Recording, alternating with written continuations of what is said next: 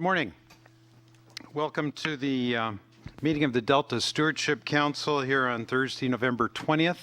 I would like to call this meeting to order and welcome all of those of you who are in attendance in the audience, both here in the room and those of you that are following along on the webcast. We will begin with roll call, beginning my far right. Tatian here. Damrell here. Fiorini here. Johnston here. We have four. We have a quorum, and we shall proceed. Item 3 is an action item, adoption of the October 30th, 2014 meeting summary. File item number 3. There, a motion to approve? Moved. Second. We have Demerel moves, Johnston seconds. Any discussion? All right, the vote, beginning my far right. Tatian, aye. Damrell, aye. Fiorini, aye. Johnston, aye. Unanimously passed. Thank you very much. On to the file item number 4, the chair's report. It, once again, is my great pleasure to report to you some of the activities that have transpired in this past month. For those of you that have been following us, you will note that there is a map behind me, and this is new. It is a map of the Delta, and this is a result of a meeting that Dan Ray and Taran Ravizini and I had in the San Francisco Bay Area with the Bay Conservation Development Commission. This meeting that occurred about 2 months ago led me to understand that this group that consists of about 27 Bay Area agencies and have been a group for several decades has a history of great success in achieving results in the San Francisco Bay Area.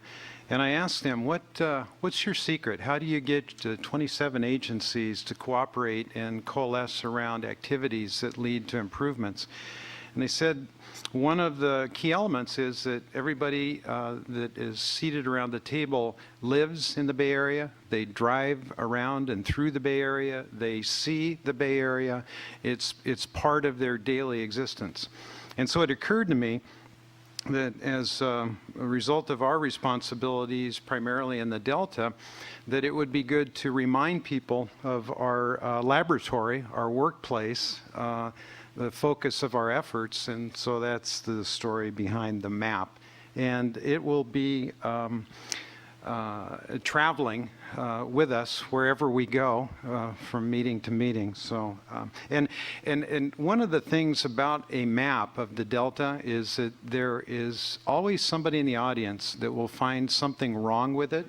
And so we've purposely included some mistakes, and we await to see who can compile the complete list of mistakes in this map. But in the meantime, it serves as a reminder of where our area of focus is. Where's Randy? Yeah, where's Randy? Or if anybody remembers the Highlights magazine and what's wrong with this picture, it kind of goes along those lines. Okay, enough of that. There's been a great deal of follow-up from the Bay Delta Science Conference, very successful conference that has led to a lot of conversations, many of which I have been a part of, which helped to shape the discussion that occurred around the table on Monday at the Delta Plan Interagency Implementation Committee meeting. Taran will be providing much more detail about that, but the science conversation was meaningful. There's been many meetings, and the level of activity has been high with the Levee investment strategy team. You will hear a progress report on that today. On Saturday, November 7th, I had the honor of speaking to the Society of Civil Engineers in Long Beach, and I don't consider myself an entertaining speaker. I think of myself more as an informative speaker, and I was amazed at the response, a very, very favorable response to the message that I provided about our work and the challenges that we deal with. They have an approach called the triple bottom line that is very akin to our co-equal goals. And so there was a bit of a connection on that level in trying to achieve multiple, sometimes conflicting goals. I want to thank Larry Roth, past president, for inviting me to speak. It was a great honor. Much time has been spent this last month interacting with the Executive Fellows Program.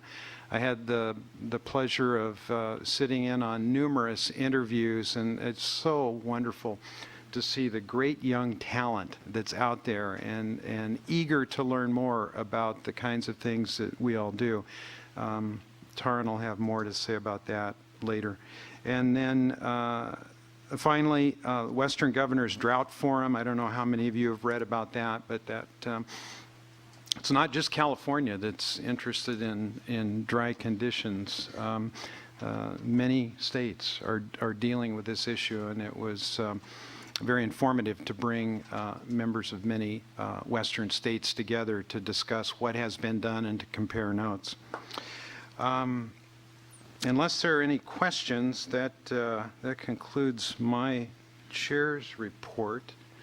So we'll move on to Executive Officer's report. Dan Ray.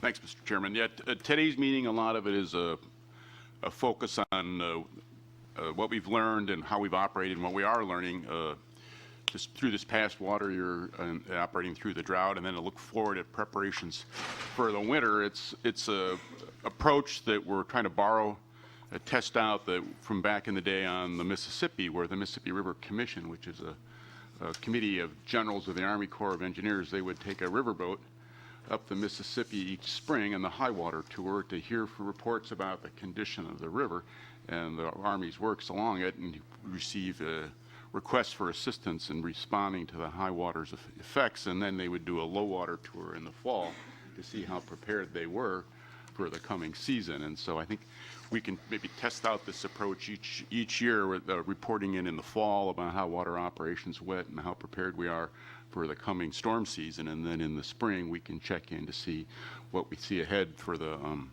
water operations and whether we had any particularly reportable impacts from the winter storms. One of the things you're going to hear a lot about from our panelists is going to be about conservation, and I'm not going to leave most of that to them, but there's a couple of points I wanted to remind ourselves about. The Geological Survey earlier this month issued a report showing that nationwide water use is lower now than it's been in 45 years, even though the population of the United States has grown by about 105 million people. A lot of the efficiency has occurred in manufacturing sectors. So California is still the biggest user of water in the nation, and that's partly attributable to all the food we grow and the water that it requires, but farmers also are improving their efficiency. In California, the rate of irrigation water application, the average amount of water that's used for each acre of crop is dropped by 25% just in the last decade. So a lot of progress, and I can't talk about it without giving a little attaboy to my hometown of Davis, which won special recognition last week from the State Water Board for being the third most water conscious city in the state. 28% improvement in our water conservation in September. Admittedly, it's the residents of Grover City down on the Central Coast who are the California's real water conservation champions, with a state-leading 52% conservation rate. So maybe in Davis, we're not the giants of water conservation, but I like to think we might be the Angels or the A's. Our Save Water campaign's been spreading the news not just with signs like this and social media, but with booths in the farmers market and other neighbor-to-neighbor approaches. They've got an informational campaign that's carried out through educational workshops. The businesses in town are selling a lot of water efficiency equipment, and the nurseries are all promoting drought-resistant plants. And of course, our recent water rate increase proves the wisdom of recent conclusions from a UC Riverside study that showed that consumption responds not just to demand management programs, but to pricing as well. So we're still living the good life. We're just doing it with dirtier cars and less grass on our lawns. A couple of other Delta Plan implementation highlights to talk about. San Diego took a bold step recently towards reducing their dependence on water when earlier this week, the council unanimously approved plans to recycle wastewater for drinking water supplies down there. And their Pure Water San Diego program, they hope, is going to result in recycling enough pure water to account for 30% of their drinking water needs in 2035. And here in the Delta, former Stockton City Councilwoman Diana Lauer, you may know her, council member, but she's apparently returning to her roots as Sally Savewater, who she was the face of water conservation in Stockton for many decades, taught thousands of elementary school students in the 90s, dressed in a 1950s era polka dot dress, but now she's coming back electronically in a digital format to deliver a message: don't be a drip, save every drop. The water plan is 2013 update is out. There's a little flyer about it on your desks, and there's information out on the table outside, and we hope to have a report on it at our December meeting. It is quite aligned with our own Delta plan, and we're really pleased to be able to hear from them. I ought to note the water bond had passed, and I have a report for that about that that's sitting on my desk. I forgot to bring it down with me, so maybe after lunch I can spend a few minutes talking about that. On the administrative side, we've recently hired 5 new staff members as we begin to utilize the budget that was provided to us by the legislature last year. So Lita Birdie, a new government program analyst, is going to join our performance management group working for John Ryan. She starts on December 2nd and joins us from the Employment Development Department. In the science program, Darcy Austin, who has been a colleague at the USGS for many years, is going to be joining us working with Lauren Hastings to support the Independent Science Board, and she also is acting as the coordinator for the State of Bay Delta Science Report. 3 other scientists joining the science program. Hui-Song Jin is coming to us from the University of Louisville, where he's an assistant research professor. Jiro Ariyama is coming from UC Davis, where she's been a grad student researcher, and Yumiko Henneberry is coming to us from Cleveland State University, where she's been an adjunct faculty member. She'll be working with Sam Harrider. And then, of course, we also have to note the other addition to our council family, Harper Juliet Pearson, our executive officers, a daughter who joined us on November 10th, courtesy of Jessica and Tom, and so we want to send them our best wishes, and we're looking forward to a visit from Harper when her mom is ready. So that would conclude my report. Thank you, Dan. Any comments, questions of Dan? Very good. Then we'll move on to file item 6, lead scientist report, Dr. Peter Goodwin. Welcome. Okay, well, thank you, Chair Fiorini, and good morning, everyone. Well, November's typically a very busy month for us, and I'm going to report about 2 of the science review panels we've convened already this month. The first one was held November the 6th to the 7th, which is known colloquially as the Lobo Review. This was the 2014 Long-Term Operations Biological Opinions review panel. This is the 5th year in a row that the science program has been asked to conduct this on behalf of Reclamation, National Marine Fisheries Service, and U.S. Fish and Wildlife Service. It's required under the National Marine Fisheries Service biological opinion and reviews the operations of the past year for the Central Valley Project and the State Water Project, including reasonable and prudent alternatives designed to relieve jeopardy to listed species. Reclamation and NIMPS host this workshop, and they have to do that prior to November the 30th. So that's actually a very short timeline between the end of the water year, getting materials together, and so on. And then more recently, under the direction of the Secretaries of Commerce and the Interior, this review was expanded to include the U.S. Fish and Wildlife Service long-term biological opinion. So the science panel, you can read the full charge. You're on the web page. But essentially it's saying what have we learned and what advice from the past year operations could be passed to the agencies for them to consider in future operations. And this year, I think one of the things that needs to be recognized is that the agencies themselves, they don't skirt around the edges in this. Certainly in the 3 years that I've been here running that, they really pick some of the very big contemporary questions. And this year, they asked the panel to look specifically at the modified Delta cross-channel gate opening criteria that's described in the 2014 Drought Operations Plan. The second issue they were asked to take a look at was modifications to the winter rum salmon juvenile production estimate, particularly looking at the use and application of survival data that was obtained from acoustically tagged Chinook salmon releases. So this was an example of the agencies taking a hard look, bringing new technologies, new innovations to this very difficult problem. And the third topic that they were asked to take a look at was a proposal that was put out for an alternative way of calculating the cumulative salvage index values, which is used for estimating take expected to occur under the U.S. Fish and Wildlife Service Old and Middle River Flow RPA for adult smelt. So those were the three topics. There was some very interesting discussion between the science panel and the various agency presenters. I'll talk a little more about the process and when you can expect to see the reports after the other one, but I'll stop there. And are there any questions about the Lobo review? Any questions? No, proceed, please. Perhaps I should you also say that probably over the 2 days, November 6th and 7th, we had well over 150 people either attending and following in person or you're following the webcast and listening at that level. The second review that we've conducted is the Camp Smelt Proposal Review, and I'll give you just a little more background to that, but I would really like to acknowledge the efforts of Dr. Val Connor, Leah Winternitz, Bruce DeGenero, and Paul Jones. And you've heard from Val Connor and Leo you on this topic in the last few months.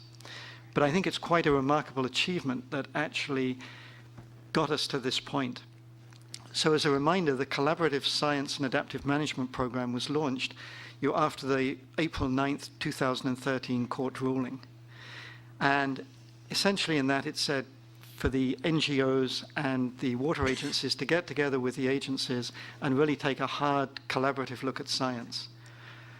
And I think that people really looked at this as an opportunity to transition from this combat science, which you've heard on many occasions from the ISB, to more collaborative approaches. And as Dr. Connor at the end of last year mentioned, that the Delta Science Plan was actually being used to road test many of the processes and how they got to this particular point. So we're really learning a lot. But I have to say this is a really difficult process.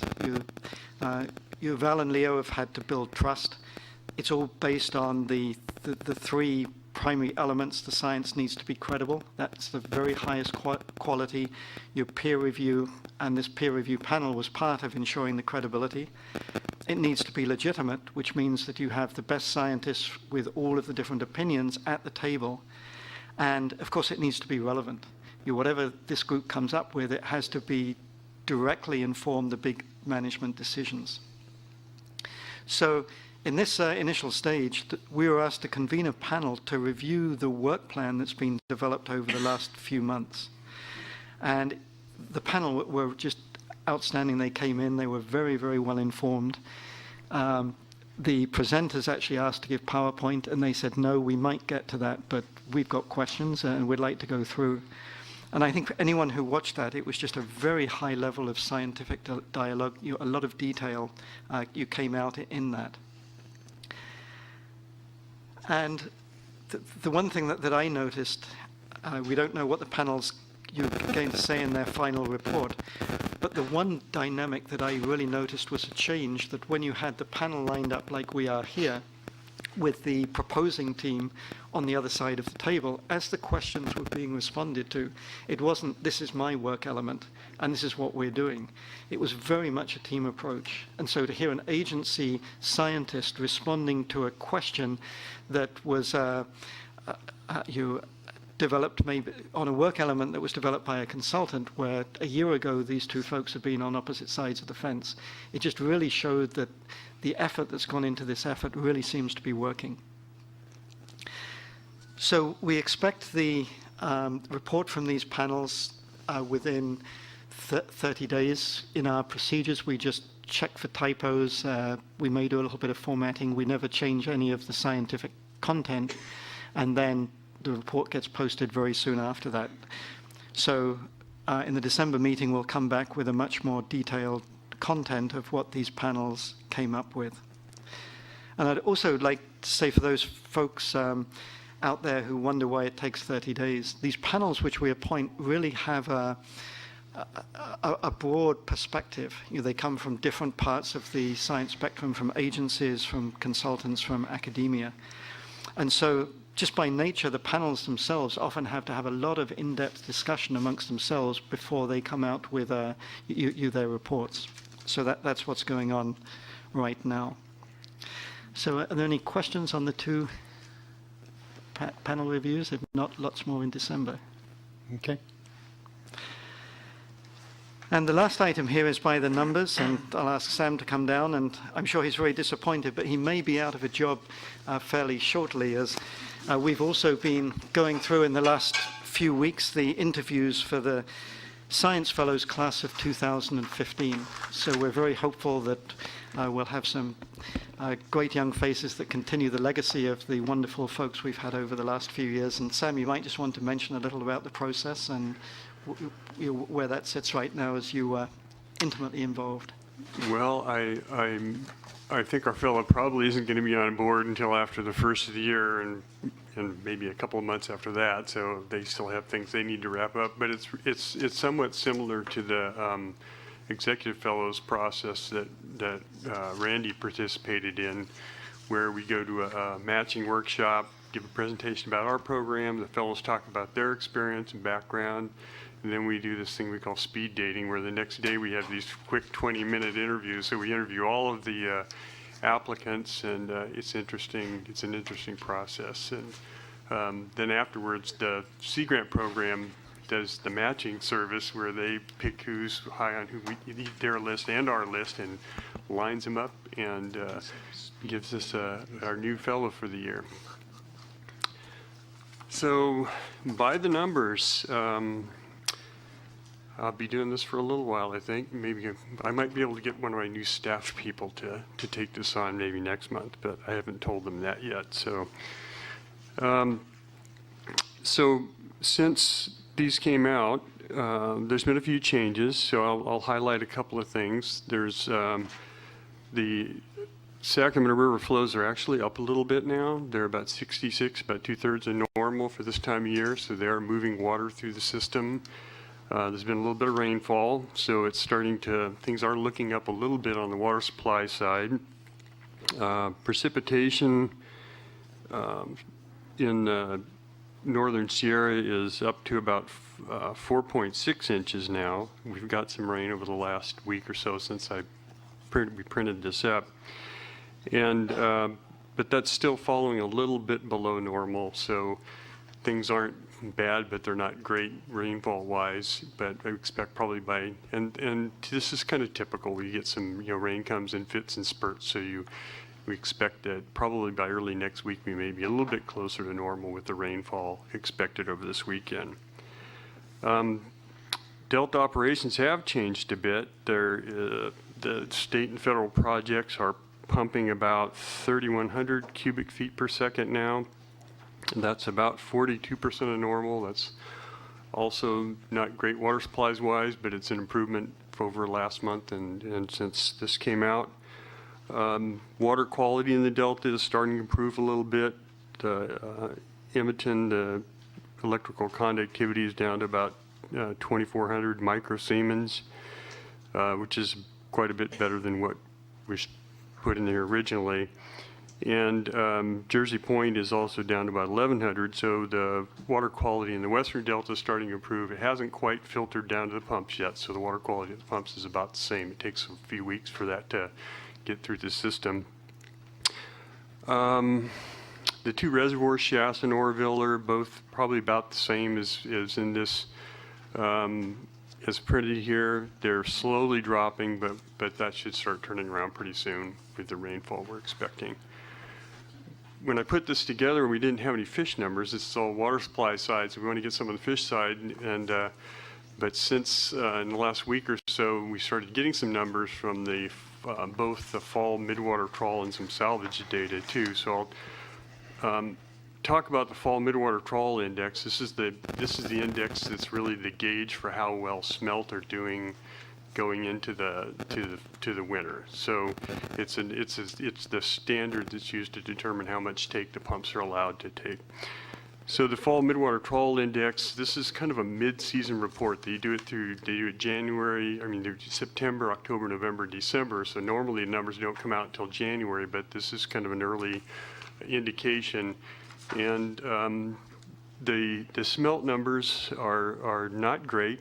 They're probably in the order of the third worst on record for both longfin smelt and delta smelt, but they're in line with what people have been seeing over the last, kind of the lower range of numbers over the last 10, 12 years, since about 2002.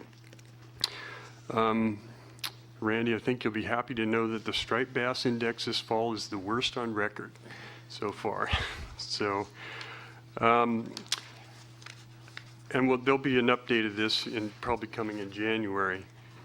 One thing I did notice in looking through the salvage numbers at the state and federal water pumps was an interesting species showed up there. Earlier in the year we had Pacific herring. Well, this last month, the last few weeks, this is, as far as I know, is a new species at the pumps that showed up in the salvage, and it's a striped mullet, and there were quite a few.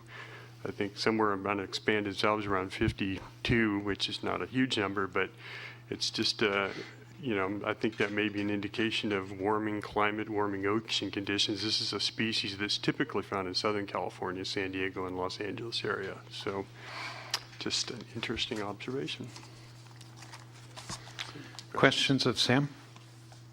You know, Sam, the one thing we know for sure is that related to precipitation, things change, as evidenced by the lake effect snow that Buffalo, New York has been receiving. I understand, I don't know if this is accurate, they received in 4 days about what they would expect to receive annually. So if you stick around doing these by the numbers for a few more months, I hope you're able to preside over some better numbers. Well, I would point out, and Peter's well aware of this, that some of the studies have been done shown that in California, we get the bulk of our rainfall from probably a handful of storms, somewhere on the order of 5 storms a year, 5 large storms. So at any time, this could change really quickly. So we'll keep our eyes open. That's our hope. Thank you. All right, on to file item 7. With the Delta plan in place, our primary mission is to implement it. And implementation requires the coordination of many, many agencies. Taran Ravizini is our implementation coordinator. And I'm pleased to welcome Taran to the microphone to report on Monday's, the latest Delta Plan Interagency Implementation Committee meeting and any other activities related to implementation you'd like to talk about. Welcome. Thank you, Mr. Chairman. Good morning, council members. It's great to be in front of you today with the meeting behind us.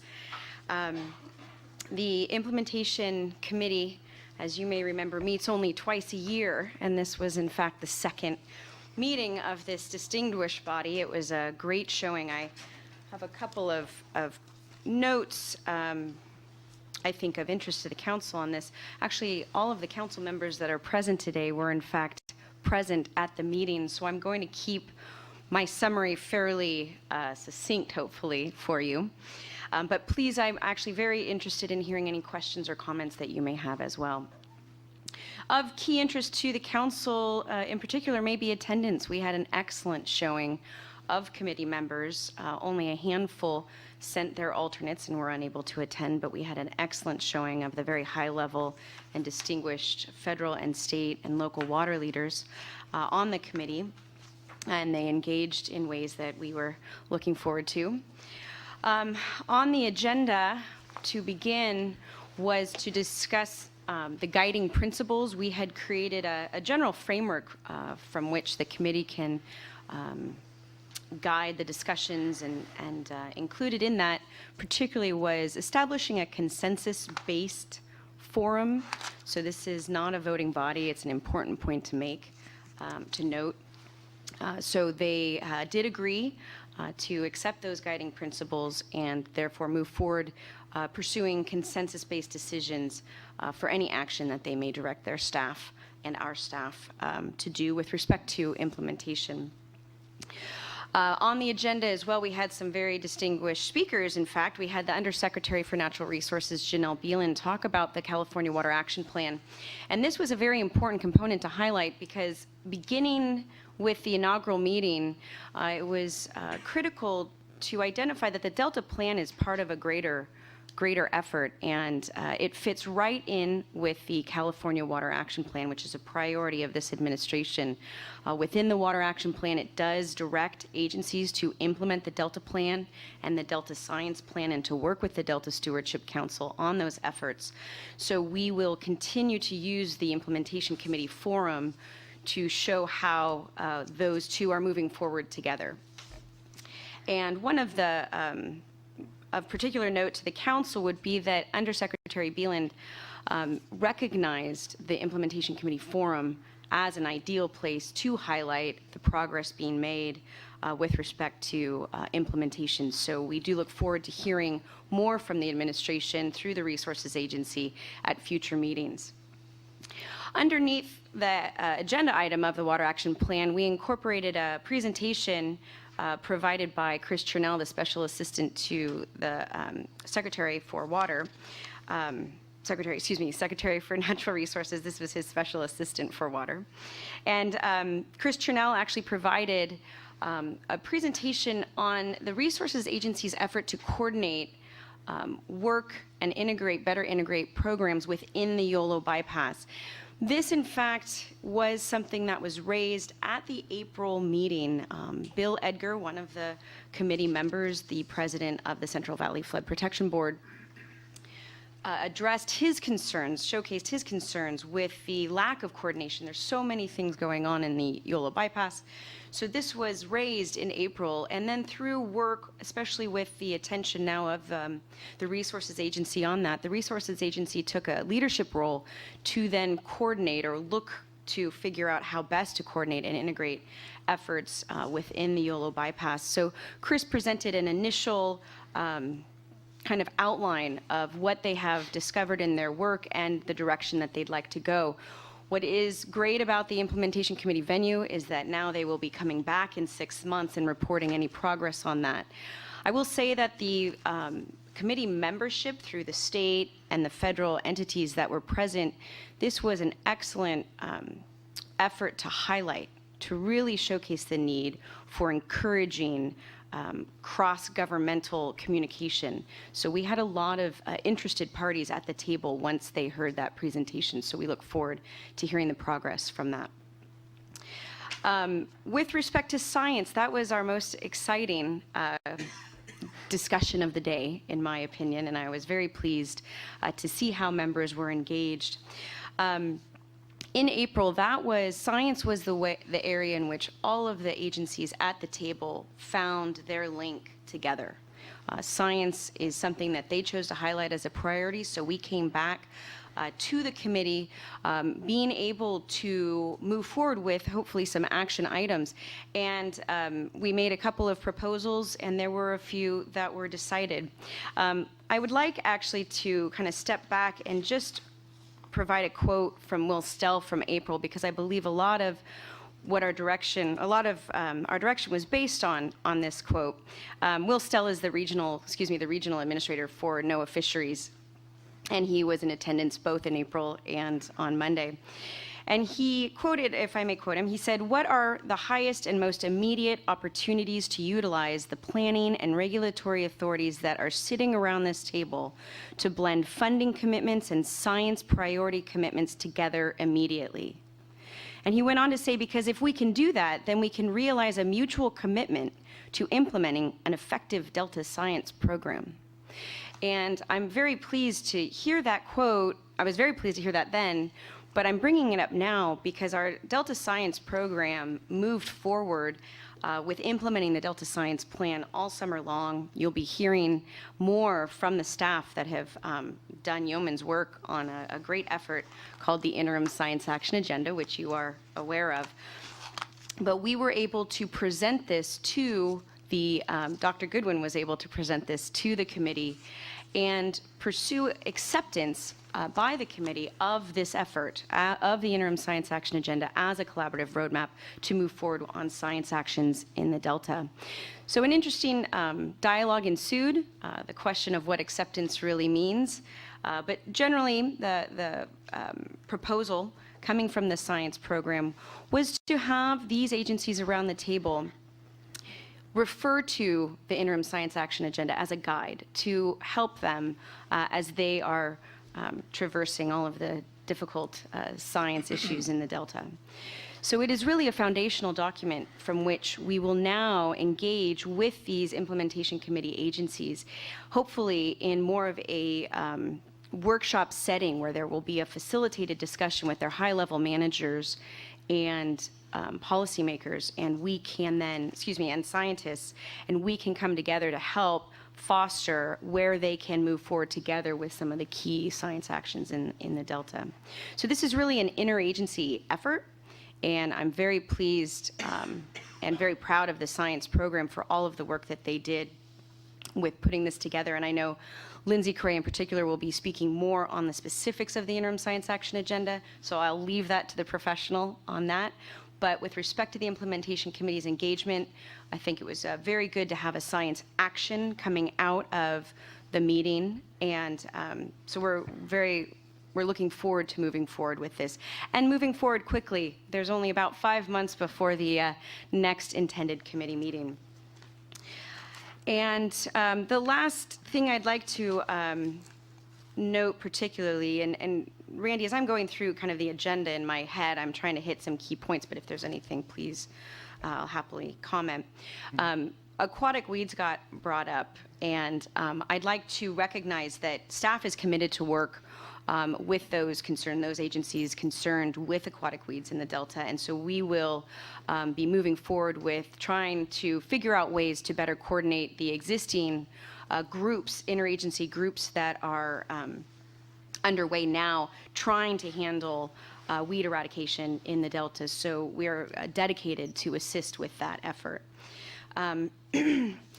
Separate from the, if you will, just saying that it's so exciting to have all of those agency heads present. I felt that this meeting, Mark, kicked off a great new use for the venue. I felt that members were much more engaged and they see the value in this particular forum. So we have several things to be bringing back to them, several active things to be bringing back to them in 5 to 6 months. So I'm really looking forward to helping support that work and the work of our staff here as they work with the implementing agencies for the Delta Plan and the Water Action Plan. Last, I wouldn't be able to leave here without getting some acknowledgments before you.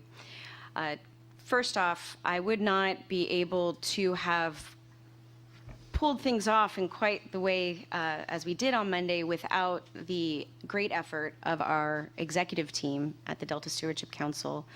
And of particular note, I'd like to thank those presenters of the Stewardship Council who were there, Cindy Messer, Keith Coolidge, and I have to also thank Eric Vink, Janelle Beelan, Chris Chernell, who came from other agencies, and Dr. Peter Goodwin. I wouldn't be able to leave this table without thanking Dr. Goodwin for working very, very hard on the science components of this agenda. Randy and Peter worked tirelessly over the last several months to communicate with each individual agency head who was present to get them engaged on the interim science action agenda and on the other activities that we were hoping to engage these agencies on. So this was a lot of work, and so Dr. Goodwin, I do want to recognize you for that. Of course, I can't leave here without thanking Randy, the chairman of the implementation committee. You can only coordinate so much, but if you don't have a good conductor of the orchestra, things won't sound correct. So I just want to thank Randy for all of that hard work. There's someone else that I'd like to thank, actually a couple of people still, and I'm sorry to take more time, but Pat and Angela, who are right over here, is the meeting management team. They're responsible for getting those rooms together and helping get those meeting materials out and handling room setup. And so that level of execution, the pros that they are, I just want to acknowledge their hard work and working with us on top of the monthly council meetings that they prepare for. So we really appreciate that. And also, I have yet to have the opportunity to introduce to you the assistant coordinator now of the implementation committee. Her name is Jessica O'Connor, and Jessica is right behind me here, if I can point her out there. Jessica joined the implementation committee team October 1st, but in fact has been with the council and before that CalFed for over 8 years. And she was responsible prior to joining my team for developing covered actions online forms and processes, which is an integral part of the council's regulatory authority. And she has embodied implementation and coordination in her role as lead analyst for the planning and performance and technology division. So where she's been very, very welcome addition to our team. I would not have been able to probably get through this without her wonderful assistance. So I'd just like to recognize that great work that Jessica did and welcome her to the council implementation team. I hope I haven't forgotten anything. So are there any questions, perhaps? Questions of Taran? For those colleagues that were in attendance, your reflections on Monday? Well, I have a couple of reflections. Certainly the staff work was self-evident to see what took place, and you to be congratulated, Taran. The staff was, Cindy and others were remarkably compelling, and it's not often, I was sitting with Susan and Phil and Pat in the meeting. It's not often you see light bulbs go on during a meeting. And thanks to Dr. Goodwin and his ability to persist in what seemed to be, at first to some people, not particularly focused discussion, and suddenly they begin to see, well, now I get it, now I get it. And that happened literally before our eyes by a couple agency heads, and which is a good thing. And they were honest about it, but they had real questions, and those questions became evident that evidence that they did not truly understand what Dr. Goodwin was saying. So, to herd that group of folks in one room, both federal and state, is remarkable. That is remarkable. I mean, I thought the first time, last April, when was the last one? April. It was a kind of a discussion, but I'm not sure everyone was on the same page. In fact, I wasn't too sure they understood. I didn't understand what their role was. At the meeting on Monday, it was very evident what their role was to be, and they got it. That's my impression. And look, Randy, you have done a remarkable job. I mean, the conductor is the key person in this whole thing, as good as the coordination was, and it was terrific. But this is hard work. And it takes leadership, to get secretaries and cabinet members to listen and to participate. I mean, that to me looks to be about as tough as you get.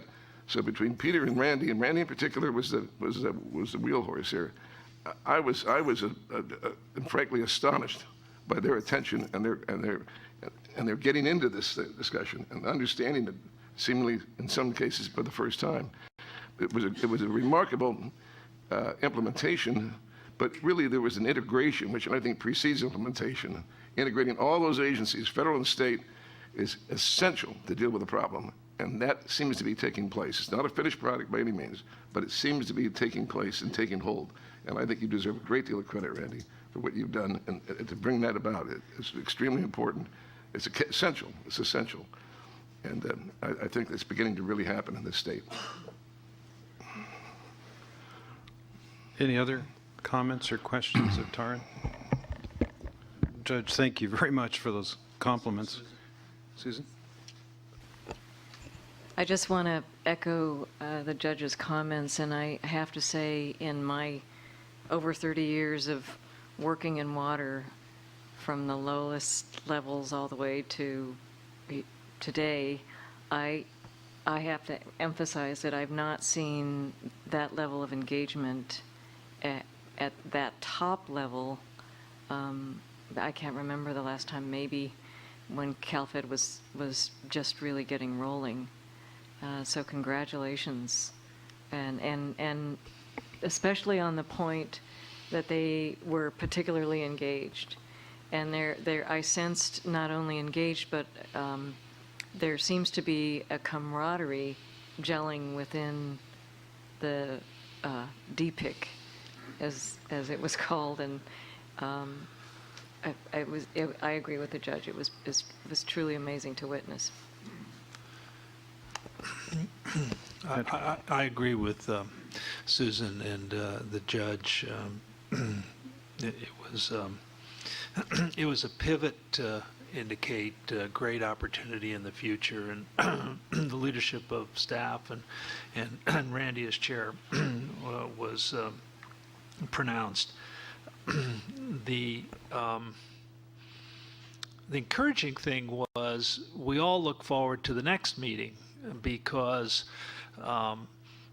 the science projects that are going to be winnowed into a priority list is hard work, but we all look forward to that being done under Peter's leadership, and then more deliberation at our April meeting, which could matter enormously. And I think, Peter, your hard work to corral so many different tendencies among all of us, including researchers in science, to bring science in alignment with the compelling policy issues that the state faces, is showing evidence of success in what happened at the implementation meeting. I think that's terrific. On the Delta levies, that's hard, and there's a lot to be done there. And I think that the report that indicated how much outreach is going on that Cindy made is crucial, because it's already going on. So there's experts within the Delta and experts internationally, and they're all being consulted, as well as the public meeting process and other outreach, because whatever the recommendations there, there will be controversy attached to it, and competing views, and not always clarity that is sufficient to indicate to the state how much money ought to be spent where, not to mention the limitations of funds that will have to be contended with. So it was an important report as to what is going on. But April and beyond April, the timetable laid out for the Delta levee study does involve a lot of work by the people who are on and the agencies they represent that are on the implementation committee. So I thought one of the advantages was to remind all of them, because you certainly had their attention, of how important the cooperation, despite all their other duties, the cooperation of their staff and involvement will be to those crucial areas, both on the science priorities and on the levee study. Yes. Just, as Pat was talking, I just, Susan also, I think what is, was also, in terms of light bulbs going on, my own light bulb went a little bit. You begin to see what this council is for, to provide leadership, to coordinate, and science. And I think that kind of was what happened. This council really emerged, I think, as in its true legislative purpose, for its true legislative purpose at that meeting. I mean, maybe it's done, obviously, we've been working a long time. The staff has worked a long time. But leading with science and leadership, I think we've emerged, I think we're starting to understand our role better ourselves as council members. At least I am. And that was one point that I neglected to make, and I think Taryn alluded to it, but I think it's very, very critical, is to understand our role as well as understand everyone else's role. So I just wanted to add that comment. Peter? I'd just like to add perhaps one clarification, Taryn and others. Thanks for the kind words, but I'd like to make it clear I only follow the directions of the science program staff. And though seriously, I think the depth of expertise about at the science policy, the science management that you actually have on staff here is quite remarkable. So it makes it possible. Taryn? Thank you all for your kind words. It's very helpful to have this feedback, and I'm very pleased that the efforts that staff has made is helping to support the council in its tasks. I would like to just recognize staff as a whole. Yeah. So with respect to our role as coordinators and conveners, and as we look externally, it does require an inordinate amount of internal coordination as well. And that takes a lot of patience and a lot of professionalism, and staff at all levels have been assisting in this work. So I'd just like to acknowledge the whole staff. That's great, and I want to echo that.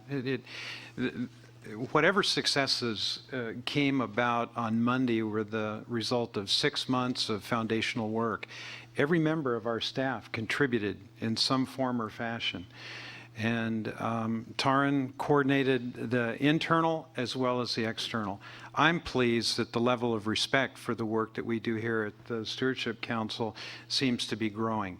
And that leads to greater trust and a more willingness to cooperate among these many agencies.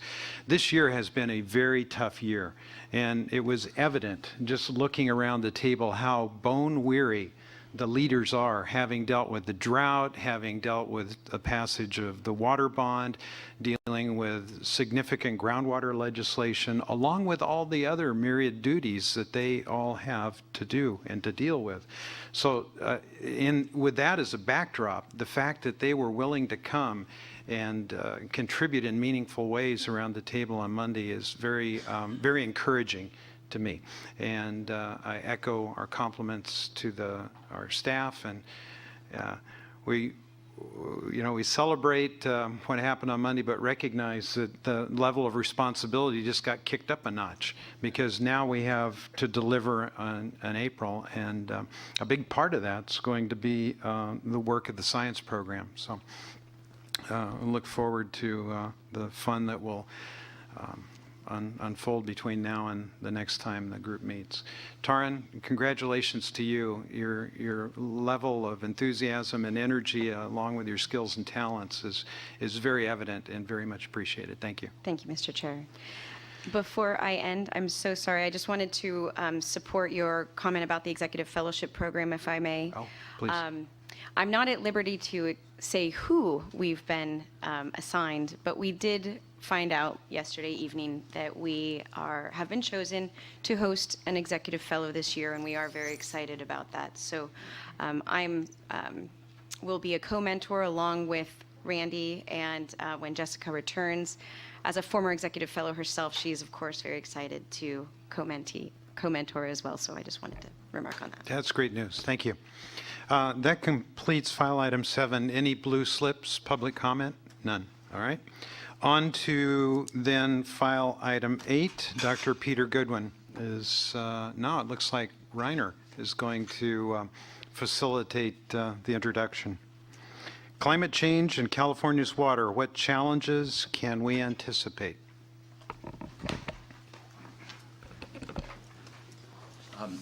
Council members, good morning. It's my pleasure, and I should say my honor, to introduce Dr. Dan Kayan, who is the director of the California Climate Change Center at Scripps, and also concurrently holds a research position in the USGS Water Resources Division. He also leads a research team as part of the California-Nevada Applications Program that helps expand and build capacity to prepare for and adapt to climate change, climate variability and change.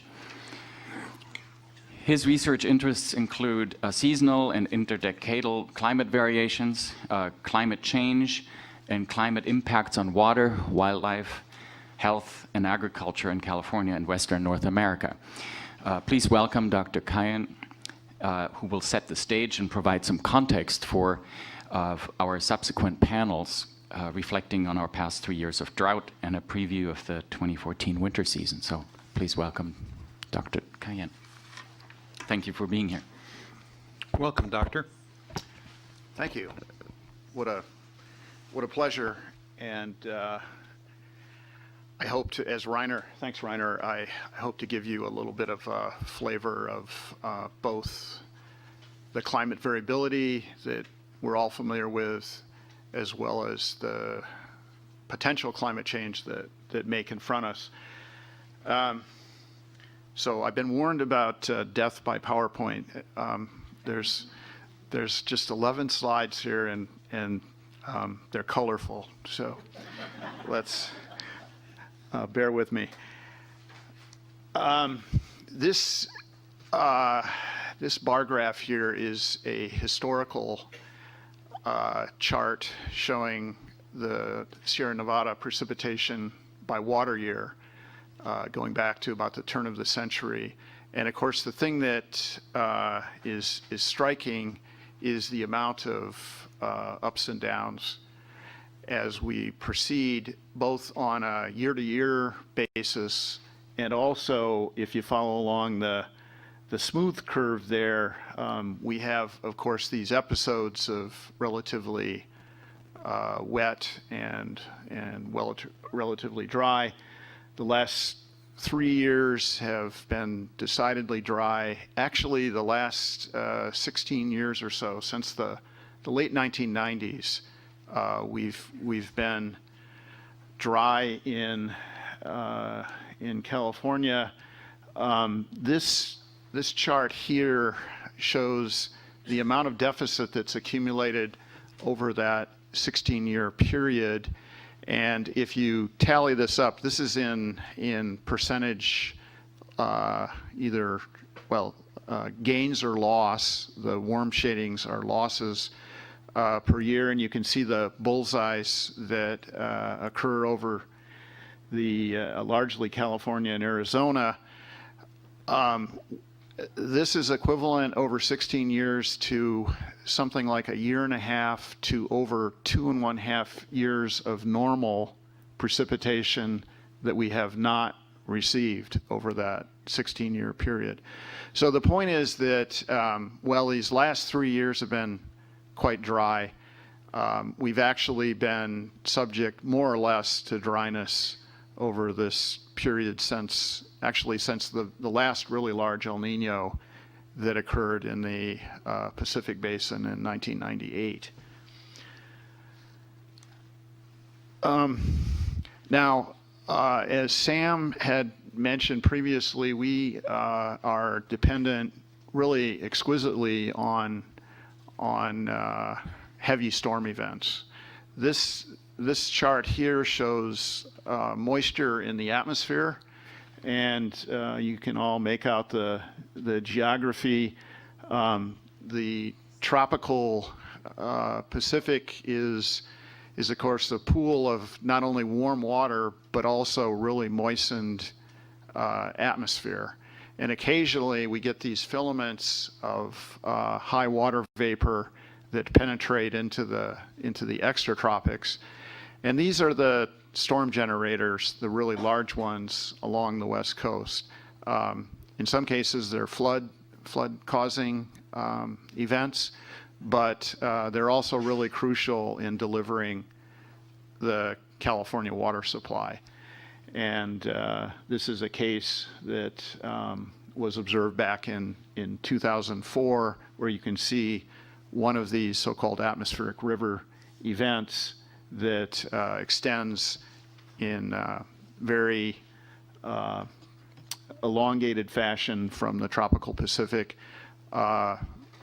with associated strong winds. When those winds intercept mountain slopes, of course, we get copious amounts of precipitation, either rain or snow.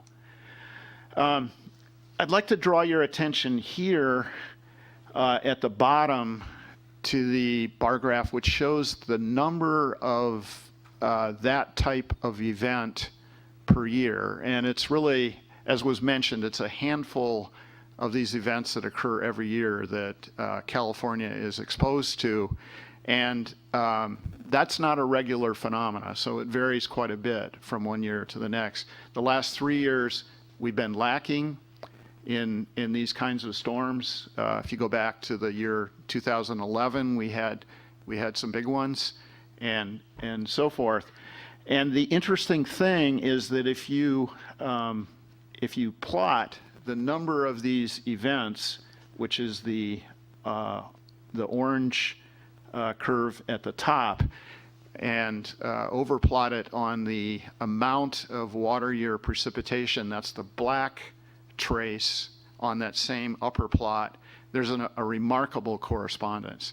So we are just, in California, we're very strongly dependent on these large storms in delivering our water supply. And if you map that out, the dependence of large storms, it's not exclusive to California. There's well over 50% of the variability across the United States is owing to, a big handful of storms. But in California, it's acutely a dependence, and that's represented by these darker spots here, which show that we are above the average in our dependence on these very large storms. So of course, this winter, as was mentioned in the discussion, we'll be watching to see when one of these events develops and what the track is and so forth. I want to turn the attention real quickly to climate change. This is a lens that we often look at through the perspective of global climate models, and these days there's actually over 40 models internationally that have been contributed to a pool. We tend not to look at a given climate model because, just like stock market pundits, we tend to not place too much trust on an individual, but we sort of look at the consensus. And what this is showing is the consensus view of summertime temperature over, in this case, Sacramento, from a set of these climate simulations. That's kind of the spaghetti that lives in the background of this. The dark line is the median of a number of these climate simulations. And as we go, the models are run retrospectively. that's the left-hand portion of the chart. And then prospectively from present day forward, they're run using assumptions of essentially human influences, including carbon dioxide and other greenhouse gases in the atmosphere. There's 3 different shades of coloring on that right-hand portion of the chart. The red one is a relatively high level of greenhouse gas emissions, so we're loading the atmosphere with species that are not transparent to the terrestrial radiation that's leaving the Earth's surface, and of course that's why we're warming up. The brown line is sort of a intermediate level of emissions, and the green line is a very optimistic scenario. What you can see is that as the decades proceed, we are crossing the level of temperature change that exceeds about 3 degrees Celsius. That's that dotted line there that I put on this chart. 3 degrees Celsius doesn't sound like a whole lot. That's about 5 degrees Fahrenheit of increase over historical levels, but it's a 24/7 level of temperature change averaged over a month, in this case July. And the scientific community has determined that something between 2 and 3 degrees Celsius is what we're calling a dangerous level, where thresholds get crossed. It becomes harder and harder to adapt from a variety of perspectives. Of course, we have sea level problems, we have melting snow and ice, and a cascade of effects in global climate.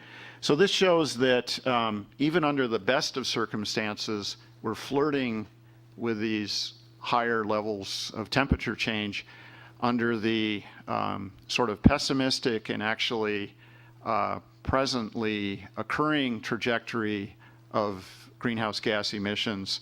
We are far exceeding that level by the end of the century, and you can see temperatures here that approach probably 10 degrees Fahrenheit of an increase in Sacramento. We hope, of course, that doesn't happen, but it's a scenario that we have to take seriously. One of the, as far as our hydrology, of course, one of the concerns is the effects of warmer climate on the California snow reservoir. And so what we're going to look at here is the changes in the springtime snowpack largely over the Sierra Nevada. So the geography here is kind of outlined by these color shadings, where the thin strip to the left of these charts is the Coast Range of California, which generates some springtime snowpack, not too much. And of course, the bulk of it is that sort of lens of color that represents the Sierra Nevada. So we're showing 3 slices. The left-hand one is what you would call early 21st century, so it's a 30-year average, and the color shading is scaled there at the right-hand side. So blue is good. Blue is representing changes that are not too different from today's levels. By the time you get to yellow and red, however, we're seeing changes that are approaching 50 to 70% of today's levels. And you can see that in the early part of the century, we're losing, over a 30-year average, we're losing only about 5% of the present-day spring snowpack by this particular model simulation. But by mid-century, we've lost about a third, and you can see the losses are occurring on the fringe of the Sierras, in particular, elevations that are low to intermediate that in today's climate do receive a snowpack, but in the future, as climate warms, that will be vastly diminished. And finally, by the end of the century, under this scenario, we've lost over half of the present-day snowpack. I have to say that this is a relatively kind scenario. This is a warming that achieves about 2 degrees Celsius of temperature increase by 2100. And of course, there's several model simulations where the amount of warming is in excess of that. What I have here is kind of an odds maker's view of what snow loss might be, spring snow water equivalent. And by the way, this doesn't mean we're losing water. It means that we're losing storage as snow. So in this case, actually, if you looked at the precipitation variability over time, it would not look too much different from today's. It goes up and down and so forth, but the net change over a longer period is not too much. What we're seeing here is at the top, the odds of in this case, from over 30 of these climate simulations, where we've stacked them all up and looked at them in a distribution. This is the odds of achieving median today's level snowpack. And of course, in the historical period, which is the left-hand element of this chart, the odds are 50-50. That's by definition. But as time goes on, of course, those odds decline. And in fact, by the end of the century, the odds of achieving a median snowpack are reduced to about 10%. So instead of 1 of every 2 years, we would get median at 1 of every 10. And then at the bottom, I'm showing the odds of, from the same kind of scheme, looking at the odds of the chance that we might only receive 10 percentile snowpack or below. And of course, those odds over time climb. By the end of the century, what used to be a 1 in 10 year event is now a 4 in 10 year event. So the work that you're doing, of course, today you have, you're up to your ears with the present drought and so forth. But the signals that we're getting from climate science, climate modeling, and so forth are the fact that there's going to be even greater challenges to contend with. And I would say that underscores and reinforces the kinds of decisions and kind of activities that you promote in the council. So I think the work here is just extremely important. This is a summary slide. I'm not going to abuse the time anymore, but there's plenty of backdrop for the material that is presented. I neglected to say that I'm not an individual that works on this. I represent really a collective. There's a very strong science community in California, as you all know, and I think importantly, the science community has been engaged, and there's a very active effort to understand the changes that we see here.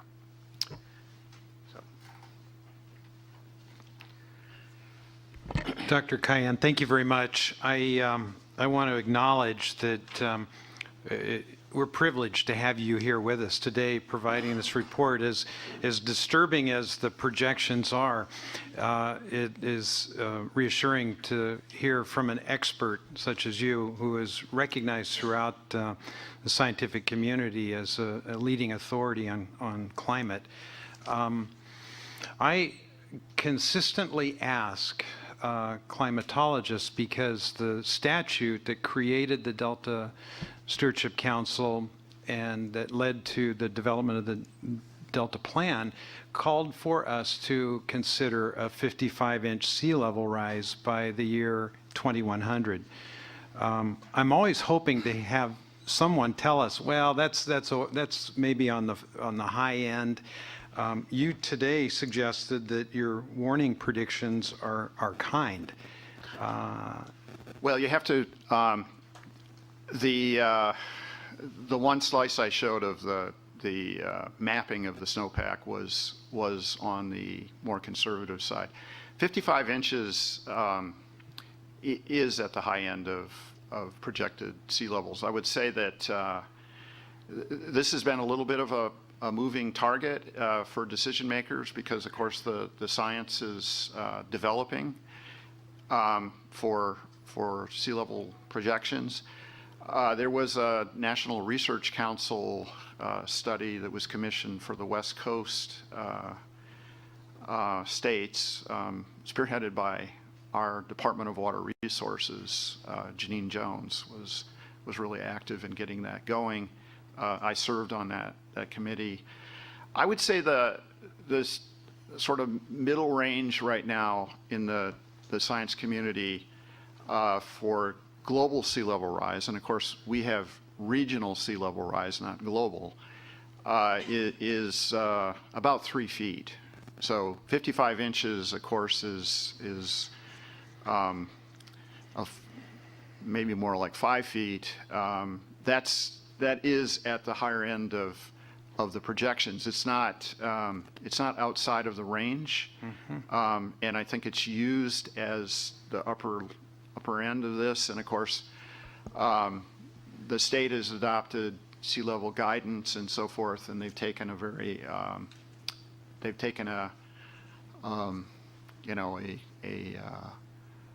I would say a very prudent sort of posture on this in terms of warning about the sort of outer possibilities.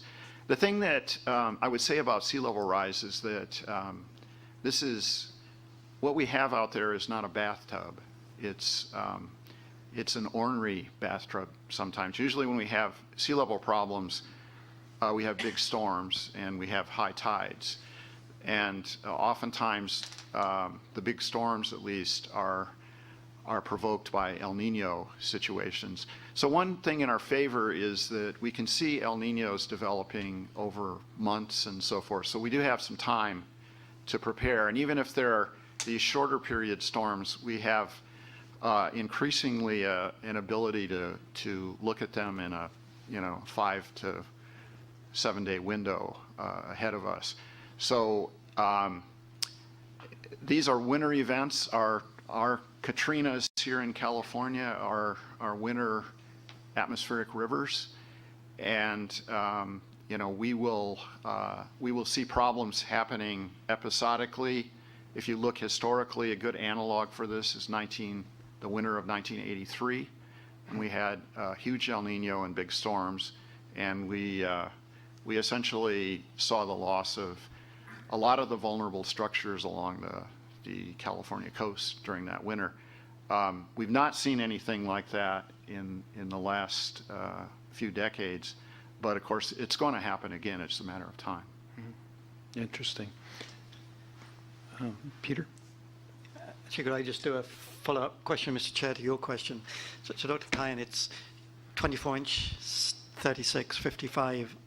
If you're looking on a 100-year time frame, that's a number, but there's also the time scale here. So if you're looking at long-term planning, it's probably more important to look at what's possible rather than the timing. So I just wonder if you want to elaborate on that. If it's 24 inches in 50 years, if that's going to happen anyway and it's a few decades later, if you're looking at long-term infrastructure and community planning, that often takes decades to put in place or make changes to anyway. Yeah, I think you made the point real well there, Peter. That so the Earth is out of radiative balance. That's why we're warming, and as we load the atmosphere with greenhouse gases, as we will continue to do because we have this strong dependence on fossil fuels, we will continue to, and actually will exacerbate the imbalance. So right now there's about a watt per square meter of imbalance. There's more energy coming in than is leaving, and of course what's happening is the Earth system is warming up, not just the air temperature, but the oceans are warming every every global ocean basin is warming.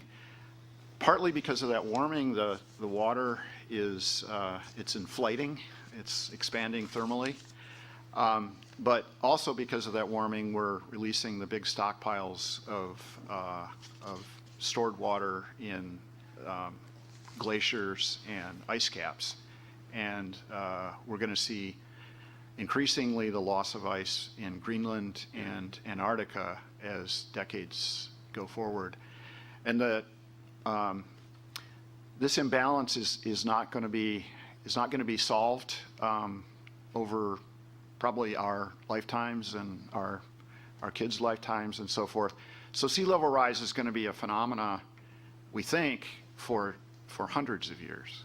And what Peter says is right. So, I was giving you numbers, and I think, Randy, you were talking about the end of century number, and I kind of take that for 2100. granted because Right. it's kind of used in the vernacular.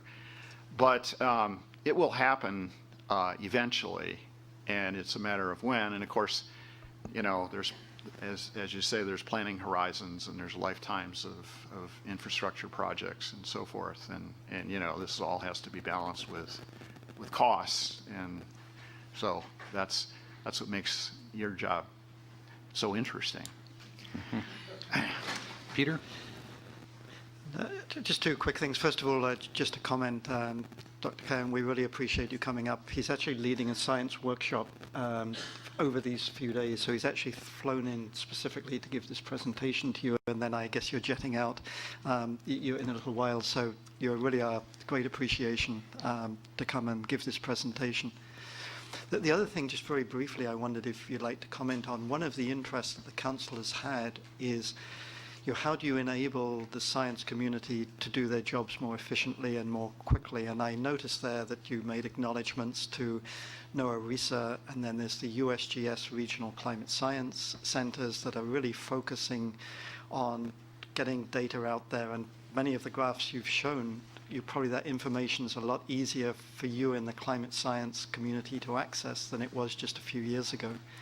And I just wondered, in this area of big data, do you have any thoughts or reflections on what you're doing on the federal side to make this sort of information more readily available and how it's helping your team? Well, we in our science, I would say, it's kind of a cottage industry now of in a lot of different areas, from climate modeling to observations to analysis and diagnostics and so forth. And, we have a group that sort of melds a lot of that together. The other part of it is working with decision makers, which I think it's safe to say that most of the science people, the senior science people that are working in this area, were not trained as communicators. And, I didn't have classes on how to interact and so forth. So that's all, it's, in some cases it's kind of in your genetics. In other cases, like, you got a farmer that's chairing this session, and, he sort of stumbled himself into a position of great authority and so forth. And it's kind of the same way in our communities. And we are learning as we go along how to, it's kind of a fire hose of information, and how that can be distilled and made palatable to decision-making groups and audiences and so forth. So that's, there's a big part of the spectrum of going from one end, sort of the fundamental science end, to the decision-making societal end. And there's a lot of gaps that exist in that, in that chain.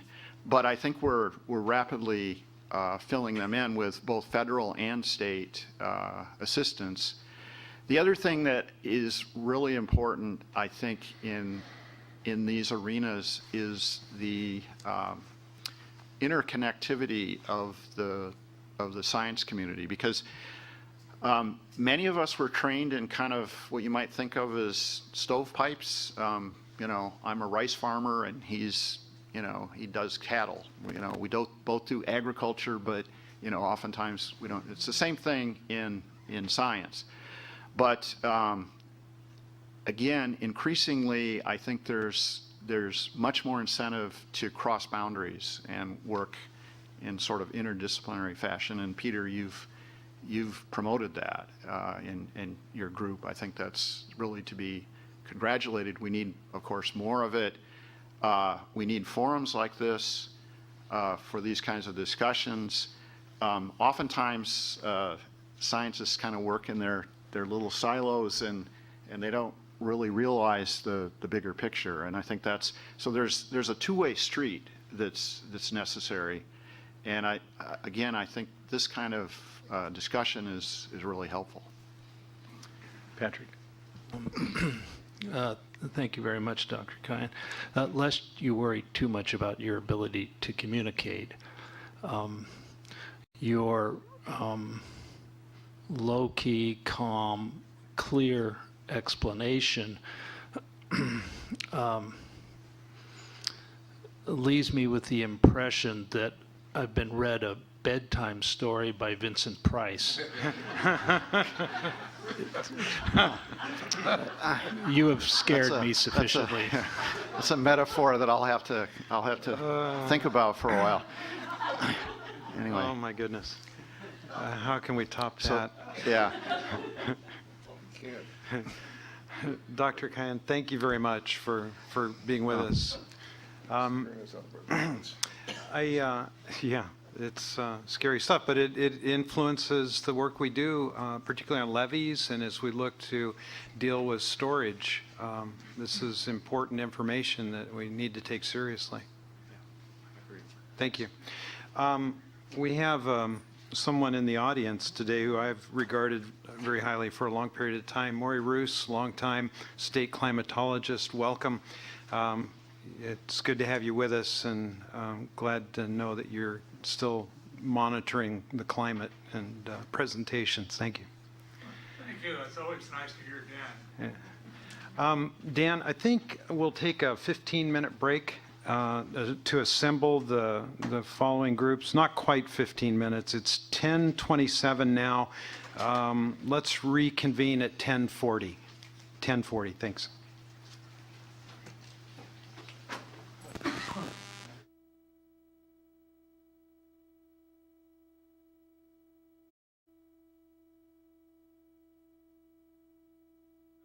We'll reconvene, and we have next up file item number 9, which is the beginning of our 2014 water year in review.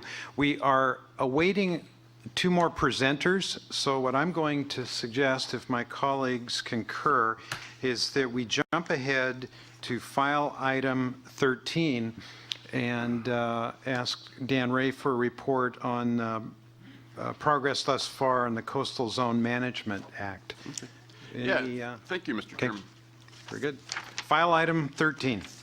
Yeah, embedded in the Reform Act's provisions is the requirement that the council, in developing the Delta Plan, do it in a way that's consistent with the Federal Coastal Zone Management Act, and that then when the Delta Plan is adopted, we should submit it for approval pursuant to the Coastal Zone Management Act. There also was an alternative approach allowed in the law to submit it for approval under an alternate statute that might be adopted. At the time the Reform Act was being considered, there was thought there might be a specific federal legislation to replace the CalFed authorities that the federal government had established that would create a different track for the Delta Plan's approval. But since that wasn't passed, the Coastal Zone Management Act remains that track. And this was an approach that was recommended in the Blue Ribbon Task Force report that was done in the Schwarzenegger administration, recognizing the many federal agencies that are active in the Delta and how important they are and how important it is to have a mechanism for coordination, state-federal coordination that's embedded in law.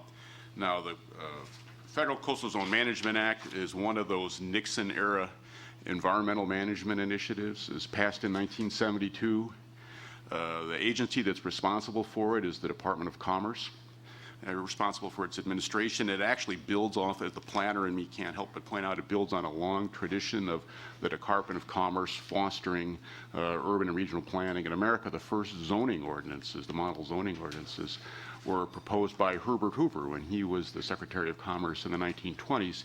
And it really embodies a kind of progressive idea that by planning, we can have more efficient government.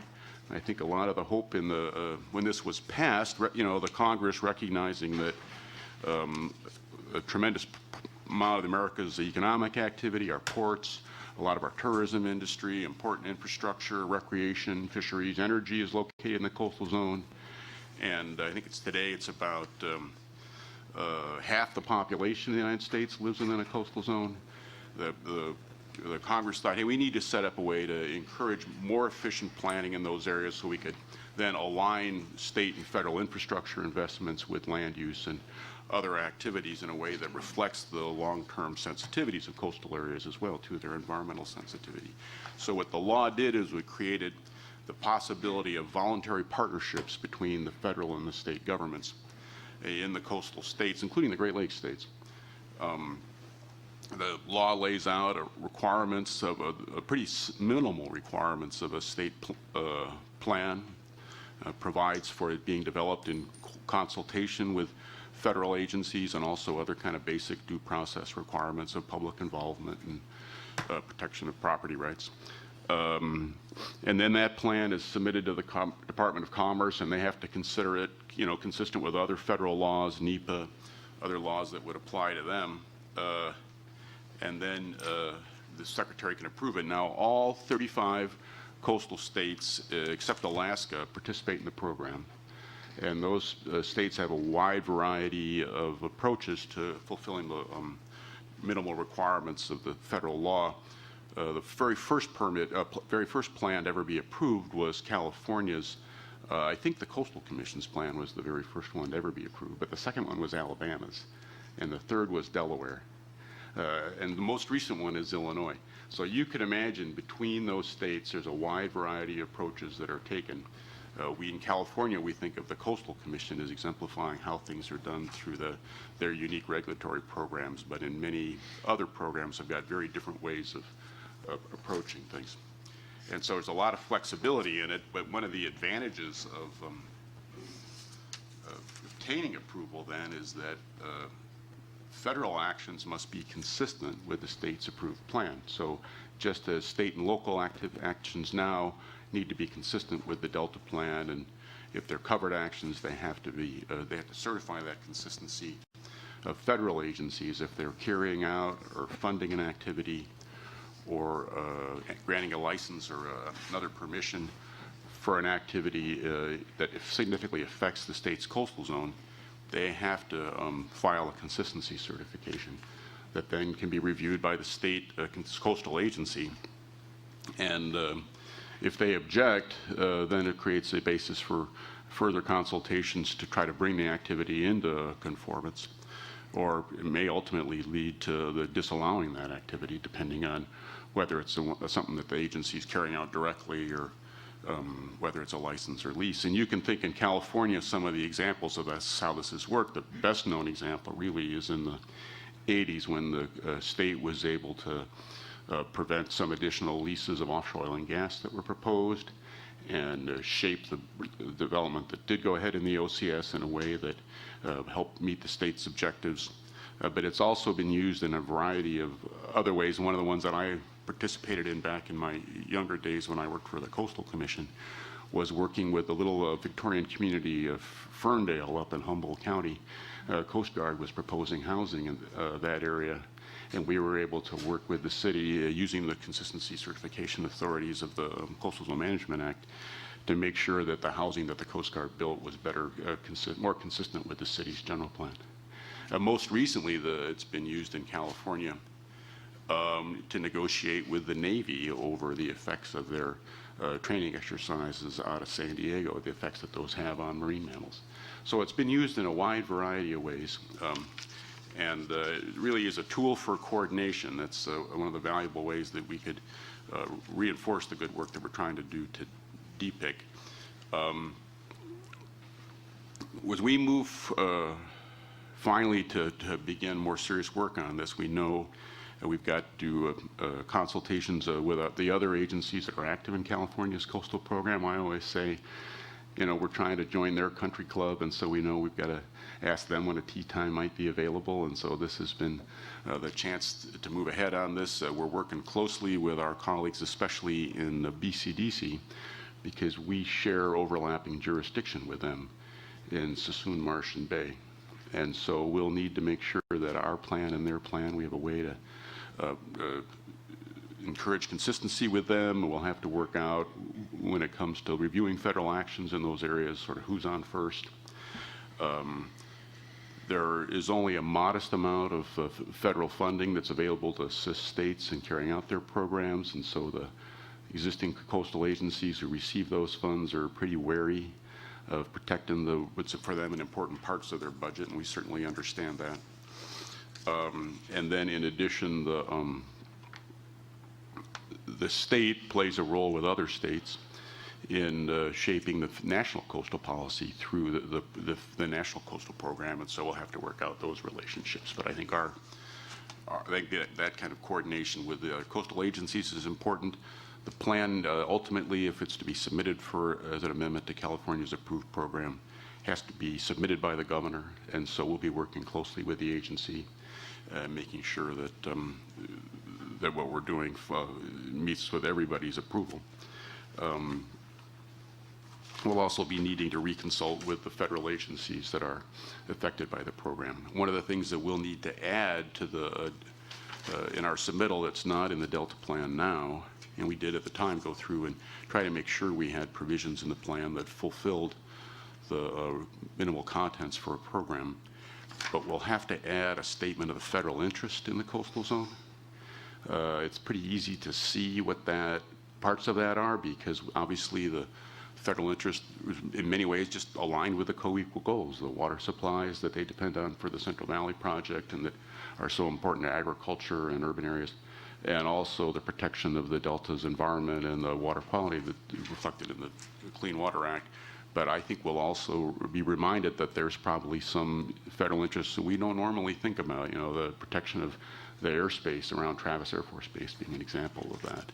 And certainly the ports will be something that I think we'll hear about the importance of those. But I don't suspect that's going to require any changes in the Delta plan. I think we'll just have to go through and articulate what those interests are and demonstrate that we're not interfering with them.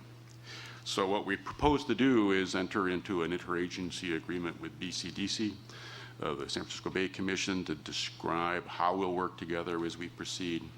We'll still be relying on the Attorney General's office for legal advice, but we hope to engage a couple former employees of BCDC who went through this process of assisting the Coastal Commission and BCDC at the time their plans were approved way back in the 70s. And then also the guys there also know that the kind of politics of the federal coastal program, and so we think they'll be great strategic advisors to us. So we're just going to begin this work now. I didn't want to be doing it without bringing it to the council's attention. And as we get to critical points, we'll come back and get your advice, and obviously we've got to get your direction ultimately.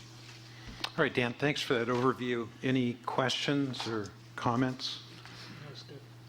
All right, we'll stay tuned for more as things develop. That completes file item 13. Any public comment? All right, I will direct us back to file item number 9. Kayvon, do we have critical mass? I think we have enough to get started, and we'll fill in as we move forward. All right. So Deputy Secretary Carla Nemeth isn't here. She was going to provide some opening remarks. Maybe we move her to the back end and provide closing remarks. Yeah. And just to be fair about this, they were expecting an 11 o'clock start time. We're running ahead of schedule. So when Carla gets here, she can provide a great summary. You could ask me a few more questions about the coast, and we could stall for 5 minutes. All right. Let's proceed with file item number 9.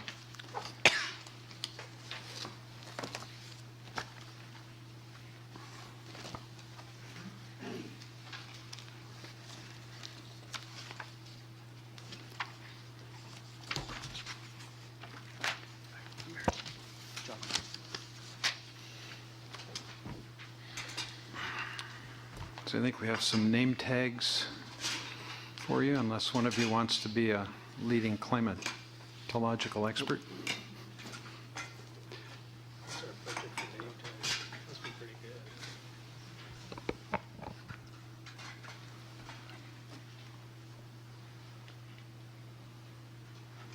So as we're assembling the group, as I mentioned earlier, 2014 has been a very trying year. It's no secret to anybody that is here and follows our work.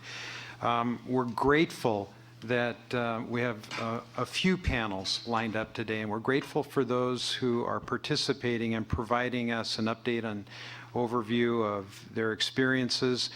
These are all very busy people, and we have intruded into their work schedule to ask them to come. And so I just want to say at the outset how appreciative we are for you being here and your willingness to share with us your observations and your comments. Thank you, Randy. Good morning, council members. Kayvon Samsam, I haven't had the pleasure to have presented before you, Susan, before, so this is my first time as well. Today's panel, we're going to have a series of panels that are going to be focusing on the drought, and I know that's a very common theme right now, and there's been a lot of presentations. What I'd like for the council to consider and focus on is when we hear these presentations, let's review them through the lens of the co-equal goals. Never would the co-equal goals be more tested than in one of these epic droughts. And I think what we will hear today is that there was a lot of work done, a lot of hard decisions made, and as my Patriots football defense, we bend, but nothing broke. So again, with a lot of these hard decisions, everybody suffered a little, including the environment, but nobody failed. And a lot of work and a lot of effort was done to save the environment, to save the fisheries, as well as everybody's water supply. So we're going to start off, or we're going to be a little bit out of order this morning, but we're going to start off with John Lehigh. He's a principal engineer with the State Water Projects Operations Office, and this is the person who knows how the State Water Project is operated minute by minute. So I think for me, it's a great thrill to have him here. He's going to know everything there is to know and report whatever it is that we want to hear. And then following up is going to be Eric Oppenheimer. He's a director with the State Board, Office of Planning and Research. He has presented before for the council, and he will be presenting on the results of the governor's executive order for water conservation.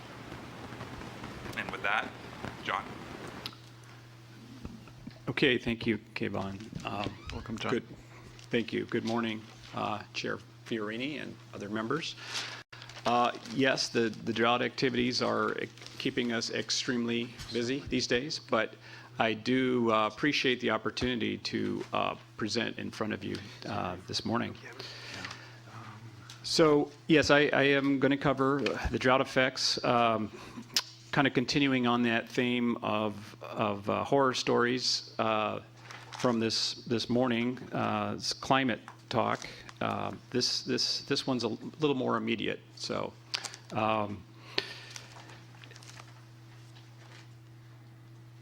by the way, this is Lake Folsom, January of 2014. So, to sum up this year from a water manager's perspective, started out quite terrifying. And we had just enough relief to put us at the brink here, and that'd be one way to summarize the year as a whole. So this graphic that you're looking at right here was really the one that put the fear of God in us as far as what we were potentially facing, worst case for this past year. This was the precip totals for the water year, starting, of course, October 1st of 2013, compared to the historical record going back to the early 1900s. And at this point in time, late January 29th, typically we would see about half the precipitation for the Northern Sierra at that time periods. And as you can see in red, where we were stacking up at that time as compared to the entire historical record. Now, granted, the other dots on their data points are the complete water years, whereas the 2014 was about half of what we would expect up to that time. So, as you can see, that trend would have taken us not only an outlier, but significantly drier than anything we'd had ever seen at that point. So, that was the picture we were looking at. Another way to put it, in comparison, this year we're actually running below average precipitation since October 1st. But we received more rain this year, this October through November 1st, than we had all the way up until January 29th of last year's water year. So that's not an indication of how well we're doing this year. It's just absolutely how dismal last year was. So when of course, there was absolutely no snowpack to speak of because of the lack of precipitation. And looking forward in our forecasts for operations for the remainder of the year, I was before this council back in July giving a presentation on salinity management in the Delta. And at that time, I spoke about how critical it is for the projects, the major projects, CVP and SWP, to store water during the winter in order to release that storage in the summertime to repel salinity intrusion from occurring in the summer and the fall of the following year.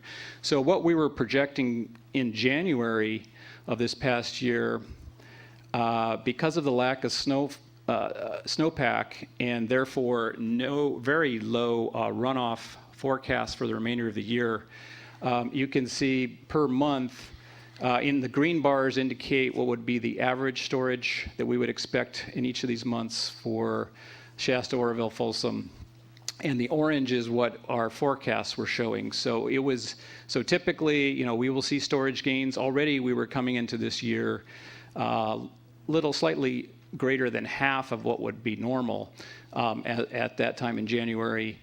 We were forecasting that we would not be collecting any additional storage during the winter and get to record low conditions by the end of September. So this is we'd like you to focus on, this is the precip through time for a number of years, including this year, including last year. Right now I'd like you to focus on last year, which is the blue line there, the 2013 to 2014 precip, which ended up at 31.3, you see on the right-hand side there. So you can see the very dry conditions that occurred for that blue line early on through the end of January. We did see above average precipitation that really saved us in that February-March period. Got us above the outliers in terms of precipitation through the rest of the year. Now, where we sit today, you see on the far left-hand side, this is prior to the precip event we just received over the last 24 hours, but 4.3 inches. As you can see, we're very early in the water year, so depending on which trajectory we take at this point, if it's more in line of what we saw last year or the very dry years of the 1977, 1924, we're talking about major economic and environmental issues associated with that path. If we're something more in terms of the normal, perhaps we can start digging ourselves out of this extremely large hole that we're in. This graphic here shows that rain that did occur in February and March. So it came in a number of storms, 3 significant ones. This is a breakdown of how that runoff that resulted from those storms, where did it go in the system? So the starting upstream, kind of the, I guess that'd be salmon color, I'll say, line shows stored some of that runoff that was diverted to the upstream storage. So this is essentially Shasta, Oroville, and Folsom.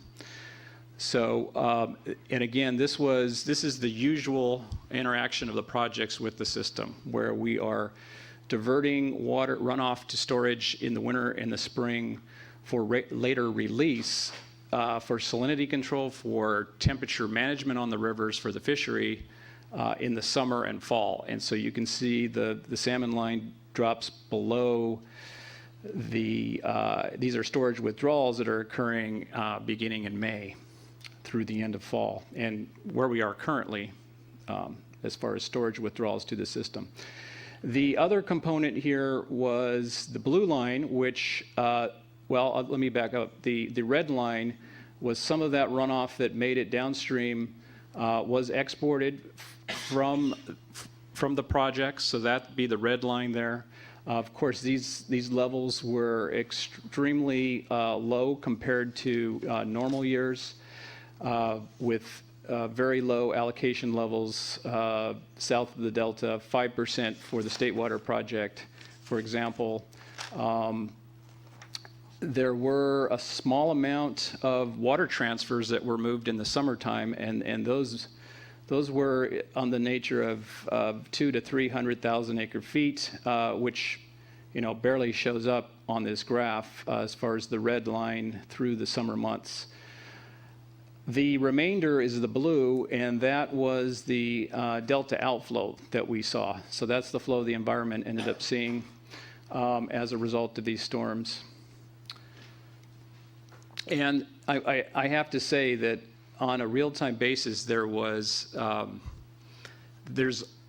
this spring period, of course, this is the period with the most conflict between, this is when the water supply is showing up in the Delta, and when the most sensitive fishery are in the Delta. So there's a lot of interaction that needs to take place between the fishery agencies and the project agencies as far as day-to-day, real-time decision-making as far as managing those exports and those outflow requirements. And this year, added to that was the State Water Board was more involved in the real-time decision-making as far as doing this balancing, as far as where the scarce resources that were available, where were those resources going.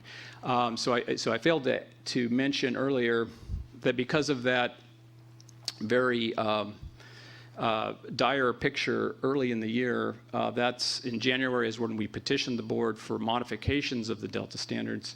It's also where there were dramatic cutbacks in the promised deliveries to our contractors and other senior settlement contractors in the system. There was also planning that took place because of forecasting the lack of storage for salinity control. We were moving very rapidly for plans for potentially putting in emergency drought barriers to help repel the salinity from intruding because of the lack of stored water available to the projects to serve that purpose. So, but once we received just enough precip really to fill up the some of the storage, we were then projecting that we would have enough storage to just manage that salinity conditions in the summer. So we backed off of the emergency drought barrier plan, and we actually pulled back from some of the requested modifications of standards as well.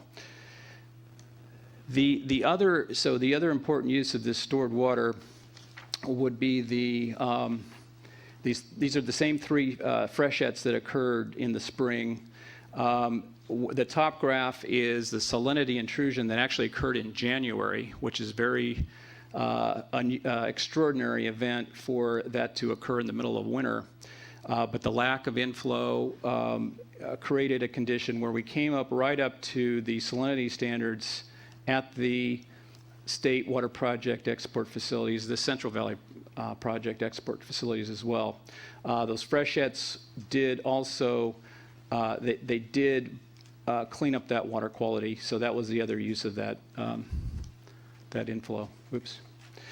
So again, I kind of touched on this, the updating our forecasts for where storage was going because of February, March, conditions improved somewhat.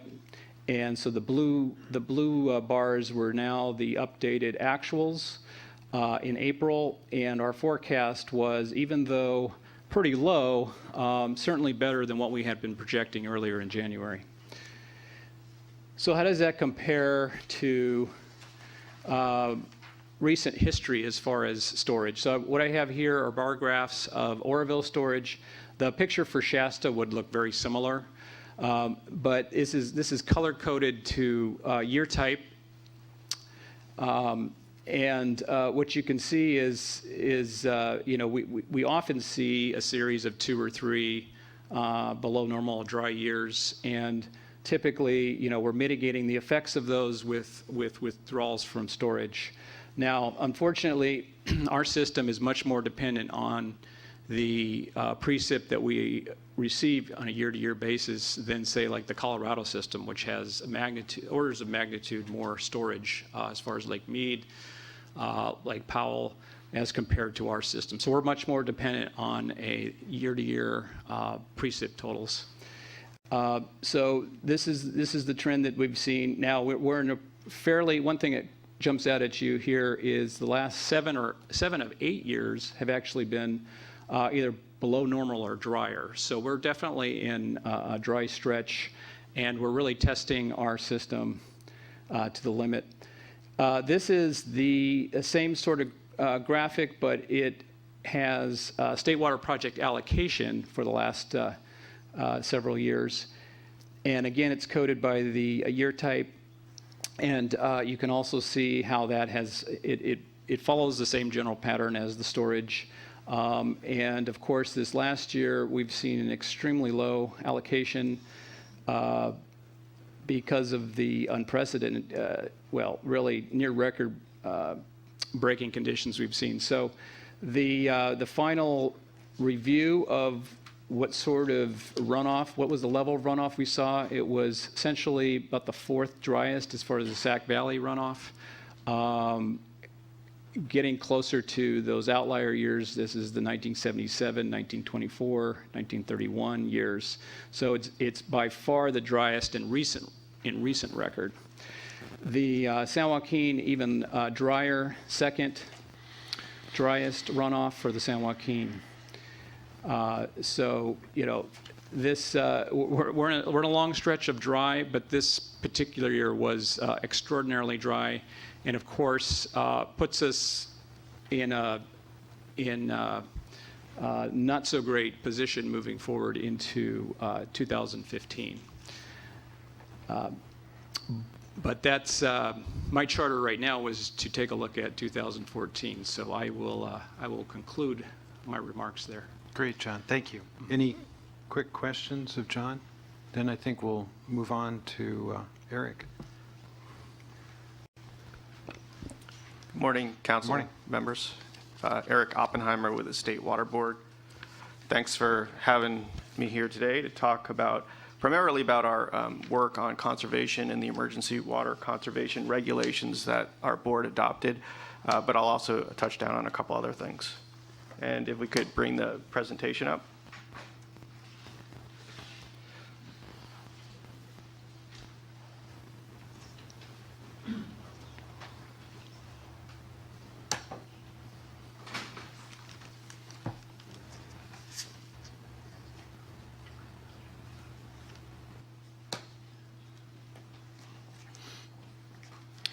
I can start with just the background slide that I was going to bring up. Basically, it just goes through the timeline. And, you're all aware, in January, the governor declared the drought emergency. As part of the drought emergency, there was a call for all Californians to reduce or to conserve water by 20%. There was also a directive to, here we go. There was also a directive to urban water suppliers to invoke or implement their water shortage contingency plans. The executive order was then followed up with the drought declaration was then followed up with the April executive order, basically asking Californians to redouble their efforts in a number of fronts. Included in that executive order was a request to the State Water Board that we evaluate what urban water suppliers were doing and determine essentially if sufficient actions were being taken in terms of water conservation, and if needed, to adopt emergency regulations to compel further conservation. So immediately following that executive order in May, we put out a survey to the roughly 400 urban water suppliers in the state. There are many more than 400, but we were focused on the 400 that are defined as urban water suppliers under the water code. So these are the ones with basically more than 3,000 service connections or deliver more than 3,000 acre feet of water. The survey response came back, and there were definitely districts that were doing a lot, but the board determined at that point that there more could and should be done, and they in July adopted an emergency conservation regulation. That regulation was approved by Office of Administrative Law, ended July, became effective July 28th. It has a life of 270 days, so if it's not continued or further action is not taken, it will expire sometime toward the end of April. The emergency regulation did a number of things. First off, it included prohibited water uses that apply to all Californians across the state, regardless of where they get their water supply from, whether it's a large water supply or a small one, whether it's from a private well. It applies to everybody equally. And it basically echoed what was in the governor's drought declaration in terms of what were considered wasteful practices. And it was pretty basic things. You can't wash your car with a hose that doesn't automatically shut off, that doesn't have a shut-off nozzle. You can't use or operate a fountain or a static water feature unless the water is recirculated within a system. You can't irrigate your lawn or your landscape to the extent that there's visible runoff from the site, water flowing down the gutter, that type of thing. And you can't use water to wash your driveways or sidewalks. So pretty basic things, but they apply to everyone equally across the state. The other component of the regulation included directives toward urban water suppliers. So for the 400 larger urban water suppliers, there is a requirement that they all invoke their water shortage contingency plan to the first stage, at a minimum, the first stage in their plan that requires a mandatory outdoor restriction on water use. It must be mandatory. It's very different district by district, supplier by supplier across the state. In some areas, this might be just restrictions on time of day. In other areas, it could be something that's much more substantial, like restrictions on number of days a week that you can water, or even some suppliers we've seen have restrictions on the amount of time that you can run your individual irrigation stations. It also required monthly reporting from the large urban water suppliers, and I'll show you some of that data that we've received. It's been quite telling. And then for the smaller suppliers, the ones with less than 3,000 customers, or for those that did not adopt a shortage contingency plan, there was a requirement that they either go to 2 days a week watering or implement other comparable measures. And then lastly, the regulation included new enforcement tools that water suppliers and cities and counties can use. Primarily, it bestowed upon these agencies, these public agencies, the ability to issue citations, much like a moving violation, for violations of those prohibitions, those prohibited water uses that I mentioned. And it allowed them to fine water users up to, water wasters, I suppose I should say, up to $500 per infraction. So this is getting more into some of the results that we have gotten back from the reporting that's been required, and it's been interesting. This shows on the blue bars by month for 4 months, June, July, August, and September, water production statewide by the 400 large water suppliers, and then it's compared to water production in 2014. That's the yellow bars.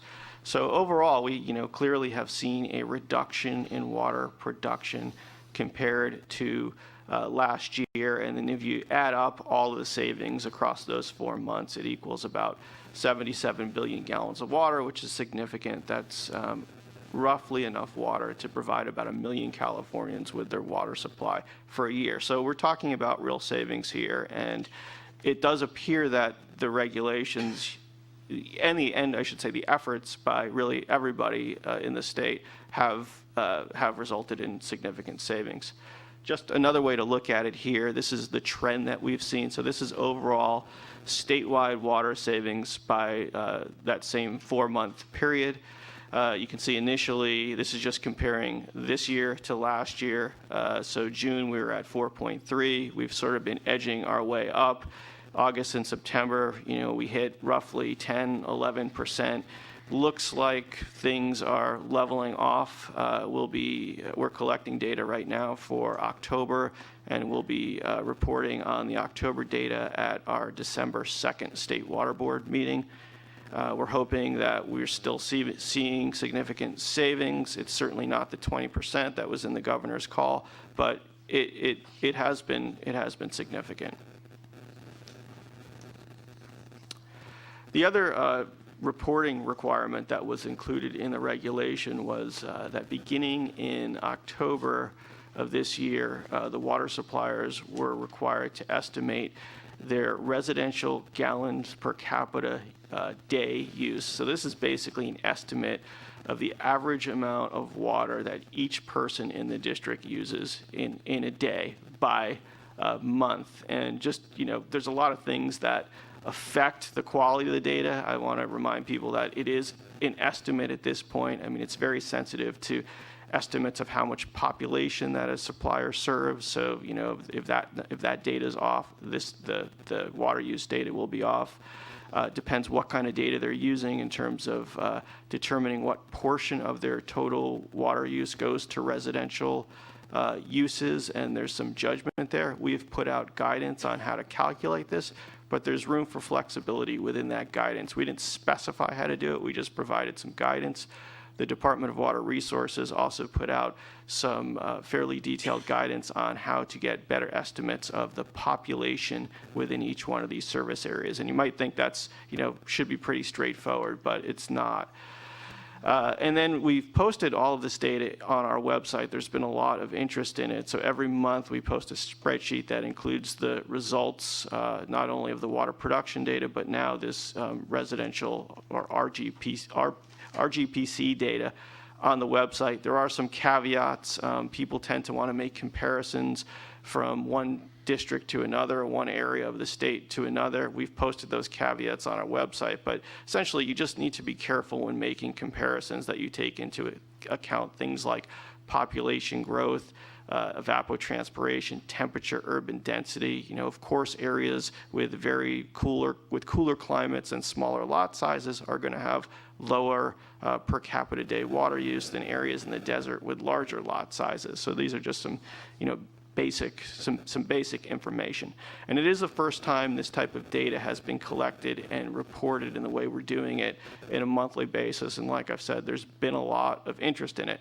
Department of Water Resources and others have reported and collected this data on an annual basis, but it's a bit different. This is residential per capita water use. And in the past, like with the 20 by 2020 data, that's been just total per capita water use. So we've tried to really focus in on the residential component here. So with all of that background, this slide does show it shows two things. The blue bars are the per capita water use data by hydrologic region across the state. The yellow line shows the percent reduction, so that's the total percent reduction in water use in that region. So you can see that, as I mentioned, there's a lot of variability in the data, but it is instructive when you look at areas like San Francisco Bay. Again, I would expect fairly low per capita water use data, and we see the San Francisco Bay region does in fact have 85 gallons per day. But that's also combined with a 15.4% reduction in overall water use compared to last year. So to me, that's a pretty good sign that they've done a fairly good job in that region, both keeping their water use down and also conserving compared to last year. And then you see other areas throughout the state where the percent savings is not as high as the state average, for example, Colorado River, and also the total per capita water use is also higher than other areas of the state. So again, you need to be careful when comparing the data, but it is helpful. In terms of next steps on the conservation regulations, as I mentioned, we'll be updating the data with the October data it's a couple weeks now at our first December board meeting. Our board's also going to be holding a workshop in Southern California, Los Angeles area on the 17th, essentially to get input from our stakeholders and various interests on what, if any, next step should the board take with respect to using its authority to compel additional conservation, looking at a number of scenarios.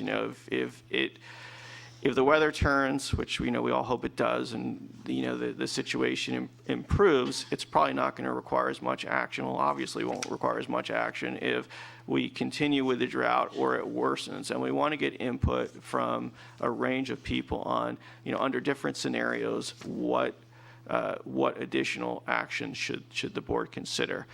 And then lastly, I'll just mention that we are now looking at compliance and enforcement to some extent. Basically, we've taken a pretty light touch approach on enforcement. In terms of the compliance with the reporting, frankly, it's been excellent. We have almost every urban water supplier providing data. There are some that are not, and we've recently issued some violation letters, and we're going to, hopefully reach 100% compliance shortly. With the next set of data that comes in, we're also going to be looking at the suppliers who are reporting that they've implemented a mandatory restriction on outdoor water use. If they indicate that they have not, that's an indication that they're likely not in compliance with the regulation. So we'll be following up with them with just compliance letters to try to clarify how they're complying with the regulation.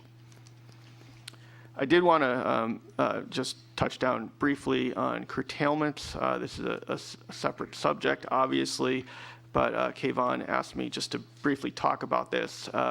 The Water Board, under its continuing water rights authority, has the authority and the responsibility to essentially cut back water diverters during times of shortage, like we're seeing now, to ensure that people with senior water rights get their water before junior water right holders can divert. And this isn't done every year, but this year was a situation where supply was short to the point that the Water Board had to issue curtailments. And the slide just lists a number of major stream systems throughout the state where curtailments have been issued and the types of water right holders that were affected. It says in total there was about 9,400 water rights that were curtailed. So there was definitely a lot of people who were affected. As we move into the wetter season now, we're seeing two things are happening. We're seeing a bit more flow, and we're also seeing a drop-off in water right demand. So each one of these water rights has a season of diversion associated with it. As you move into the fall, a lot of the water rights, basically their season of diversion has now ended, so demand is reduced. And again, stream flows increase. So this slide is actually not even up to date because as of yesterday, there were some additional curtailments lifted. But we're going through the process now of constantly evaluating when we can lift the curtailments, and that is happening. And that is, all I've got for you. Eric, very well done. I'm going to hold off on questions. Carla Namath is with us, and out of respect for her very busy schedule, I want to call her forward. Carla serves as the Deputy Secretary for Water Policy in the California Natural Resources Agency. Carla, you weren't here earlier, and I've made this comment a couple of times, how the drought and other activities have placed a lot of stress on the system, but it's placed an equal or greater amount of stress on the people that are managing the system. And I have a great deal of respect for you and the immense responsibilities that lie within your jurisdiction, and we're appreciative of your willingness and ability to be here and share with us a few high-level thoughts about the drought and anything else you want to talk about. Carla, welcome. Thank you. Can you hear me? Is this on? Push a button at the base. There you go. There we go. How's that? Thank you. Thank you, Chairman Randy. It's really wonderful to be here.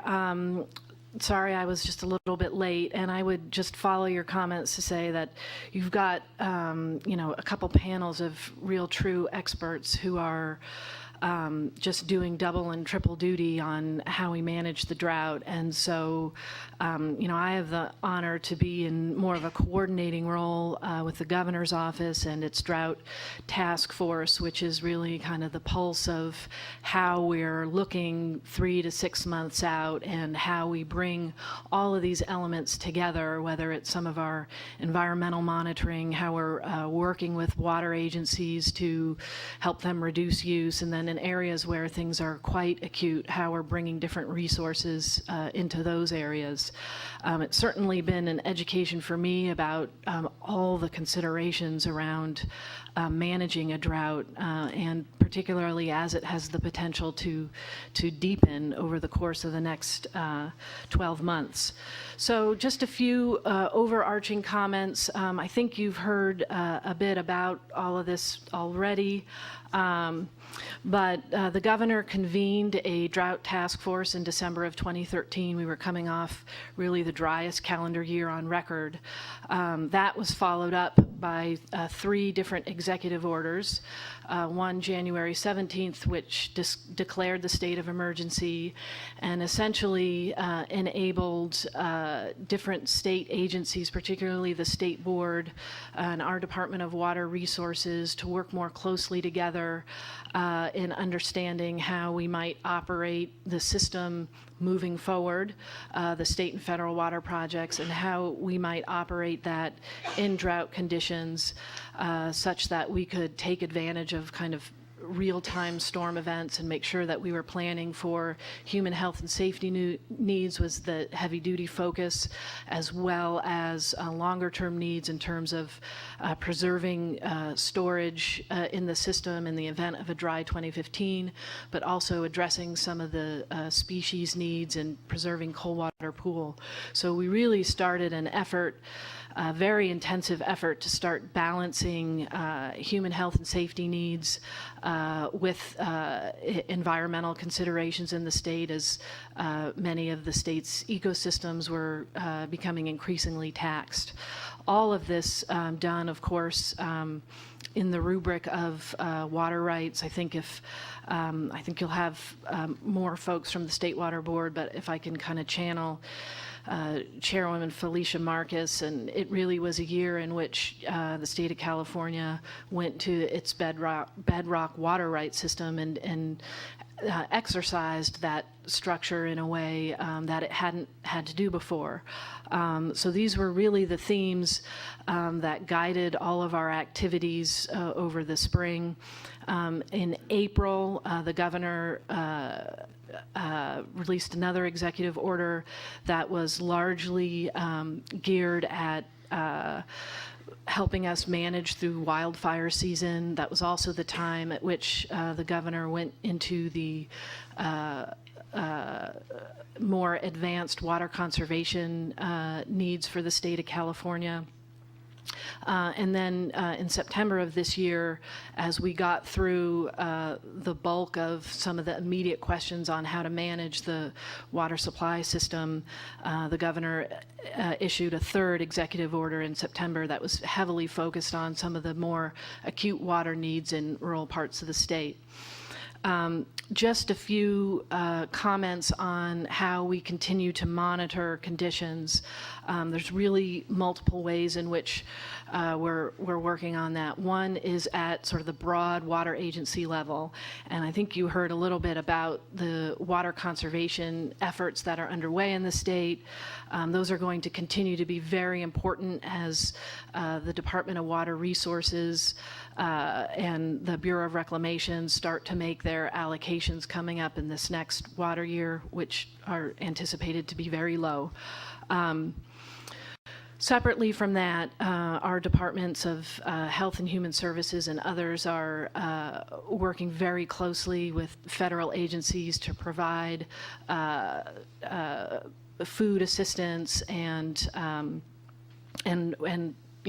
bottled water and hauling and all those sorts of things in places that are having real acute problems with drinking water supplies.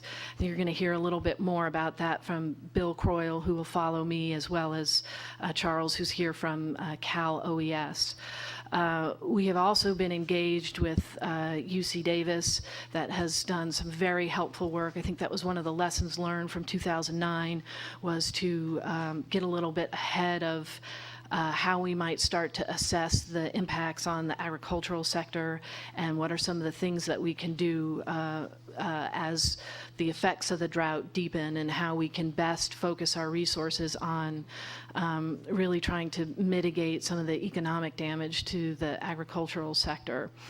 And then I think the third and final component has been really some of the monitoring efforts that have been underway and particular needs that I think Mr. Chakowski will go into as we really monitor the effects of our stream resources, fishery resources, waterfowl, and other species that have been affected by essentially the third year in drought. I would say that one of the most significant things that we accomplished this year, I think, was California legislature passing the emergency drought bill that provided about a little over $400 million into the integrated regional water management program for grants that I think we knew weren't necessarily going to affect 2014, but really wanted to get state monies out the door for local projects that were close to ready to go, that could help minimize the effect of drought should it continue into 2015. We issued about $200 million of those grants in October of this year. We have another $200 million that we will issue next spring. Our Department of Water Resources, I think, was a pretty Herculean effort to do so in a transparent way to help solicit proposals from different regions of the state, and that was, I think, a significant success from our perspective in the state's ability to get money out the door that can help some of these local water agencies weather this drought if it really does continue into potentially a 4, 7, 10-year drought beyond this point in time. Looking forward, as I mentioned, right now the state and federal water agencies are heavily focused on how they might manage for a dry 2015. The next significant effort in that will be a water operations plan due to the State Water Board in January of 2015. There'll be a lot of lessons learned about how we managed the system, some of our assumptions that were in place last spring, some of the lessons learned about how we were able to move water, and what works best with some of our species monitoring, and how we might make some adjustments that can continue to balance the species needs with the needs for water users in other parts of the state. I think our general expectation is, if even if we get significant rains, the depletions of the groundwater basins is so intense, and just the dryness of the ground, in all likelihood, we will have another year of low allocations. And so we'll really see some of the programs that were initiated this year really ratcheting up, where more urban water agencies start to activate their water contingency plans.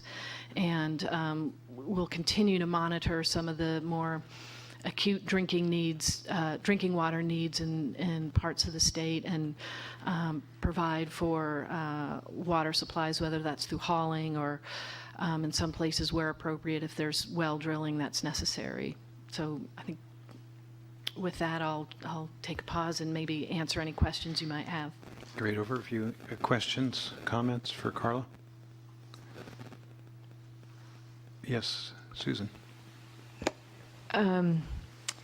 Wow, that's a pretty dire picture. My one question is, and I don't even know if it can really be answered, how long, even if this year is normal, how long will it take to recover, given the conditions that you just spoke of? Well, I think John might have some insights there for Oroville and the state and federal water projects in terms of storage levels. Yeah, this is not going to be a quick recovery. We're talking years. The fact that we've had, and you saw it in the one bar graph where we've, allocations have been reduced through each subsequent year of this drought, and to the devastatingly low number this past year of only 5%. I mean, that has caused our member units to really dig deep within their own service areas to, so they're already digging deep in their own, they're digging a hole in their own service areas. So even if we were able to get back to moderate levels of allocation at the state level, it's going to take quite a while before they recoup those depleted groundwater basins, those depleted internal storages in their systems. So we're most definitely looking at multiple years for recovery on this. And that's assuming we get a string of good years to do it. Others? Carl, I know you have to leave.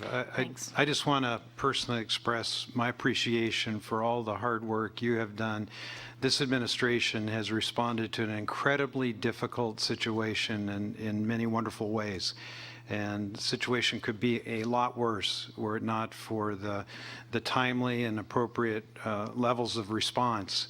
We know we're not out of the woods. We know that this next year is going to be very challenging. And so our best wishes to you and your team as you continue to develop and plans for 2015 and adapt to whatever nature doles out. So thanks for coming. Thanks so much. I appreciate the time.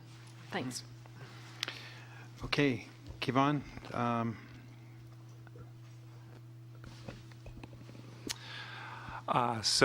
Next up, we have Mike Chakowski. He is a field supervisor with U.S. Department of Fish and Wildlife Service. I think what we should focus on here is how the fishery agencies are now part of, or they've always been a part, but they are a very close part now of how decisions are made to operate the system. So our previous two panel members have spoken to how we heard how the system is operated from a water supply for those of us down south, and also what's happened to water rights here in the northern part of the state. I think this will complete that picture and talk about what's happening with the wildlife side. And I want to preface that Mike and I finally connected on Monday, so I'm very appreciative that he was able to make this panel on such short notice. Mike, thanks and welcome. Thank you, Chairman, members of the council. Good morning. I don't have a slideshow. I would like to say that John and I and several other people appeared in front of the state board on Tuesday. And we did have a slideshow for that event, and it took us about an hour and 50 minutes to get through it. So I think the council would probably appreciate an abbreviated version of what we said. Do we have a consensus on that? Yeah. Yes, we do. I think it's absolutely true, and you've probably heard this from other speakers, that we've achieved a higher level of integration and cooperation between the Fish and Wildlife agencies and the project operators this past year. We have worked together on either a weekly or a bi-weekly, whatever it is, half a week basis on a number of issues all the way back to January. And I think it's been a key to the year turning out as well as it did. As you know, this was water year 2014 was shatteringly dry. And there were a lot of challenges, I think, from the Fish and Wildlife Agency's side as well as from the project operator's side. I don't feel competent to summarize the comments that NOAA provided on Tuesday regarding issues with anadromous fishes. I will say that one of their concerns this past year has been balancing issues that are related to fish passage in the Delta with upstream storage for water temperature control. Their species are different from the Delta resident species that the Fish and Wildlife Service deals with in that they have concerns that are far upstream. So I'll primarily speak about Delta smelt issues this past year, and I'd also like to talk about the refuge issues that the Fish and Wildlife Service has had to address, not only in the Central Valley but elsewhere in California this past year. One of the emerging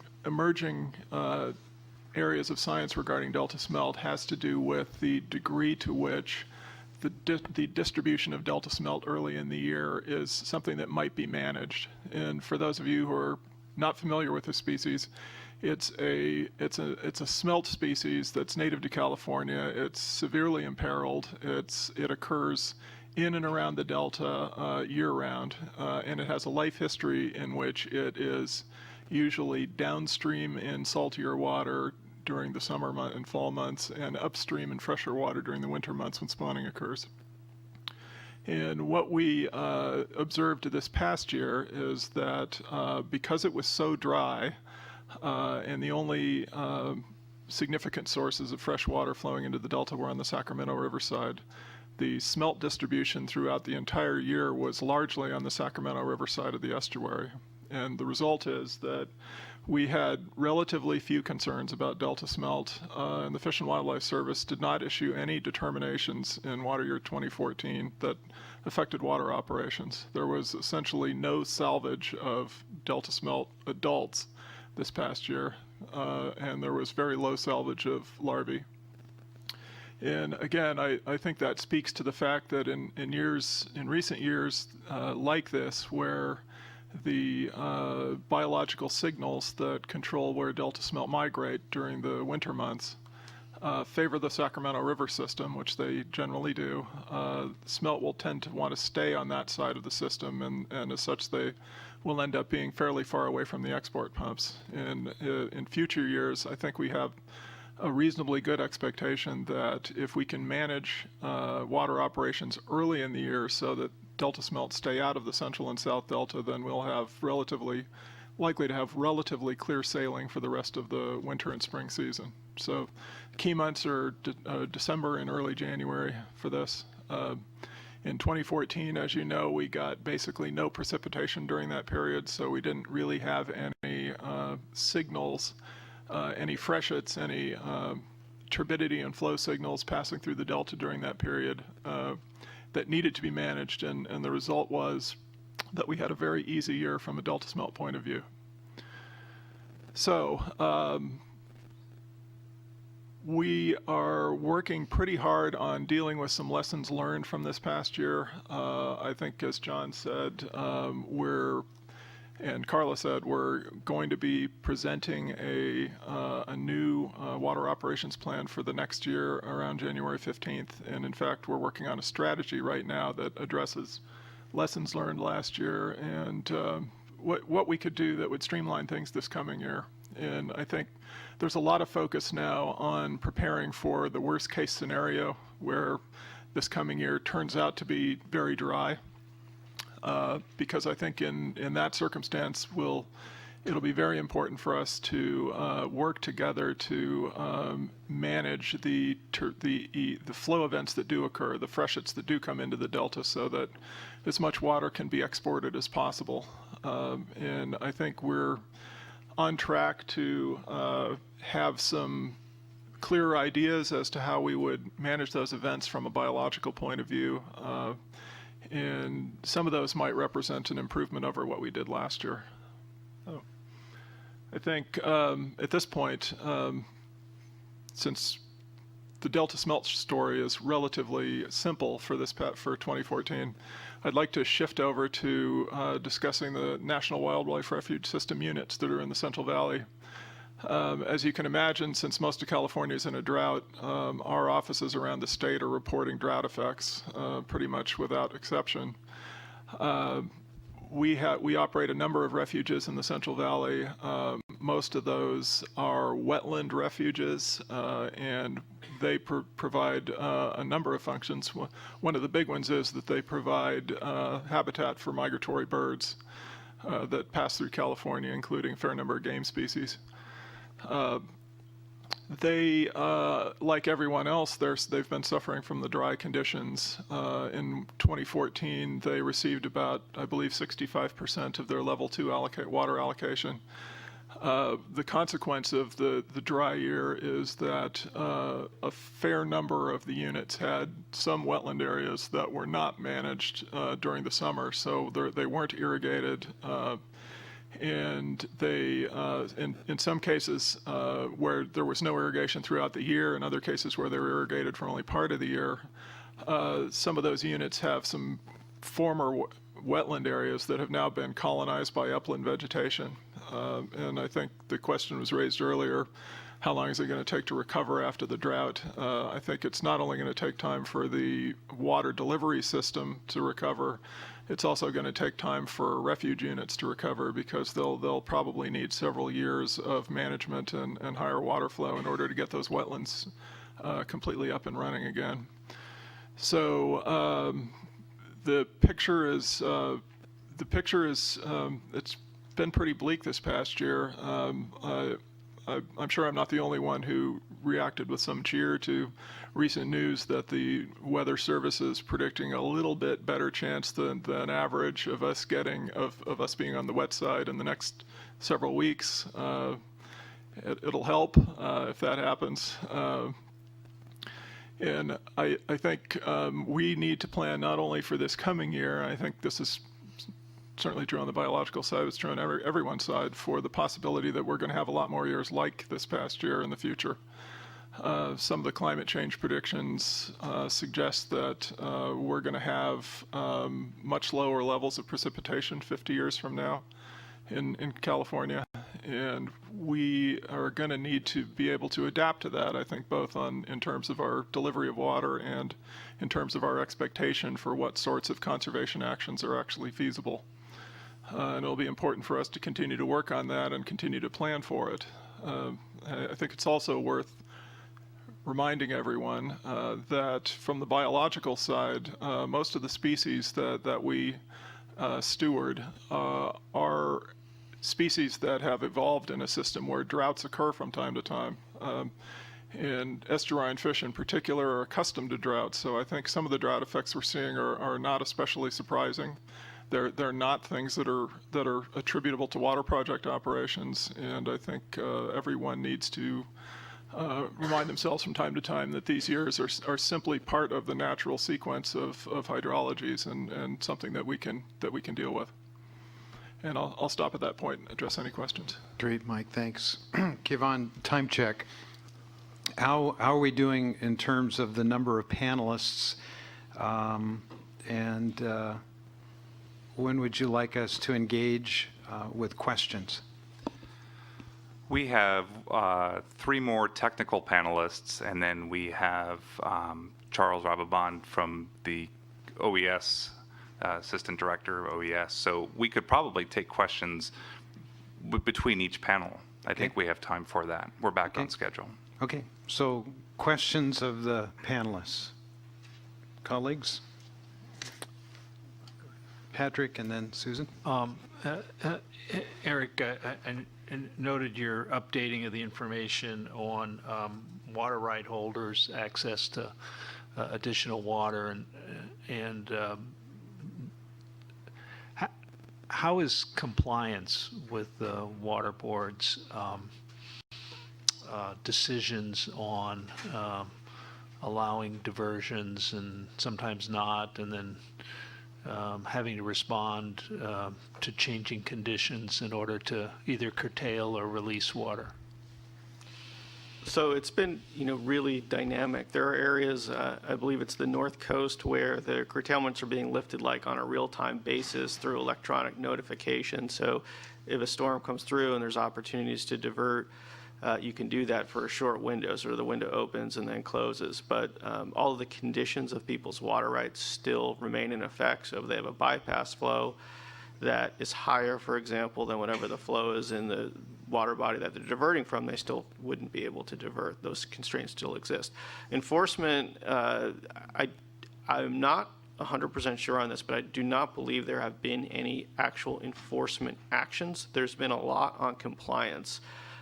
We've received a lot of help from Department of Water Resources and from the Sacramento, the Central Valley Regional Water Quality Control Board, and staff, between our staff and their staff, we've conducted, well over 800 compliance inspections. So staff have been going out in the field to make sure that, people are abiding by the curtailments. And I also, know that our Division of Water Rights staff, are, evaluating the need for enforcement and, will be taking it if necessary. Okay, Susan.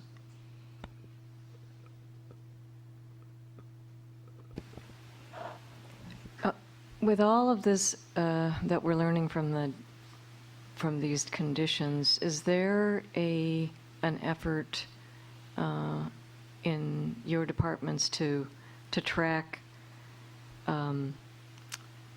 what's going on? In other words, for example, you talked about the smelt not being a problem, and then in turn you talked about the recovery of the wetlands given the change in vegetation. And I'm just wondering, to add to the body of science, I think it would be terrific if one or more agencies is monitoring and collecting the lessons learned in terms of what the system can actually take and how our current operations and water allocation methodologies ought to change given what we learned from this drought, since I've heard several folks talk about how this may be the new normal. Yeah, I can give an answer from the Fish and Wildlife Service perspective. This has been a new experience for nearly everyone this past year. I think we're outside of the envelope of historical experience in terms of biological effects in terms of the physical environment that the organisms are dealing with. And we are, in fact, doing a lot of monitoring, including some new monitoring that's designed solely to quantify the effects of the drought.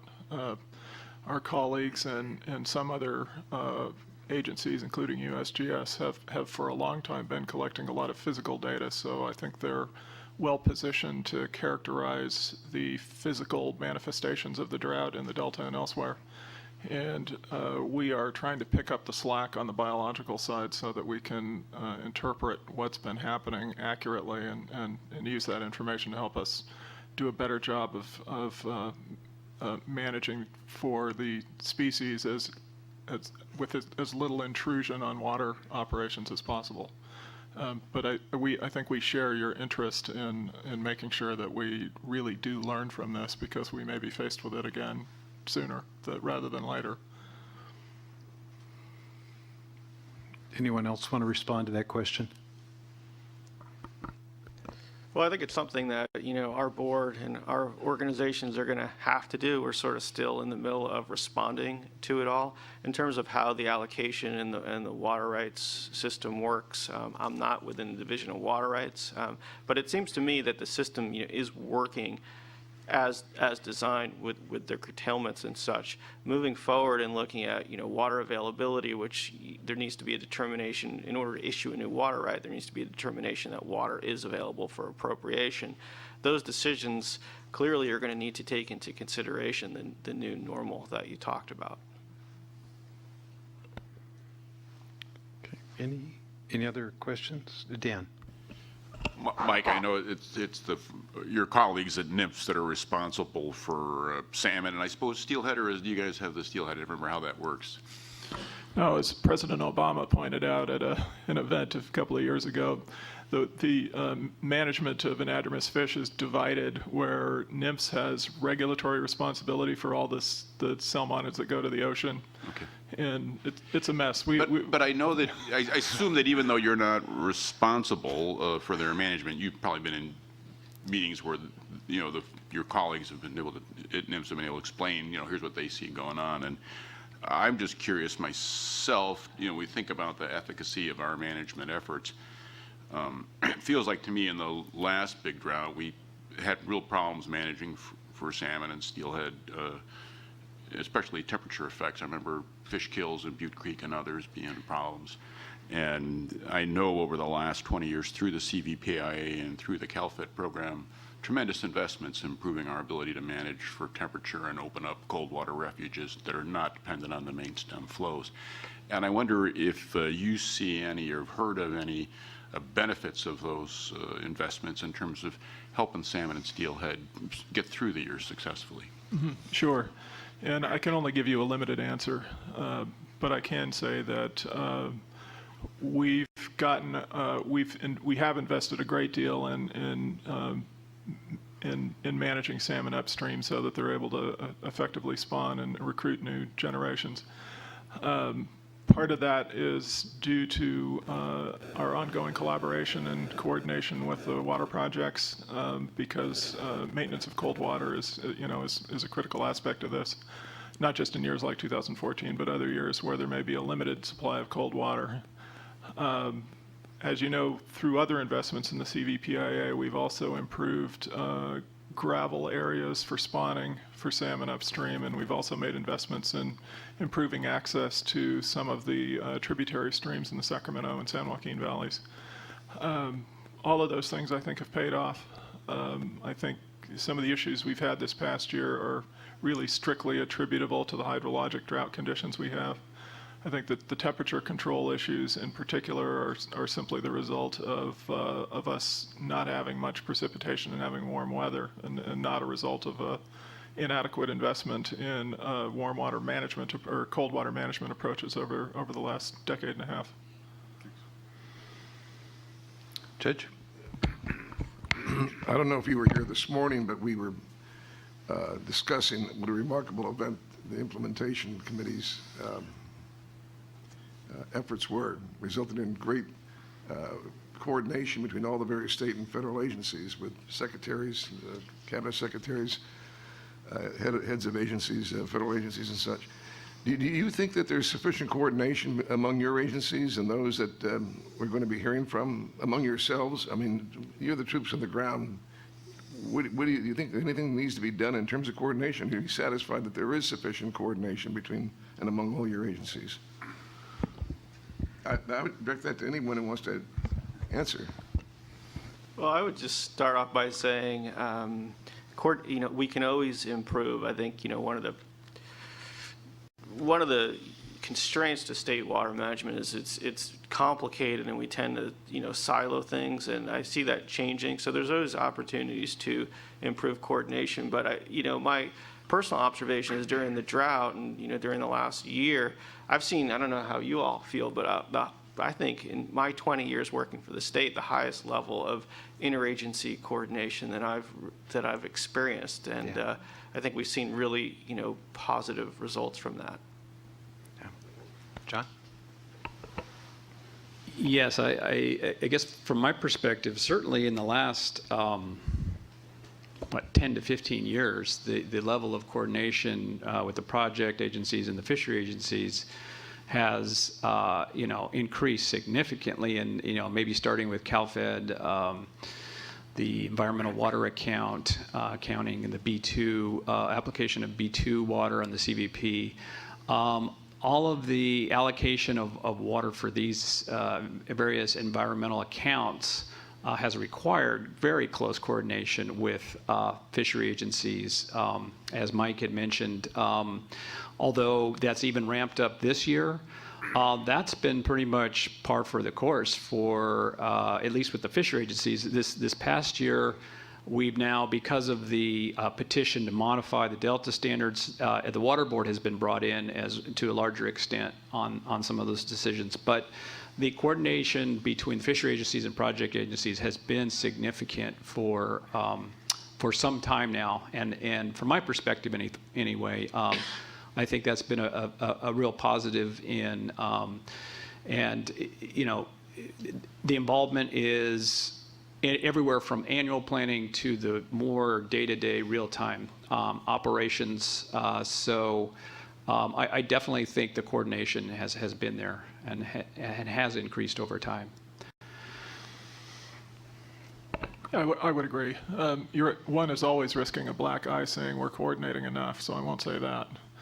I think there is room for improvement, but I agree with John that we are coordinating very closely. I think if there's any one issue that any one administrative or bureaucratic issue that we sometimes stumble over, it's that the participants sometimes have limited legal authority or limited authority based on the missions of the agencies that are participating. And that sometimes constrains the types of solutions that we're able to work on.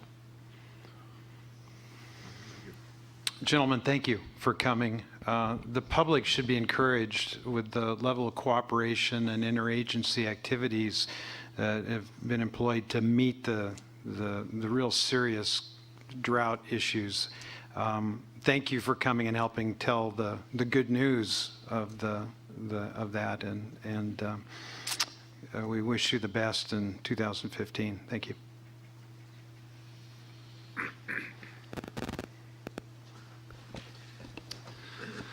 So, excuse me, I would like to invite up our second panel,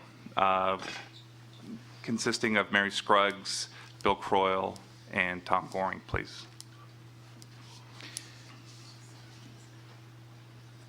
And then, Kayvon, we'll have one more panel following this. Yes, Charles Rabamad will be providing some closing remarks. All right. We will then proceed with the next two panels with lunch to follow. No pressure on the presenters.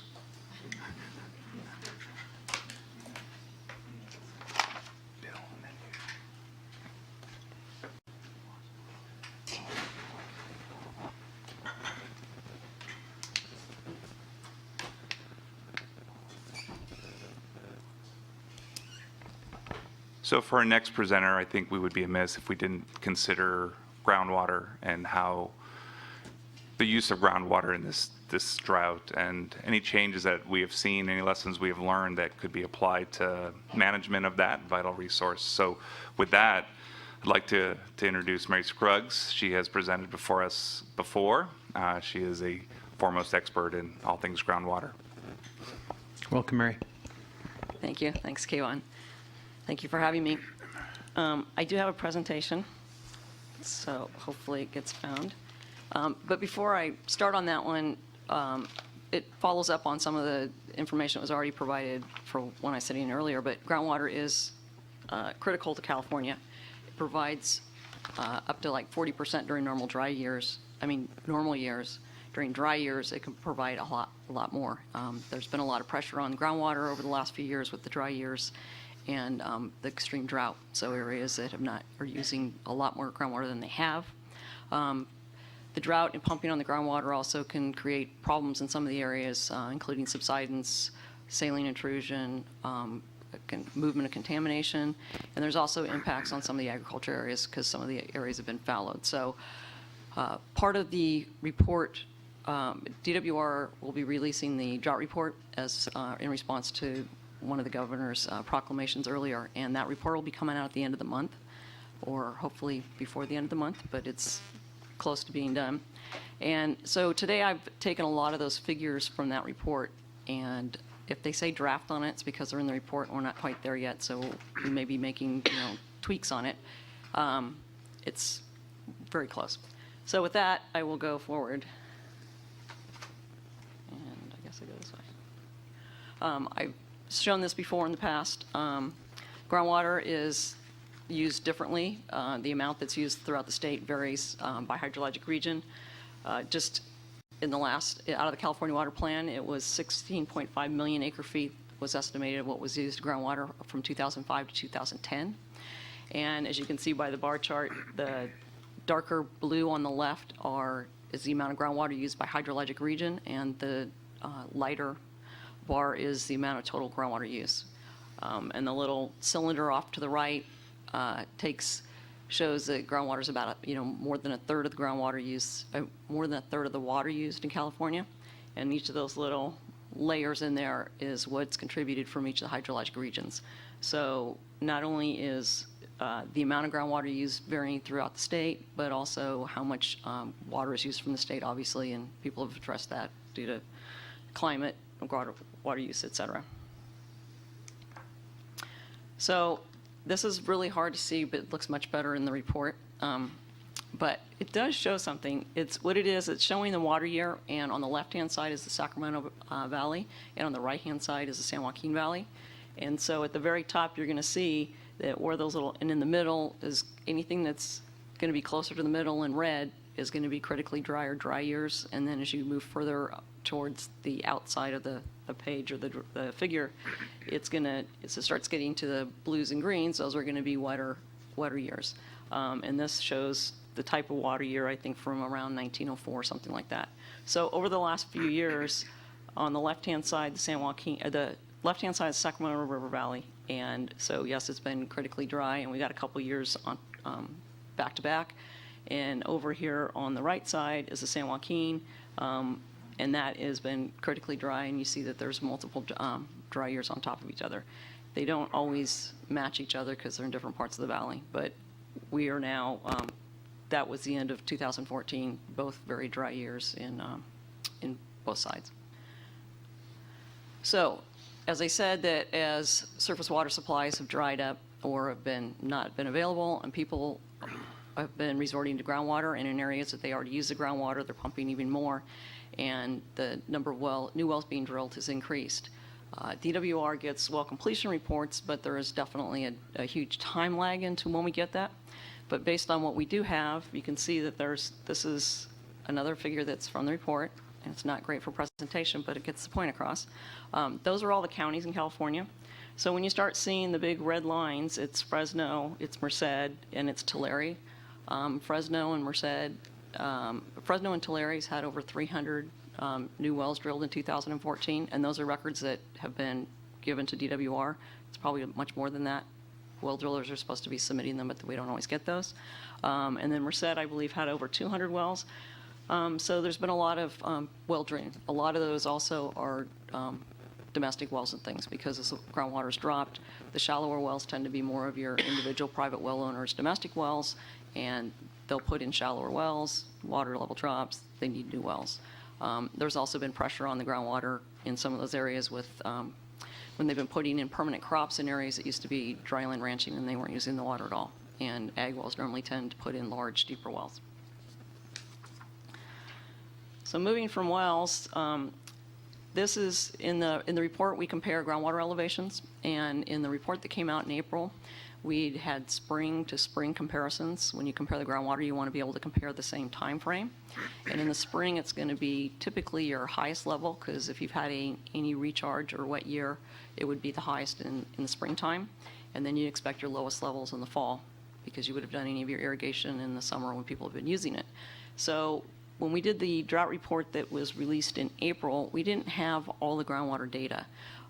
And the data that was submitted is data that DWR has collected, but there's also local agencies and USGS and multiple agencies. So we had a very tight time frame to get our report out, and so this one we've updated and taken the data that was all there and made the comparison. What you want to notice is the red areas, those are wells, and those are going to be dots, and this is based on 3,681 wells that we've used, and those red areas has a decrease of groundwater level more than 10 feet. In some of those areas, it could be much larger than 10 feet. We're talking over 50 and 100 feet, but for the purposes of comparison. So, and then the orange is going to be 2.5 to 10 feet. So anything that's orange and red has dropped since the last spring measurement a year ago. In the report, there's also a comparison that goes back and it updated with the 2014 data from 2010 to 2014, which kind of gets you over the last, when we started getting dry. So you'll see that comparison. As you see that the San Joaquin Valley has more drops, Sacramento, some areas, the yellow is essentially no change, and then if you start getting into the greens, that's going to be increase. You don't see a lot of green. There's been a lot of pressure on the groundwater. This is the same map, except it's now showing the changes from the fall measurements, and that is 2013 to this fall. We have fewer wells. This is based on, or only have a little over 2,200, so it's about 60% of the wells we used in the last map. In some cases, the groundwater is not measured all the time, twice a year. The other case also is some agencies weren't able to, or we weren't able to get their data in time. We had a data cutoff at the beginning of the month, and some of them, when they do their timing and their groundwater monitoring, the data's not there. So just like we caught up on the spring. So the fall doesn't have as much. And you can see in some of those areas that that it has risen, but in other areas also, we've got a lot of red. The comparison, the fall, you just don't see as much. But in some of these areas, you are looking at historical lows. Another thing that we've done is, I spoke several months ago about the CASGEM program, the California Statewide Groundwater Elevation Monitoring. And so I don't remember exactly when I was here, but we prioritized the basins based on what was in the water code. And we had identified the high and medium priority basins, and there's 127 of those. And those high and medium priority basins cover 96% of the groundwater used in California and about 88% of the population that overlie those basins. And so this map shows anything that's colored in there, they're going to be a higher medium priority basin, and the prioritization only applies to alluvial basins as well, so no hard rock or bedrock groundwater. And we're looking at how many of them have complied with CASGEM and which one have monitoring programs. This figure is from October 7th. That was a cutoff, and it was also, this was using information because the drought grants that were spoken about in the last panel, they needed to have compliance with that. So we continue to update this, and so currently right now, as of our latest, about 78% of the high and medium priority basins have monitoring for the entire basin under CASGEM, and about 87% of those high and medium priority basins have monitoring, but there may be portions of the basins or not. So this is a little bit off, but as we said, we keep monitoring that, and we keep coming up with it and updating it. There's, I believe, 99 unique agencies that are CASGEM designated basins. And as you can see in a lot of those areas, that's coincide with areas where groundwater is really important and we have water level dropping. And another important point about CASGEM in doing this, we started CASGEM back in 2010 out of the 2009 legislation that came in. But there were a lot of areas in the state DWR didn't have groundwater elevations. So even though it's moving forward and we're making it, but it's much better now because we have a better idea. And to be able to do some of those maps I just showed you, those what we call dot maps, we wouldn't have been able to do, we wouldn't have had results in a lot of the areas because DWR didn't have that data. So it's been a benefit on multiple levels. So with pumping also, some of the adverse impacts can be subsidence, and there's been renewed subsidence in the San Joaquin Valley. And so we've also have a contract, and we're working on getting INSAR data from the Jet Propulsion Laboratory, and then processing it to see what the change in surface elevations are. So even though that's a really not a great and kind of blurry map. Up in the upper left-hand side where the yellows and reds are, that's going to show the yellows and reds are 6 to 10 inches of subsidence or elevation drop. And what's also interesting or important is the subsidence is what was compared, and it's from May 3rd to October 18th of this year. So over a 5-month period, some of these areas are showing significant, several inches to up to 10 inches of subsidence can be an issue. That orange and with a little bit of red up in the north, or in the, it'd be the northwest side or the upper left, that's up in El Nido. And then if you come down, you can't read it, but down in the lower part, that's going to be down east of Visalia and down near Tulare. So it's not the entire San Joaquin Valley, but the other thing with the INSAR data also is we're using what's available and what the satellites take, so we don't have coverage everywhere, but this is pretty much the area we're looking at, and we're getting data that's indicating that there are subsidence is occurring, and as I said, this is over the last 5 months, and the USGS has been doing a lot of work as well.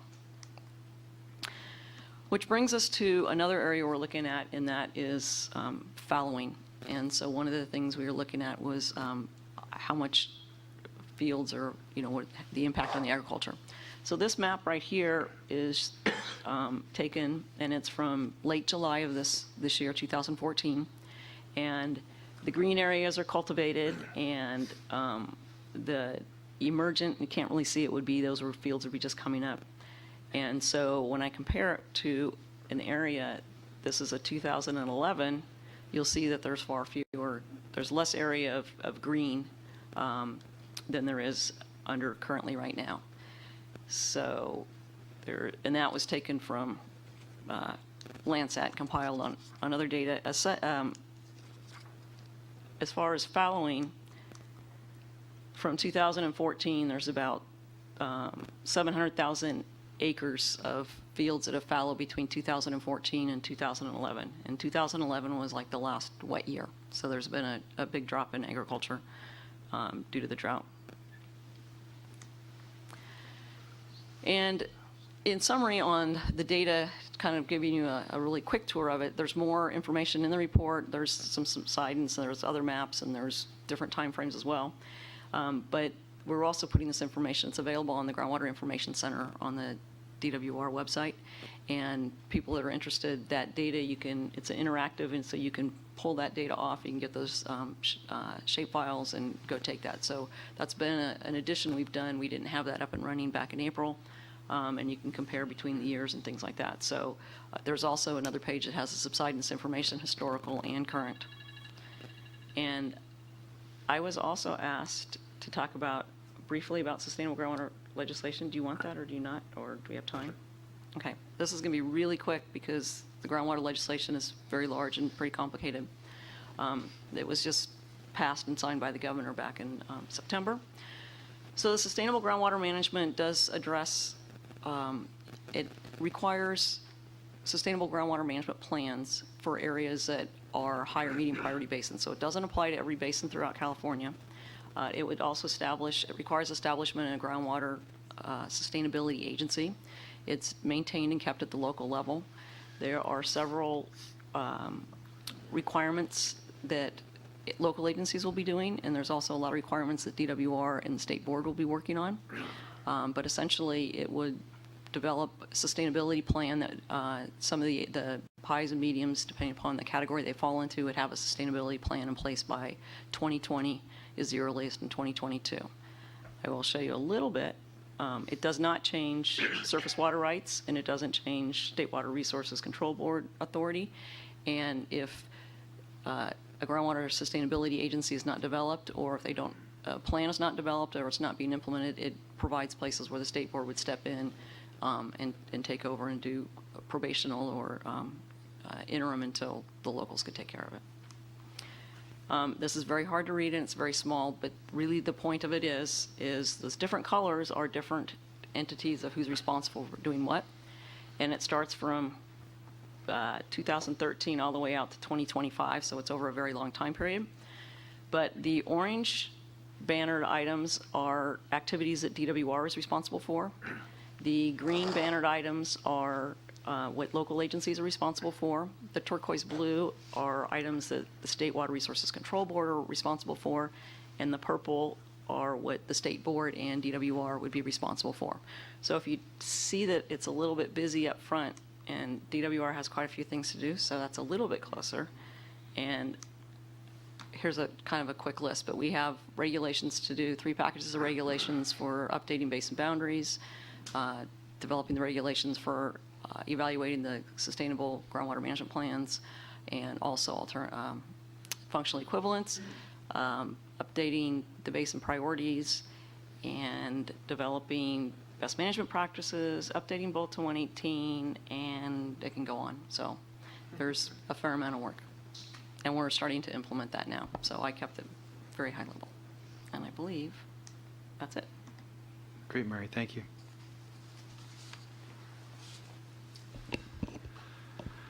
So up next is a gentleman who I almost think needs no introduction. We see him a lot. He is the drought manager as appointed by, I believe it was Governor Brown or by Mark Cowan. Your DWR's drought manager. It's Bill Croyle. I think we last saw him in January when conditions were dire, reservoirs were empty, and he is here to talk about a bright spot in this year, which would be water transfers. Water transfers are in the Delta Plan. It's an important tool for statewide water supply reliability, taking water from where it's available and trying to get it to areas where it's needed most. And I think this year should be considered a success for the ability for the projects and the fisheries agencies to get water transfers done. So with that, Bill Croyle. Thank you. Good morning. Yep, it's on. Thanks. So I'm going to move quick. I'm a little sensitive on time because I've got a drought task force meeting in just a little while. I know Charles and I need to make sure we're present. We do have some people from the federal government, the White House CEQ in town today, so we've been briefing them over the last couple of days on how the feds and the state interact and supporting California's response, both local, state, and our federal actions. But I do want to start quickly on the water transfer kind of overview for 2014 and give you a little idea where we hope to be going in 2015. First, I want to take a step back. I don't know if we have the presentation or not, but they're working on it. Okay.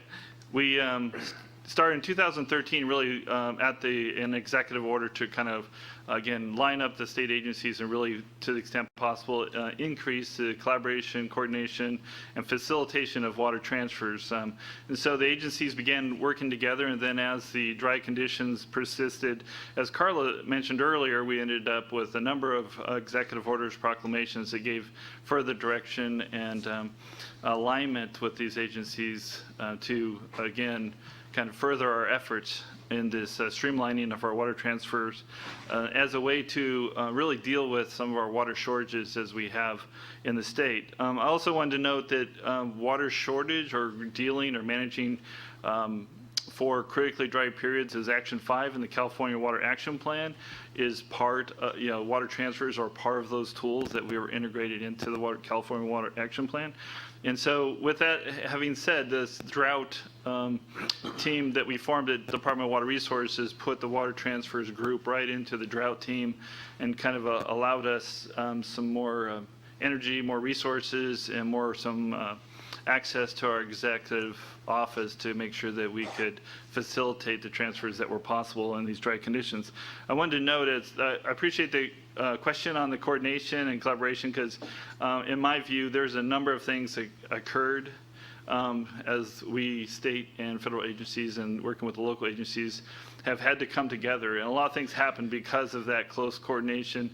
I think John Lehigh said it really well. We've been doing it for a long time. It's been getting better and improved, but this drought has really, in my view, forced a number of silos to come down, conversations to change, and some different people at the table. And water transfers, one of the examples is we quickly formed an interagency work group to make sure that if there was communication delays or information sharing that we needed to improve on, we could. And almost immediately by inviting the fish resource agencies to the table and making sure that we could plug them in as we're becoming aware of potential proposals or actually having proposals in our hands, then we could have them at the table and help us in evaluating those transfers kind of in real time. That was huge for us, and I think having that interactive dialogue was very helpful to identify some of the rocks in the road right away, making sure that there was no delay in communication as we started to find out more about the potential transfers early in this season. The times were tough. We had our buyer-seller meeting when they usually have had that over a number of years to kind of get the input on how things have gone, looking for ways to improve the process.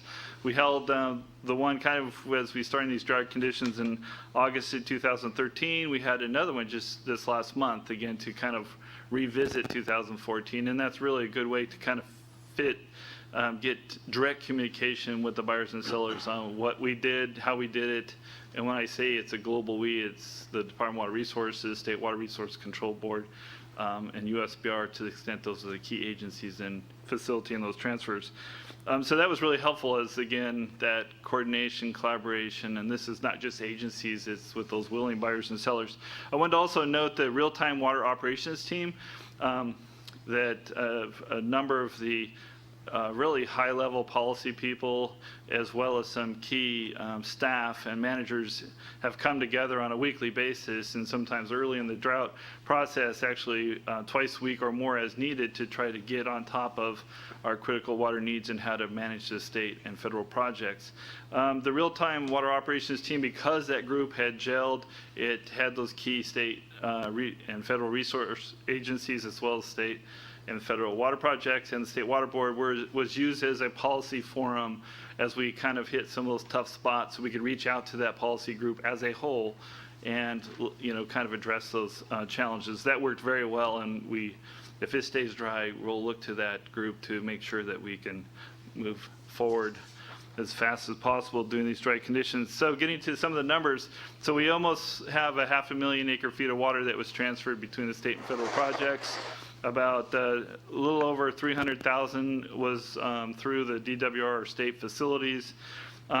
We look at there's 12 short-term and 3 long-term agreements that were processed.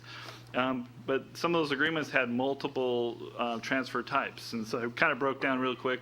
We had 6 crop idling, 7 groundwater substitution, 5 reservoir releases. And then one thing that came up right away, and almost the first transfer that made it through the process, was really what I see as a multi-benefit transfer, where it came to us, we saw an opportunity to try to address an environmental stress in the American River. With some timing on that release, was able to move water through the system, test some infrastructure that was recently installed. But the benefit of that is there was a small transfer. We had the benefit of kind of improving the environmental conditions in the American River, and then moving that water off for the transfer. And so that worked really well. We've seen a couple of those this year. So that was kind of, I think, new as we kind of look at how to, if we're going to move water, is there a way to work within the system, within our the controls, the regulatory environment, to see if we can get some couple wins. This is just kind of a scale of when some of the proposals came in. This is kind of important because we didn't know if we were going to have water. When I say we, it's the global we. We didn't know if we were going to have enough water to move. Not only the water stored or in the system, but the delta conditions and where we're able to move water across the system from the north to the south. And I think only because we receive, you know, some pretty good shot of weather in that February-March timeline did we have some options on the table. And so what that did, though, it kind of delayed the normal submittal of these proposals and the execution of various agreements. But the need for that water is real in real time. So the pressure was on. And I think what that allowed us to do is really focus on some of these early proposals that were, you know, that were pretty easy to process. We were able to resolve any issues on the table and move those applications through the process. We're going to look back at this as to see just how long some of these things have taken to process and where some of the kind of bumps or rocks in the road we can to make sure we get ahead of that. the process that we kind of looked at improving in 2014 was really the improved communication and alignment with those agencies through that multi-agency work group. We will continue to do that, drought or otherwise. That was a really good forum to, again, bring on a weekly basis or every 2 weeks, really the staff that are involved in processing that, make sure we're talking about those issues between the various agencies and get the work done. Fast tracking of appropriate documents. If we had all the tools in front of us and all the information, we can move pretty fast. So we, some of our guidance documents that we're putting out, again, we want to continue to make improvements there and really communication, and in some cases set the expectations that we can move these transfers and streamline the process if we have everything up front. And so, we have a part, State Board has a part, USBR has part of, really setting what those information needs are so we can move fast. We're improving our contracting process. That's pretty simple. I think State Board's done a great job, as well as the department, looking at agreements and processes to make sure that to the extent we can, this is consistent and easier to move forward. The other thing that I think was really clear, I think the expectation is everything's on the web all the time, but I think the agencies really went back to make sure that it's almost in real time. And so there's a lot of things that were being posted up just as things were received, that within 24 hours on the 3 agency websites it would be up. We were sharing spreadsheets on a constant basis. Those spreadsheets were shared with others outside the water transfer environment, so that we made sure that everybody was aware of what was coming in and what was going out, and also where things were getting delayed. That's been huge. We'll continue to improve those web resources. One of the things that along those lines is really some of our outreach tools is really checklists, just making sure, again, setting those, like, here's what we need to process a transfer. And those are the kind of simple tools that we have, but putting those out on the web makes those available for everyone to look at. Buyer sellers meetings. We did a lot of outreach, a lot of personal communications, people coming to us going to them to make sure that, we have all the available information. And again, if we got rocks in the road, we want to try to address that. Part of the challenge too is making sure that we're meeting all of our findings. And I think this process has really helped us make sure that that we're making the appropriate findings, supporting the actions that the State Water Board has done to maximize the water transfer process. I'm going to throw up, this is kind of a timeline that we worked up for last fiscal year. It's tough for presentation, but this is actually a key document. Again, this goes back for me setting expectations. We are geared up on April 1 to hit the road running pretty hard. We want to hear early and often of what people are thinking. Again, with the dry conditions, that whole process was delayed a little bit, but we tried to kind of execute our work around this table. We kind of took the date off because this worked pretty well. We got some input back on that, and again, this is kind of our straw man schedule. Having the schedule up there, the more we know earlier, the faster we're going to be able to respond to resolve or process those agreements. 2015, I think one of the notes that was requested is, what are we thinking? How are we going to continue this effort to look for a more streamlined process? And again, it's continued to expedite and facilitate our proposals. That takes some work and communication, some education. I think 2014, again, because of the extremely dry conditions and the really kind of tough operating conditions we're all working under, it allows some different conversations and some different discussions to occur. We're continuing to look at our internal review process. Do we have enough staff? Are we getting the right kind of information? Are we sharing that information, in our cases, internally, making sure we're all on the same page? And our contracting process, I must say, sometimes we forget about our attorneys and our support staff. They're absolutely critical to making this work, and we've enjoyed strong support from our attorneys, very responsive, and our support staff to move this and turn it around fast. And then, of course, we're continuing to work on our verification. And that's where I want to shout out to our regional offices that are out assisting in groundwater monitoring, collecting of information, crop fallowing, really collecting information real time and getting it back to the home office so that, we can make sure that we're all working in the right direction. So, in that being said, we're trying to resource up that a little bit, and part of my mind is also some succession planning for the future to make sure we got redundancies and expanded capacity. And then continue to have these coordination meetings. We want to make sure it's an open, transparent process, and so we can't do it without some input and some guidance and an occasional kick here and there. We are really looking for multiple benefits. I think that's one thing, a lesson learned this year. To the extent we can align up, especially to support in this challenging times, environmental resources, if there's a way to line that up on top, I think we want to make every effort to do that. Again, they really pushing towards, I think, transparency.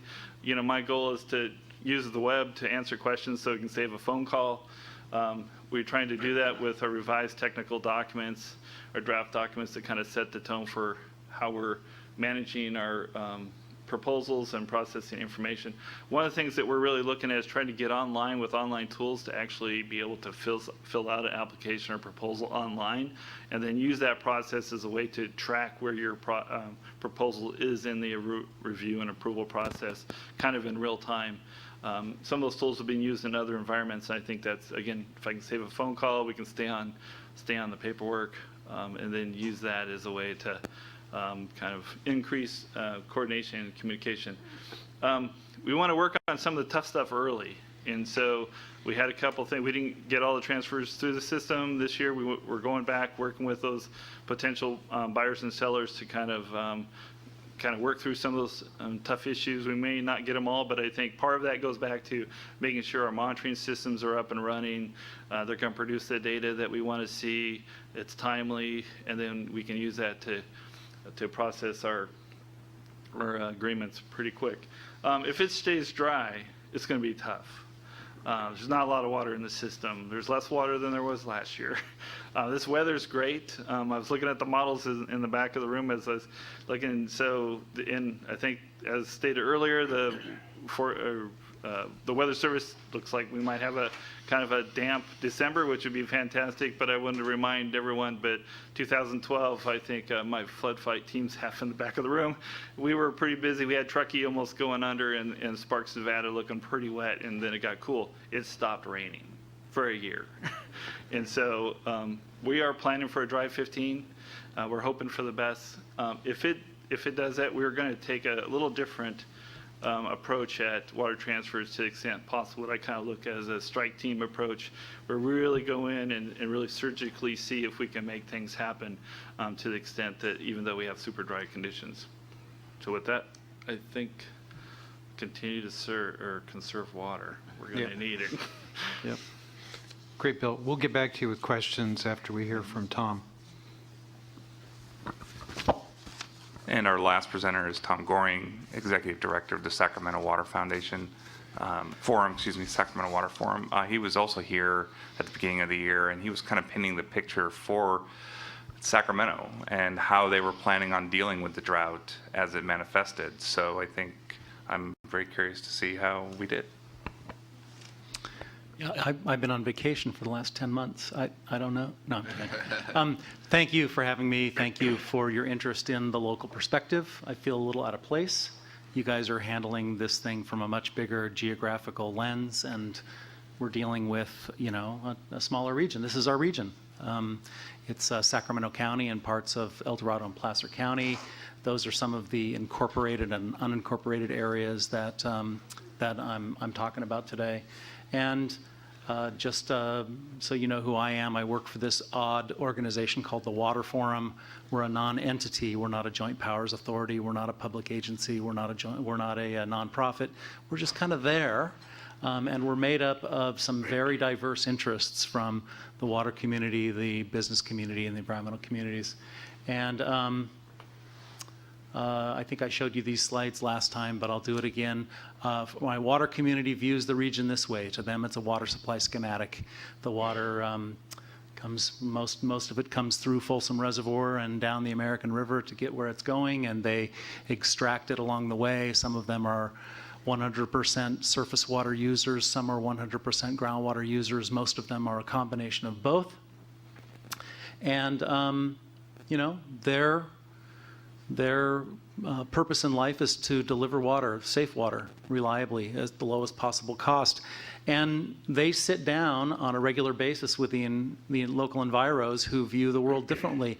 To them, it's all about the stream. It's all about protecting some natural resources. And it amazes me on almost a daily basis that these people with some very fundamental values, some very fundamental views on water resources get together and make joint decisions, joint recommendations. So how bad was 2014? I'm just going to touch on this because I think it's pretty much redundant to what you've already seen.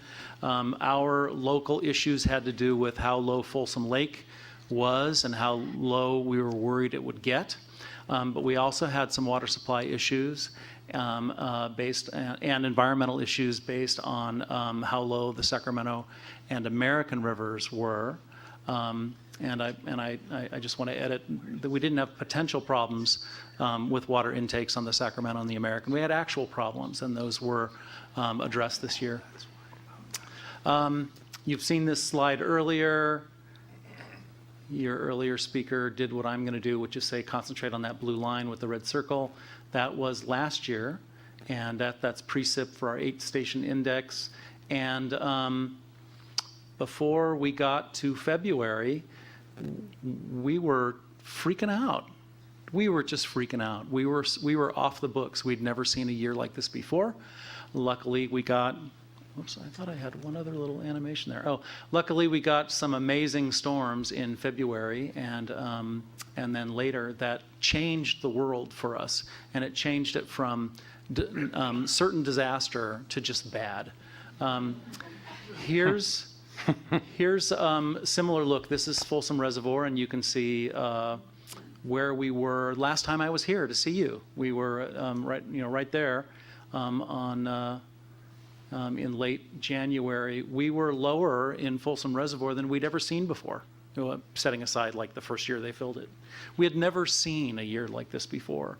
And we were concerned about not only seeing the reservoir bottom out, but we were worried about the reservoir being so low in the summer that one of the main intakes that hangs off the dam wouldn't function properly.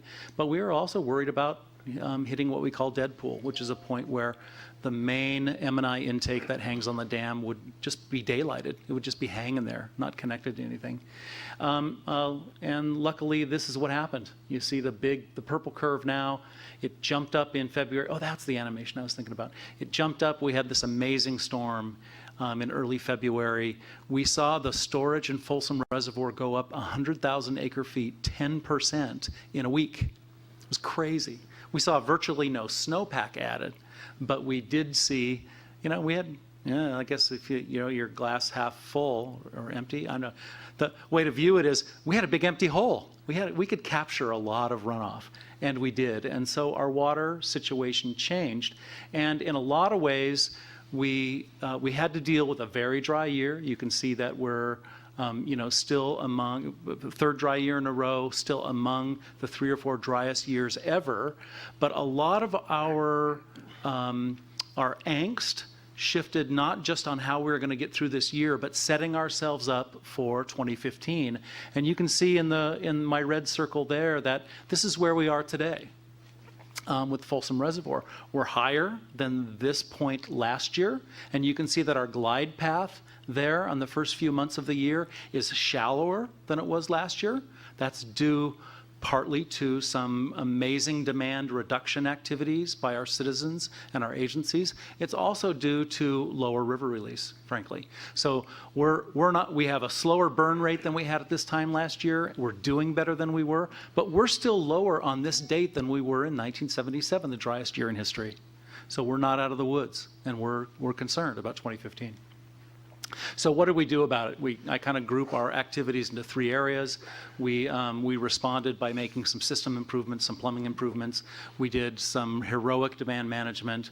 We triaged our river ecology, and we had some pretty amazing collaboration. Let me just check through each of those 4. So from a plumbing standpoint, this is a quick overview of the things that we did. The brown boxes are areas where we either put in new groundwater wells or increase the capacity of existing groundwater wells. The blue circle thingies are areas where we put in booster pump capability. Those are existing inner ties that basically needed a head boost because in every case we're moving water uphill. And then the green areas are connections. Virtually all of those were connections that were on the drawing board but hadn't been built, and they're even either being built as we speak or will be built by the time we get to around May of this year. And two of those, the booster pumps and the connection, they're all about sharing water.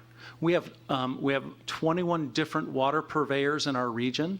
21 different water purveyors for an area of a couple million people. We're the Balkan states. And so this concept of sharing water between neighboring districts is amazing. And it ends up taking down some institutional boundaries that allow us to add a whole new level of water supply reliability. Here's a list of a bunch of projects that we're doing in drought response.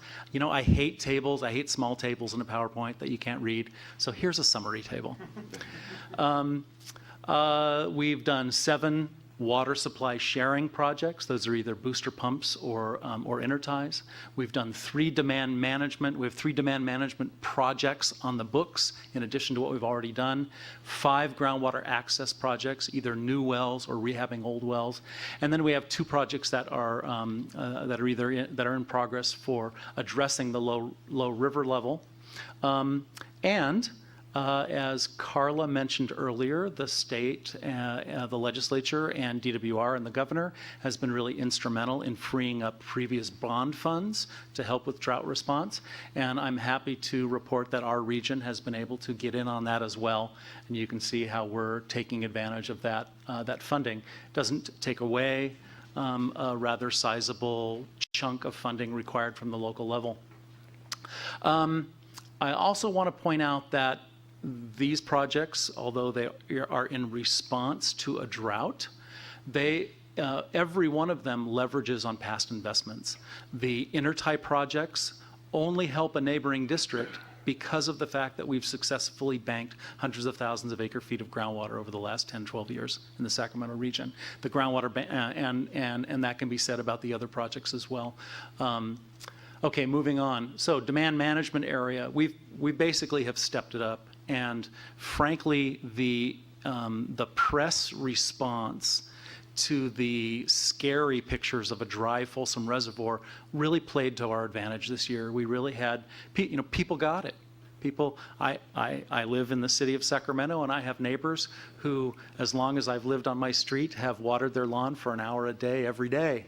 And some of those activities just stopped. It's been amazing. One of our regional water management organizations, the Regional Water Authority, stepped up their activity. They spent a bunch of extra money and revamped their website. They've invested in our organization, the Water Forum, have invested in a bunch of very accessible how-to tools that say, this is a screenshot of an irrigation calculator that says, depending on where you live and what type of sprinklers you have, this can tell you how many minutes a week you should be watering. It ties into minute-by-minute CIMIS data, evapotranspiration data, and updates that on a minute-by-minute basis. Virtually every water district of these 21 different Balkan states had some form of water restriction. Some of them called them voluntary, some of them called them mandatory. Frankly, the line here between voluntary and mandatory is very gray.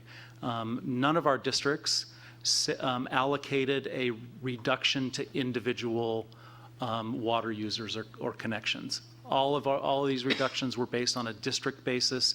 The idea being, if everybody doesn't do their part and lead us to a significant reduction, we might have to step in and do other actions.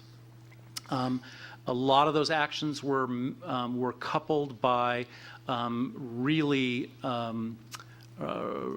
politically heroic changes in basically water waste policing, and thousands of people have received water waste citations. Many of them have, in the number of hundreds in the region, have received second notices, and a few of them have even been fined.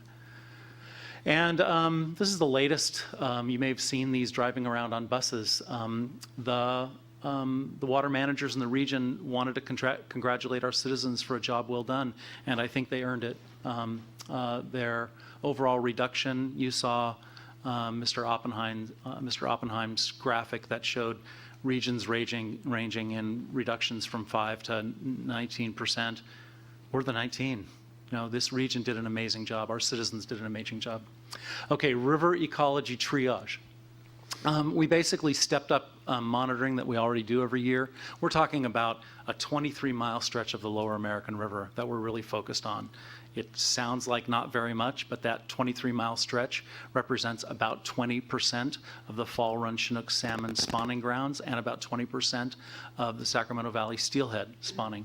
So it's a significant little chunk of river. We stepped up our monitoring so that we had biologists out monitoring gravel conditions on a weekly basis, almost a continuous basis. We basically did on-the-fly adaptive management, and I'll explain that a little more in a minute.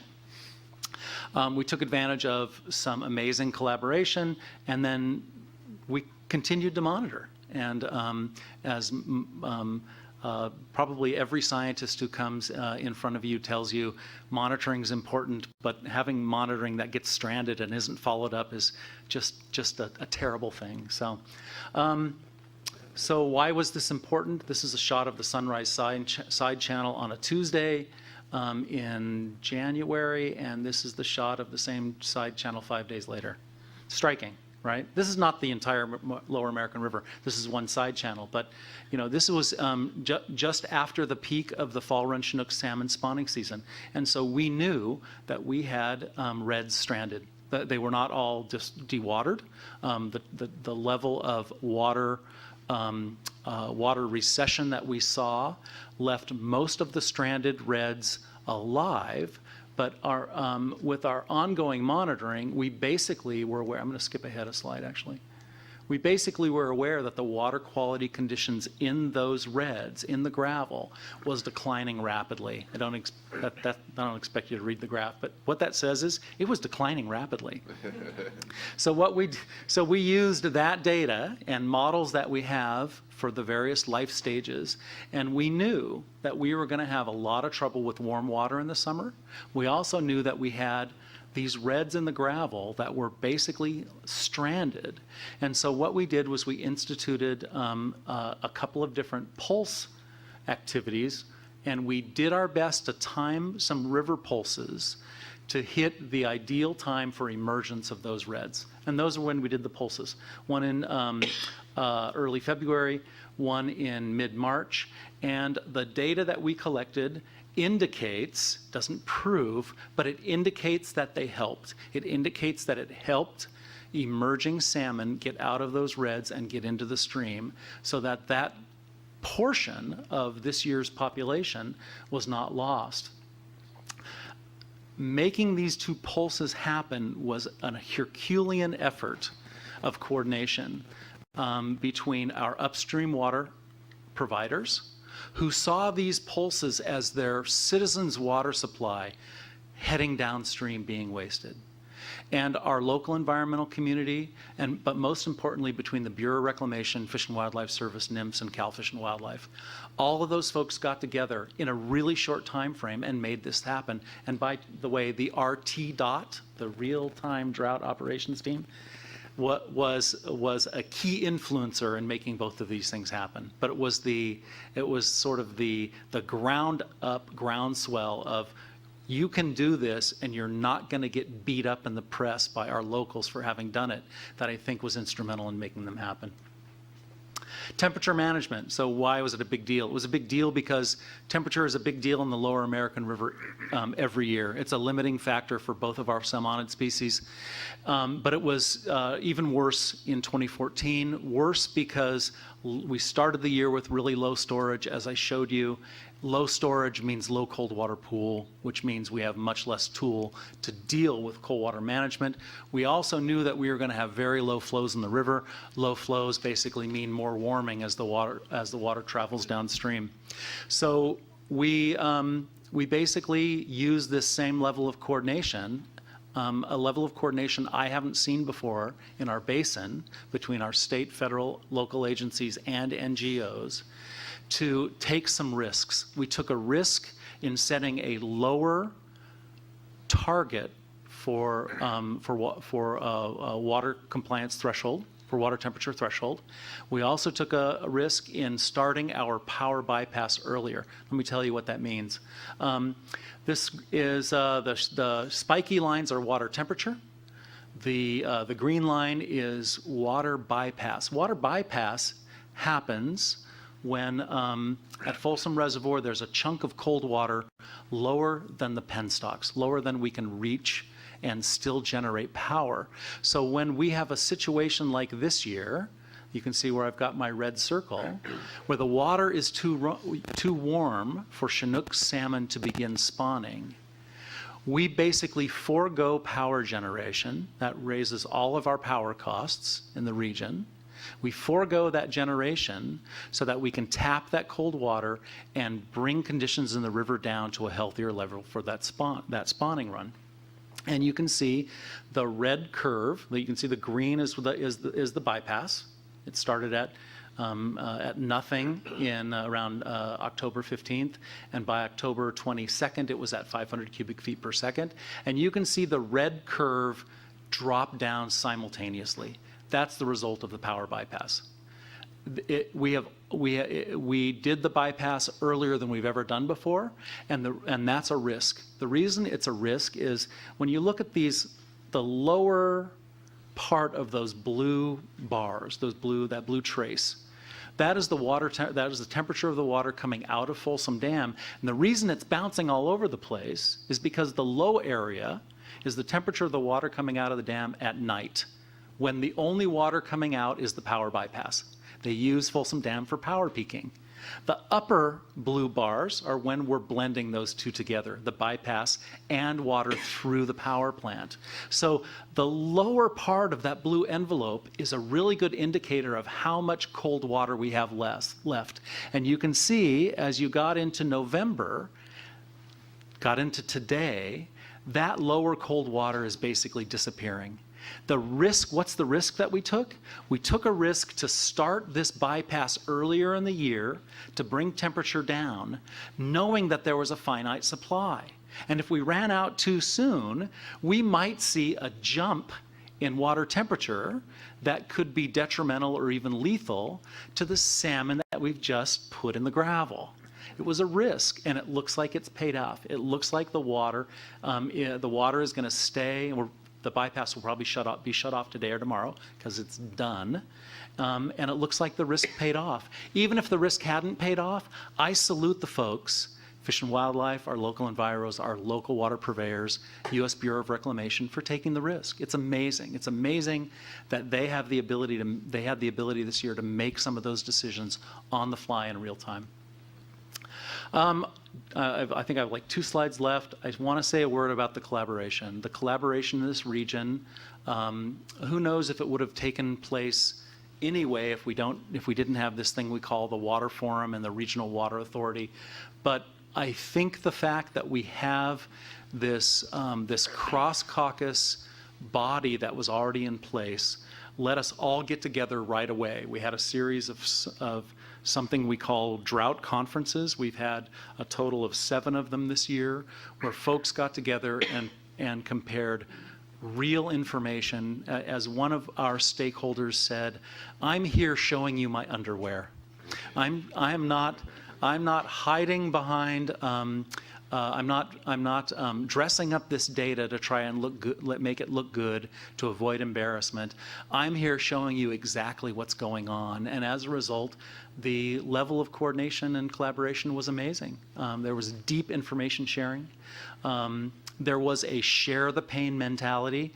Our water users and our environment are both going to feel a lot of pain this year, and we're going to share that. We're not going to deliver all the pain to one sector or another. And there was a lot of interagency common cause, as you saw from my map of a lot of interties. And finally, we basically were able to expand the room, our collaboration room, to include our federal water manager and our state and federal fish agencies. And I mean, words can't describe how gratifying it is to me to see this happen. You know, I'm not a water manager. I'm not an environmental manager. I'm a mamby-pamby neutral facilitator between a bunch of folks. And to see the kind of thing that happened this year, it makes life worth living. I think that is, this is your next panel, so let me just see if I can set the table. What happens next year if the drought continues? Is the whole Sacramento region going to turn into a dust bowl? I don't think so. If the drought conditions do lessen, we will see a faster recovery in the Sacramento region than you heard about the state of California.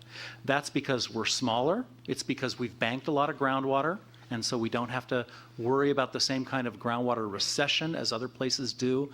It's also because Folsom Reservoir is a relatively small reservoir. It resets quickly, unlike Oroville and Shasta. If the drought doesn't end, are we going to see a zombie apocalypse? I don't think so. I mean, we may see that anyway, but I don't think it'll be because of the drought. If the drought continues, we'll see a lot more of this. We'll see a lot more of this. We'll see more brown lawns, even at the Capitol. And we'll see a lot of brown landscapes. Conclusions. We dodged a bullet this year. I guess it kind of winged us, you know. I mean, we were wounded this year, but it wasn't a fatal wound. Our previous investments really paid off. Investments not only in infrastructure, but in relationships and collaboration. We moved quickly to make some improvements, both in order to address biology and in order to address water supply for people. Our citizen response was amazing.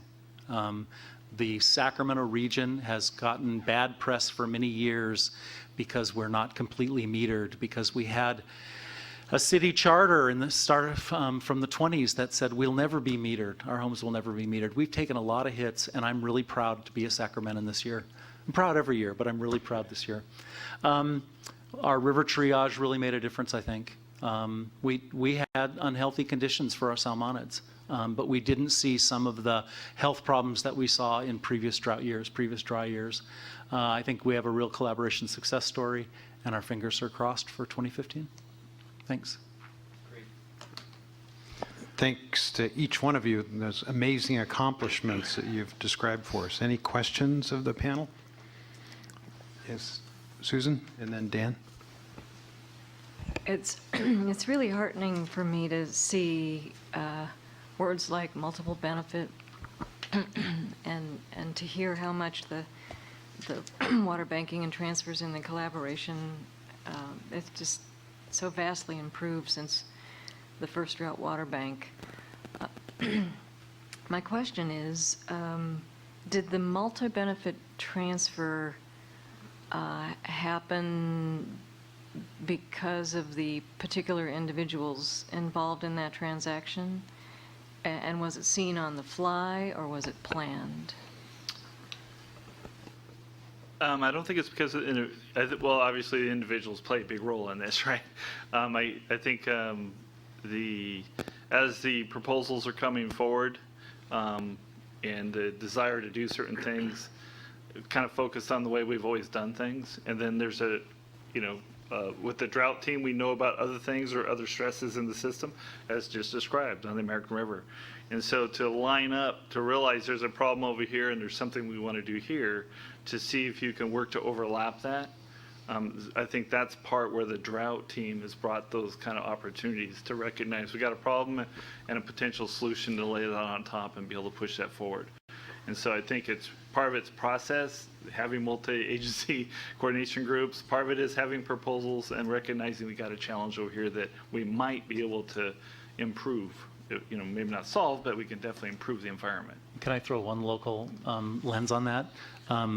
If it's the transfer, I think you're talking about the water seller had water in storage, and it's a mountain in a mountain county, and they were worried about the optics within their own ratepayers of transferring water in this year. It's actually the transfer between these two parties. It's been a mountain county and a Bay Area water agency, something that had been planned for a while, but this year it became really critical. So it not only, besides the folks at the state and federal level looking for these multiple benefits, both the seller and the buyer wanted to hang on an environmental seal of approval onto it as well. They wanted to be able to say to their ratepayers, this is protecting the American River, this is protecting the environment. And so we live in an age where multi-benefit is just becoming a requirement. Dan? Yeah, I just think the point about cooperation is underscored by the fact that while this year the crisis is visible because it's the drought, I mean, the legislature and Reform Act reminded us that the Delta is always in a crisis of some kind. The fish are in a crisis. Tonight, a gopher could be drilling a hole through a levee and we'd wake up tomorrow with a new crisis. So this kind of cooperation is really great to see. I think, Mary, we'll be able to get your PowerPoint and put it online and distribute copies to our council members later. Yeah. Thanks. But if you're looking for the figures, they'll be in the report. Okay, thanks. So use those. Great. Thank you all very much. And I got a note. Yes, we have one more. Thank you all.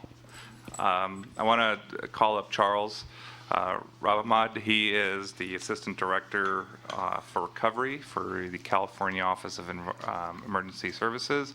I want to thank him for being very flexible with us. I heard that you might be late to a meeting. Charles, my apologies. Thank you for your patience, and we look forward to hearing your comments. Well, majority of the issues about the drought have been covered by previous panels, so I'll be very quick with my presentation. I want to cover the coordination between the Governor's Office of Emergency Services and the other state agencies. What I want to emphasize on, from the first day when the governor proclaimed state of emergency, we activated the State Operations Center, and we began the type of coordination between us and the state agencies, us and the locals through the SIMS structure.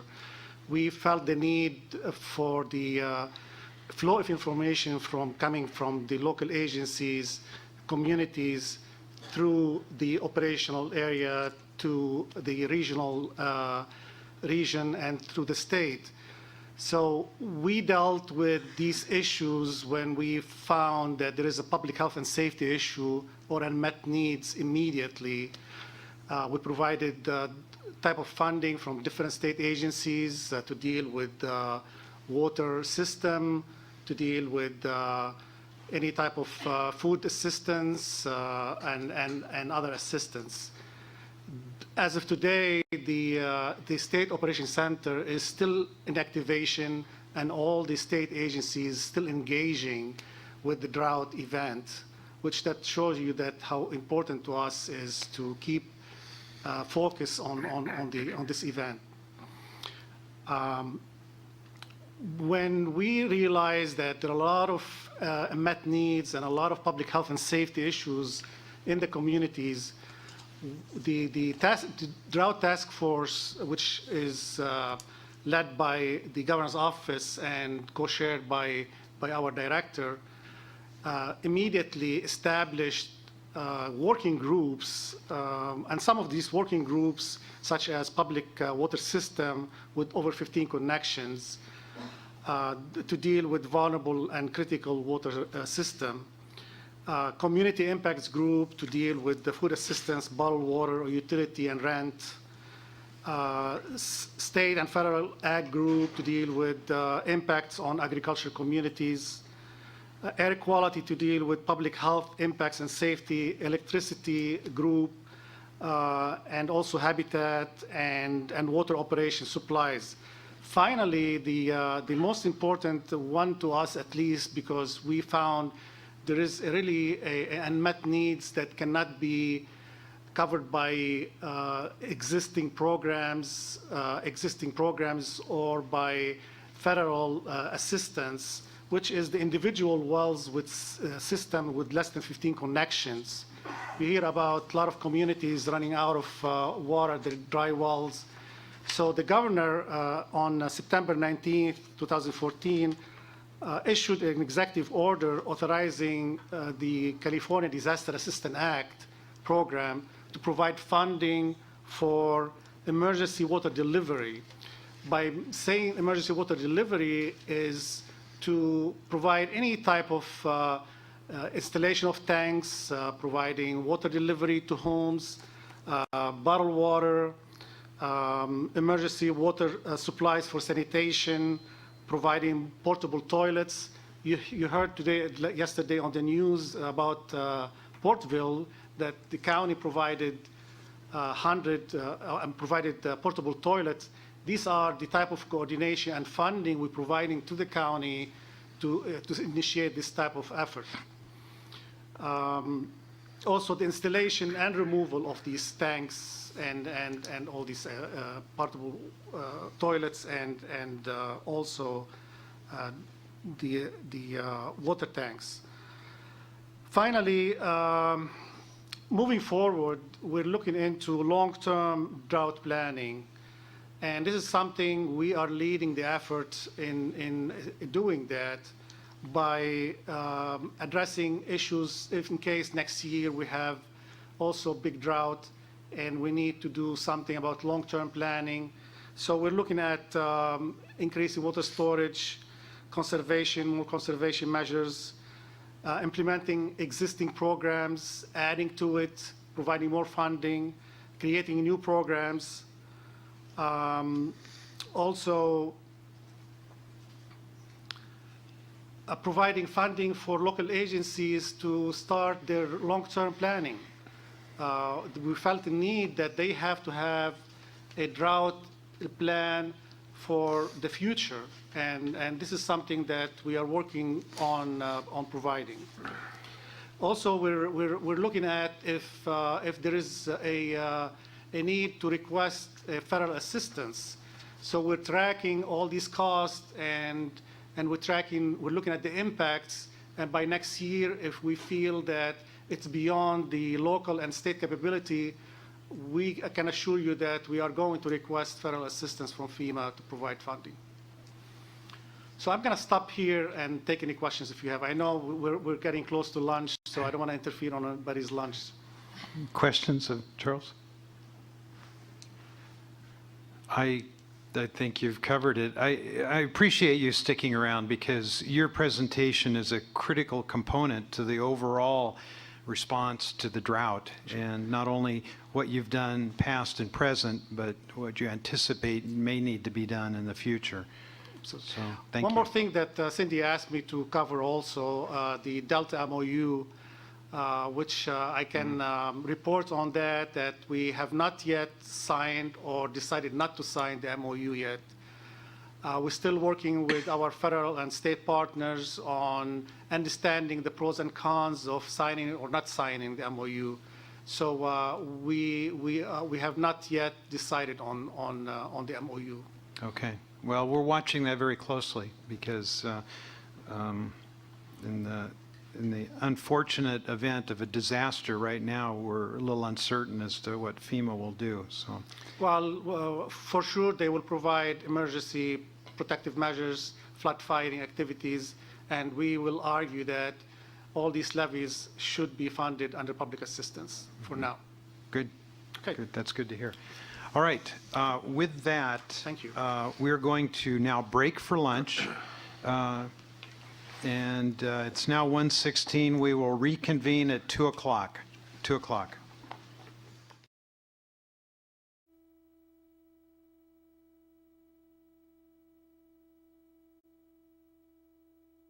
Off with file item 9. Kevon, would you please introduce the next presenter? And yes, he is in the room. Thank you, council members, for bearing with us this morning. We have one more presenter this morning, or this afternoon, Dr. Richard Howitt, Professor Emeritus of Agriculture and Resource Economics, and he's with the UC Davis Center for Watershed Sciences. He is widely published on agriculture and environmental resource issues, special emphasis on agricultural land use. So he has a presentation for us today on the effects of the drought on ag economics. Dr. Howitt, welcome.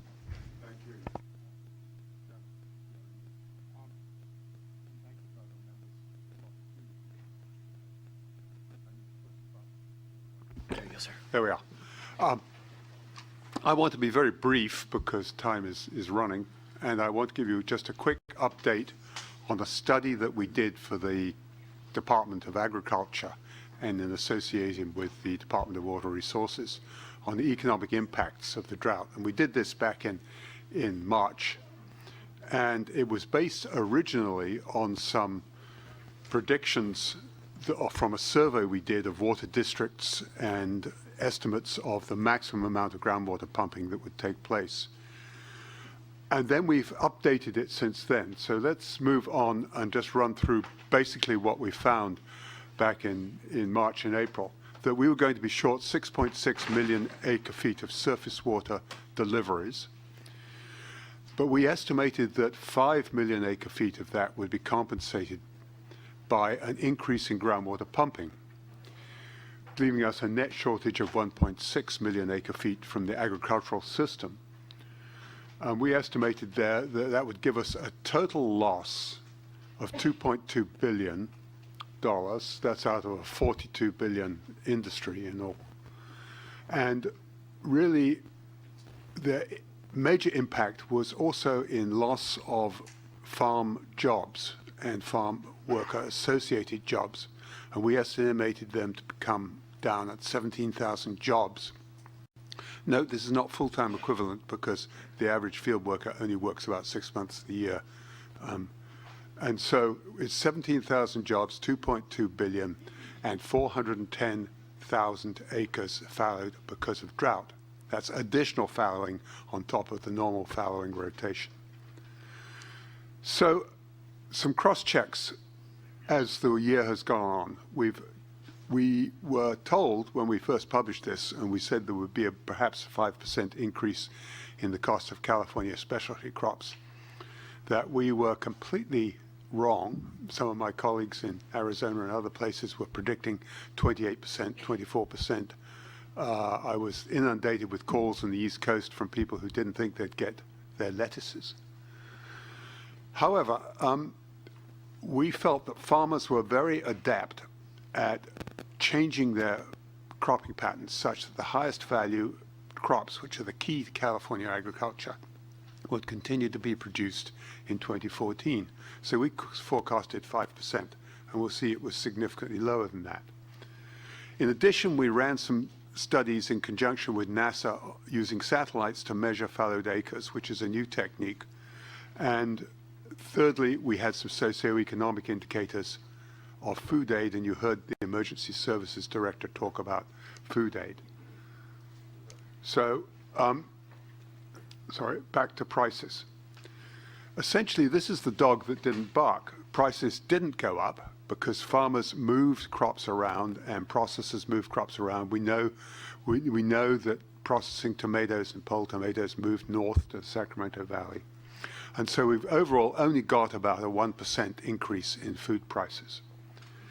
To that extent, we think that what the predictions were in terms of economic losses to the consumer were greatly exaggerated.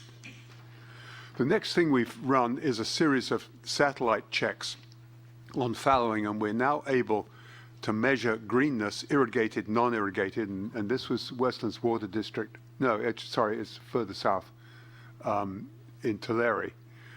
In July 31st, the satellite passed there, and we can actually measure down to the nearest acre how many fields are being idled.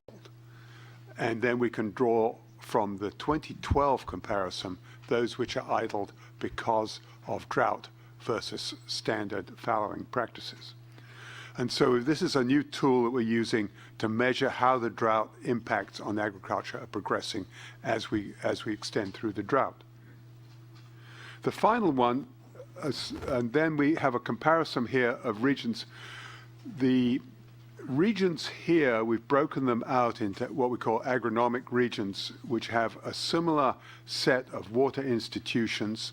For instance, in Fresno County, the east side is completely different from the west side in terms of crops, farm size, water contracts, and even to some extent the microclimate because of the water quality. So we've broken them out into these 27 regions in the Central Valley. The predictions of fallowing and cutbacks made in April are the ones on the far right, and they're based on estimates of water availability. We followed these up with two estimates based on satellite information, one from NASA, which is a bit more pessimistic, and one from UCD analysis of satellite data, which is in the far left. Fundamentally, it looks as if our estimate of 410,000 acres fallowed was low by about 12-15%, but it wasn't that far off. It wasn't in the million plus that was forecasted by other people in March. So at the moment, we're not changing our aggregate impacts. The job figures are going to be difficult to get until we actually see the payroll because of the way of surveying it. But we have one indicator, and that is of food aid, because one of the characteristics we were asked to do was to interact with the Office of Emergency Services and tell them where we thought the unemployment would be greatest. And we've just aggregated this here. But fundamentally, the colors, of course, red is the worst and green is the best. And in terms of people out of work. But the thing to look at is those black dots, which are in proportion to the number of food aid baskets given out. And for instance, there were 88,000 baskets given out by emergency aid in the Tulare region up until this date, which was in June 31st. So what we're finding is that our predictions of unemployment actually correlate, and it's only correlation, not causation, quite well with the observed indicators of social stress, which are emergency food aid uptake. And it was very interesting because the offer of these food aid baskets was everywhere, and we were measuring the rate of uptake. It's quite clear that on the west side of the southern part of the valley, and we've got some severe pockets on the east side in the Frank-Kern area, where people who have never been hit by surface water cuts before and were ill-prepared and ill-equipped because they weren't able to drill wells quickly to adjust to them. So what about 2015? We did some analysis on the probabilities, and if you look at the probabilities on the left-hand side of Department of Water Resources based on 1906 to 2013, you'll see that the probability of a critical year in random is only 13%. But if we are already in a critical year, the problem of getting another one, because the critical years run in sequences, it's what in statistics we call autocorrelation, is much higher at 29. And likewise for a dry year. Normally we see it 21% of the time. We're going to see it 30% of the time if we're already in the critical year. And so if you take them together, there is a 64% chance of a critical year or a dry year being in 2015. Is a very significant chance that the groundwater basins on which we've relied will not be fully replenished by 2015. And therefore we're going to see even more wells, both domestic wells and agricultural wells, going out of production partway through the season in 2015. We have to think about what to do about that and to make some forecasts of that impact, which has already been biting in some places this year. So last technical slide is on the El Nino effect. And instead of just looking at straight rainfall, what we did is we plotted annual runoff. And essentially El Nino does have wetter years, but most of them are in the southern part of the state. And the southern part of the state has a small contribution to runoff. And runoff is what fills our dams. So if you're looking at runoff and you map it against an index of El Nino, very strong to the left and very weak to the right, you can see by this plot that you can certainly see a clear relationship, i.e. none, between the existence of El Nino and runoff, which is the critical parameter for filling the dams. So don't hold your hats and hope for El Nino, just hope for moisture. And those of you who didn't go out for lunch will be glad to hear it's raining. So lessons for water policy and delta policy in general. Droughts, of course, are part of our California climate, inevitable. One of the really interesting things, like the lack of change in prices this year, to me as an economist, has been the lack of pushback from the urban sector for agricultural water. If you dial back to 2009 in your memories, it was an ag-urban battle. In 2014, not. Because the urbans, particularly the urbans in the south, took some really successful, and we heard about Sacramento earlier, really successful countervailing portfolio actions. They spread their supplies on a greater range of different types of supply. And therefore, this year, they've been remarkably resilient. Now, we have to acknowledge the big role, similar to Sacramento, that conservation, publicity, and public reactions taken place in this. So, however, we need to take a portfolio approach with agriculture as well. We need to have our three things: surface water, groundwater, and also water trading. So we need to have information that is, because interestingly enough, we are getting through the 2014 drought on the basis of groundwater and water trading. And we know very little about either of them. There is no central clearinghouse of information of how much water is being traded. We've read these newspaper reports of farmers who made a bid to buy water that they thought was essential. They thought they were bidding a really high price, and then they got missed out in the end clearance of the market. That's not to say that markets are wrong, but what we want to have is market information so that those people who want to get into the market can work from a basis of knowledge of how much water is available and what it's going for.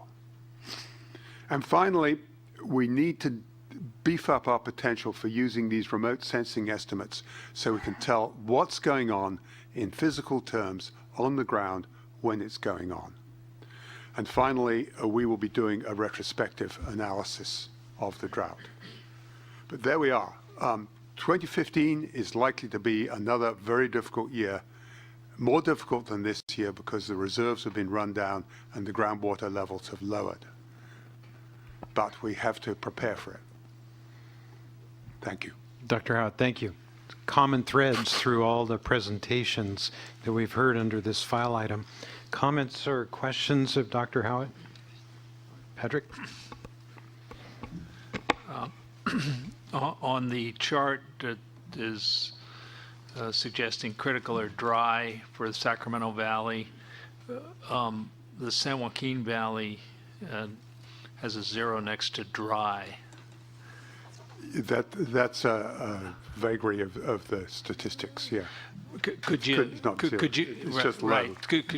could you hazard a guess as to what dry and critical put together might be for the San Joaquin Valley? I think it's going to be similar to the Sacramento, because this index is done on river flow indices, and of course we know where most of the river flows are. And so I think we should take that as representative for the Central Valley as a whole.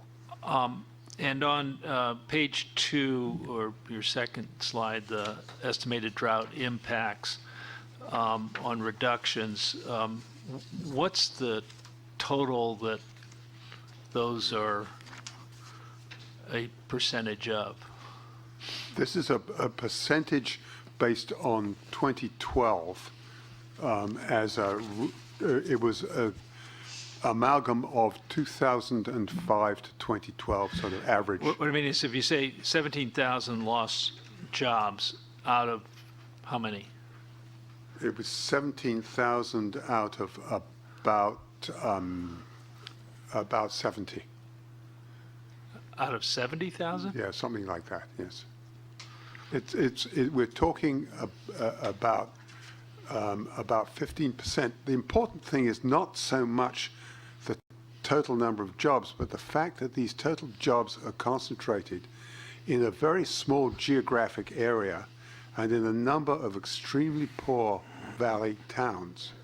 And so the social impact of this, as we can see from the requests for emergency food aid, you've got 88,000 food baskets went out in those months. And so what we're getting is something that we really don't want to see in this state, which is this concentration of poverty. So the summary of drought impacts,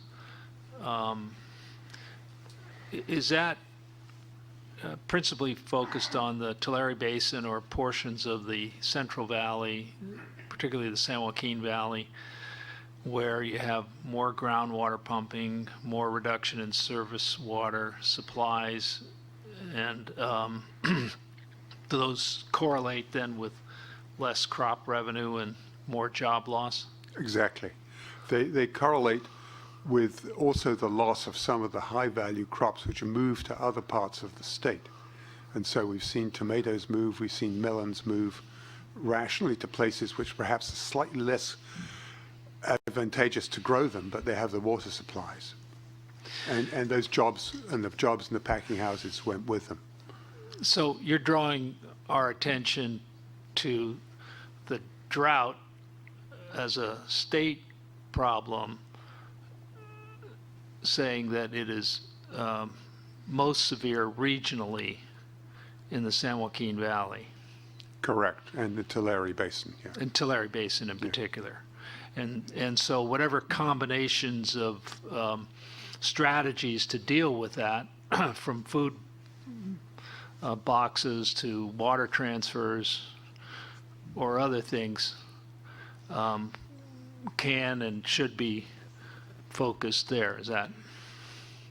I don't mean exclusively, but you're saying the problem's bigger there, right? The problem is much worse there. I mean, we've seen impacts in the Sacramento Valley. We've seen some salinity impacts in the Delta, and that's going to be a very serious problem for next year, probably. And we've seen fallowing up in the Colusa area, rice going out of production. Some of it because of water transfers to elsewhere, some of it just for lack of water. Are you, separate from this, are you looking at, or based on your experience, on the trend, say, in the Tulare Basin? In other words, the movement of high-value crops to other areas, might that continue? Might jobs go to different areas? In other words, if you look at 2014 compared to some recent year, you say it's really bad. Mm-hmm.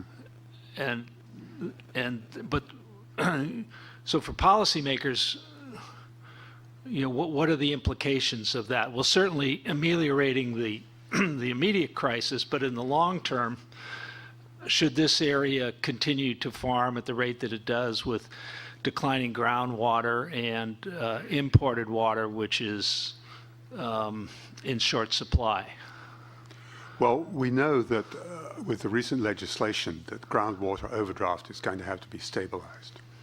We also know that in the long run, the southern part of the valley has an overdraft of 1.5 million acre feet per year average over the last 20 years. And we know that this cannot continue indefinitely and has to be stabilized, I think, by 2027. So how are we going to do that?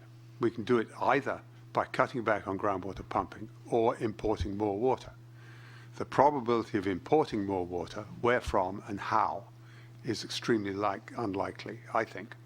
We will get some sort of delta fix, I hope, which is satisfactory to the different perceptions. i.e.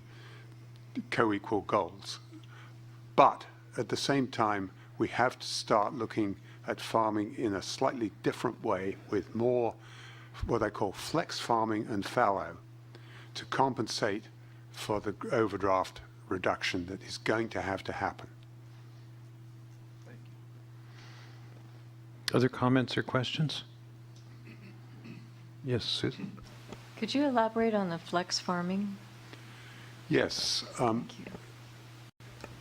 It used to be, when I first came to the state over 30 years ago, that the practice, for instance, if you were farming rice in the Sacramento Valley before the introduction of Ordram and Bolero herbicides, you would fallow every 5th year, perhaps.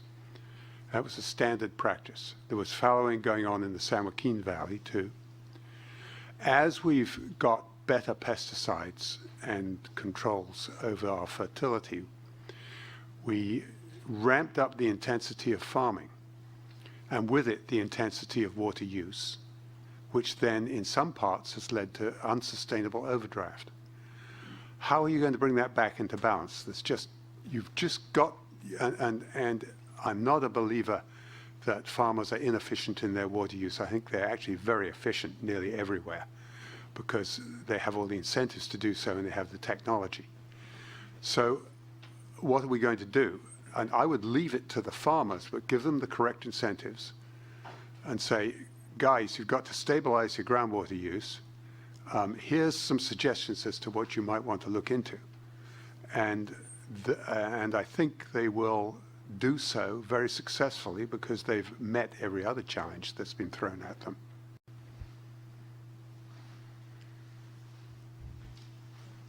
Peter?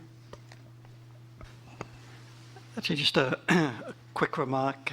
I think this was a great example of Policy Science Forum, where there was a very clear request made to a group of scientists to put that report together so quickly and then have that, it was on the front page of the Wall Street Journal, in just a very few months. I think is just a great example of how science and information can help inform policy ahead of time. So, yeah, we were particularly worried about other competing markets ganging up on California produce and saying, you guys can't grow it anymore, because there was a lot of that talk going around.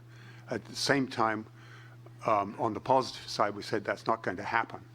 And on the negative side, we said, but there are people who are going to really need some help to get through this situation. And next year, unless we're lucky and it really, really rains, we're going to have that impact on small farmers with shallow wells as well as households. Dr. Howitt, thank you for bringing that information to us, and interesting times ahead. Thank you, clearly. Kevon, summarize for us.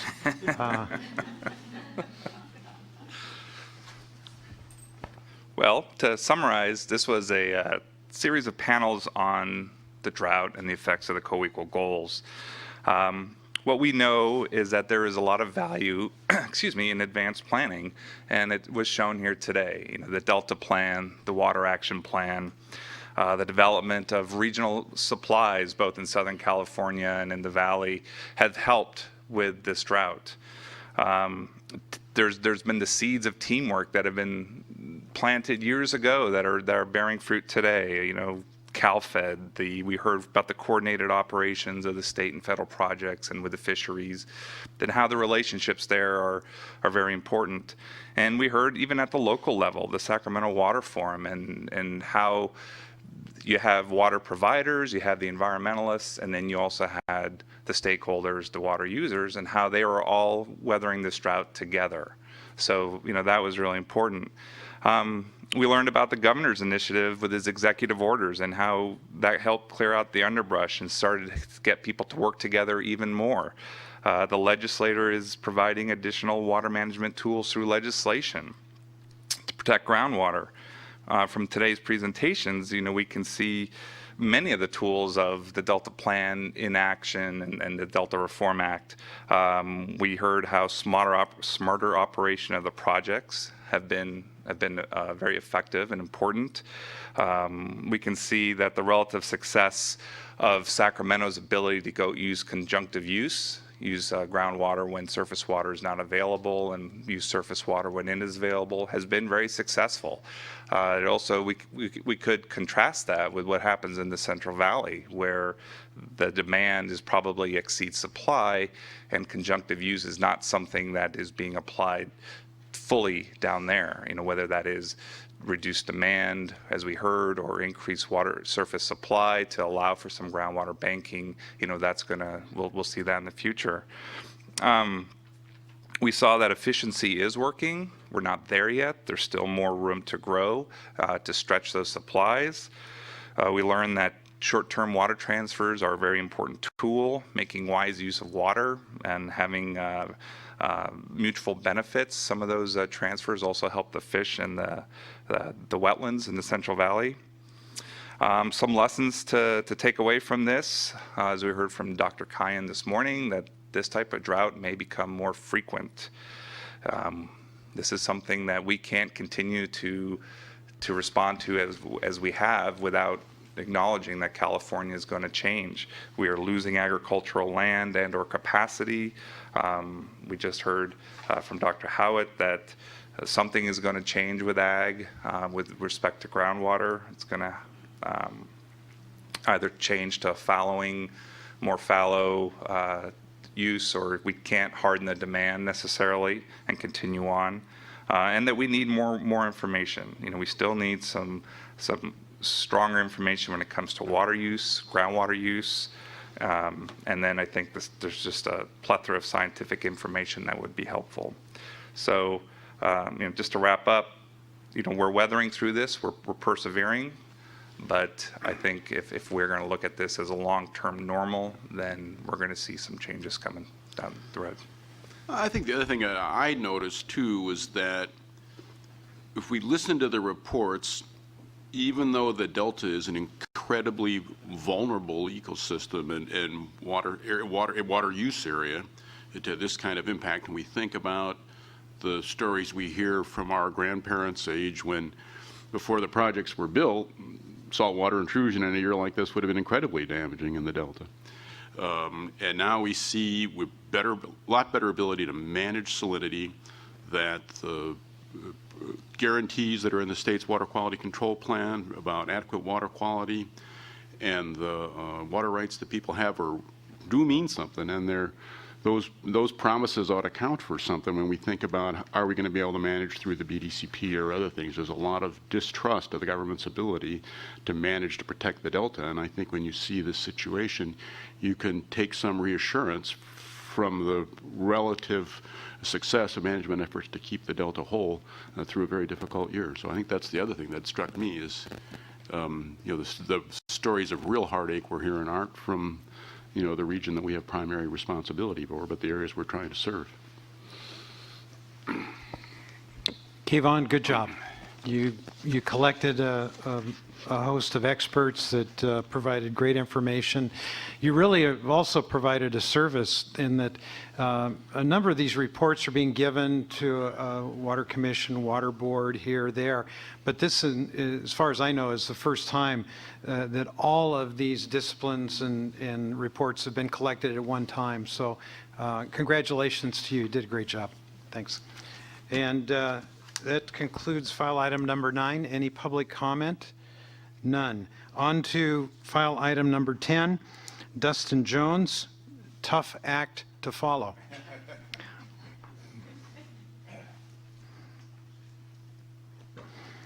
This is the 2014 winter season preview, and I believe you have 2 panels lined up for us. Yes, the first panel will be with Cindy Matthews and David LeBlanc, if you guys can join me.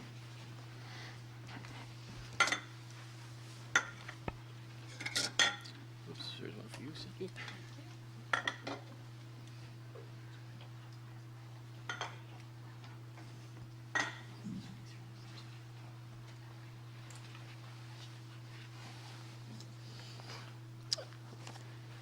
Okay, good afternoon, Council. Let me introduce the first panel that we have here for our continuation of the afternoon. Cindy Matthews joining us as a Senior Service Hydrologist with the National Weather Service, NOAA. David LeBlanc is an Emergency Management Specialist with the U.S. Bureau Mid-Pacific Region. So with all the talks that we've heard this morning of all the droughts, it's easy to forget that we are coming up in the winter season, and we are actually in flood season for terms of operations and reservoirs. So our goal here is to kind of keep that awareness going. Cindy Matthews will be discussing the current hydrology conditions and kind of go into the winter outlook with her presentation. And then that'll lead into David LeBlanc's presentation on how the Bureau side of the reservoirs look at operations and how they deal with emergency flood control, storage, and maintaining that capacity, even though, you know, the reservoirs are at a low level, how they have to consider coordination of the reservoir operations and what they're looking at throughout the upcoming season and things they'll be planning for. So we'll start with Cindy Matthews' presentation. Welcome. Why, thank you. Try again, one more. Oh, man, it didn't work. Okay, red, there you go, right there, stop, good. Okay. Go. Thank you very much for the help. Good afternoon, everyone. I am going to start today with a bit of an outlook of, or not an outlook, basically a review of where we're at. This is a third dry year in a row. Looks like we're heading into a fourth one. Let's look at some of the things that have happened so far. What is on the screen right now is a 3-year collection of the percentage of average of precipitation across California. This is from the Western Region Climate Center. And as you can see, over most of California, we're looking at 50 to 70% of normal precipitation for the last 3 years. What this does not show is that out of the last 8 years, 7 of those have been below normal in most locations in California. So I'm going to concentrate on this 3-year drought. Bill Croyle and others, I'm positive, have shown you copies of the 8-station index and what has happened in precipitation in the last year. What my office did is take the 8-station index and did a cumulative precipitation total to see how far we are behind at those locations. And this is for the 8-station index. The red line is normal, so you can see what we've done on our way up for the last 3 years. Every big bump is one of the winter precipitations. The blue line is what actually was collected on those particular dates through the 3-year period. For the 8-station index, we are 32 inches behind normal for cumulative last 3 years. The blip where they go together, is there a pointer on this? Oh, it doesn't show up on the screen, my apologies, is the December 2012, when we had massive amounts of rain. We had 18 inches of rain in the Sierra above Oroville. But you'll notice that quickly was eaten away by how much rain we did not get. This slide is for the San Joaquin 5-station index. You can see that deficit is incredible. It's almost 50 inches, which is more than 1 year's total average for that station index. It's a pretty grim picture. Wanted to bring this up. The U.S. Drought Monitor puts out a weekly graphic of what is happening across the nation. I wanted to make sure you understood when you see this graphic, that document is used for many purposes by many agencies. So it does not necessarily truly reflect the drought impacts as to what's happened. For example, in the far northwest corner of the state, in that pink circle, you can see some of the degradations. It's improved categories, but that was all based on that Halloween precipitation that we got up in the northwest. That was a great amount of precipitation. It did not end the drought up there. But because this document serves many purposes, they had to reflect the improvement in categories temporarily. So when you see this in other reports, remember that it does serve many purposes. Okay, let's move on a little further into the predictions for the upcoming winter season. According to the Climate Prediction Center, who does the long-term forecasting, there is a 58% chance of an El Nino occurring in the Northern Hemisphere for 2015. This particular graphic shows what the models that the CPC uses to predict an El Nino, what they're saying. As you can see, Most of those models, there's a starting point there about September where all the models take off, and then they branch out and become a plate of spaghetti. But most of them are in the weak category. So we will probably end up in a weak El Nino if we end up in an El Nino at all. And the El Nino is basically, well, let's do this instead. El Nino, despite what common folklore says, does not guarantee a lot of precipitation for California. And I'll show you some supporting evidence of that. What El Nino does do is it sets up where the storm track is. So in an El Nino year, the storm track in the upper graphic shows that the storm track moves further to the south. The storms come off of Asia, go streaming across the Pacific into California. Southern California is the only part of California that has any strong correlation to El Nino and precipitation. They have a correlation to above normal precipitation. The rest of California does not. If we remain in a neutral year, where we've been for the last 2 years, our storm pattern is going to be closer to what you see on the bottom half of the graph. It's going to split the storm track. Things are going to go into Baja California and go across the southern portion of the United States, and it's going to hit the Pacific Northwest. Let's look at some historical precipitation amounts for the El Nino and weak El Nino and neutral years that we've had. There have been 65 years that we've been classifying El Nino or ENSO type years. We went back and looked at those same 65 years for the 8-station index and the 5-station index and classified them or figured out which of those were above normal for precipitation and which of those years were below normal. If you look at the yellow box on the upper left, I have circled there or boxed out weak El Nino years and neutral years for the 8-station index. 57% of the weak El Nino years collected above normal precipitation. Only 36% of the neutral years collected above normal precipitation. Seems pretty grim until you look at the 5-station index for the San Joaquin. That same collection, same calculations, weak El Nino years, 29% of our historical weak El Nino years collected above normal precipitation. Neutral years, only 32% of them collected above normal precipitation. Now we'll go into the seasonal outlooks. What you see here is a 3-month outlook from the Climate Prediction Center. On the left are the temperature outlooks. On the right is the precipitation outlooks for the December, January, and February months. December, January, February, and March, remember, are our heaviest precipitation months out of the year. So it looks like things are going to be warmer than normal. What that means is any storms coming in, they're going to have the higher snow levels, which will keep that snowpack from getting as deep as we want it to get. On the right-hand portion of the screen, you can see the probabilities of precipitation. Southern California is in the green. It's got a probability of above normal precipitation.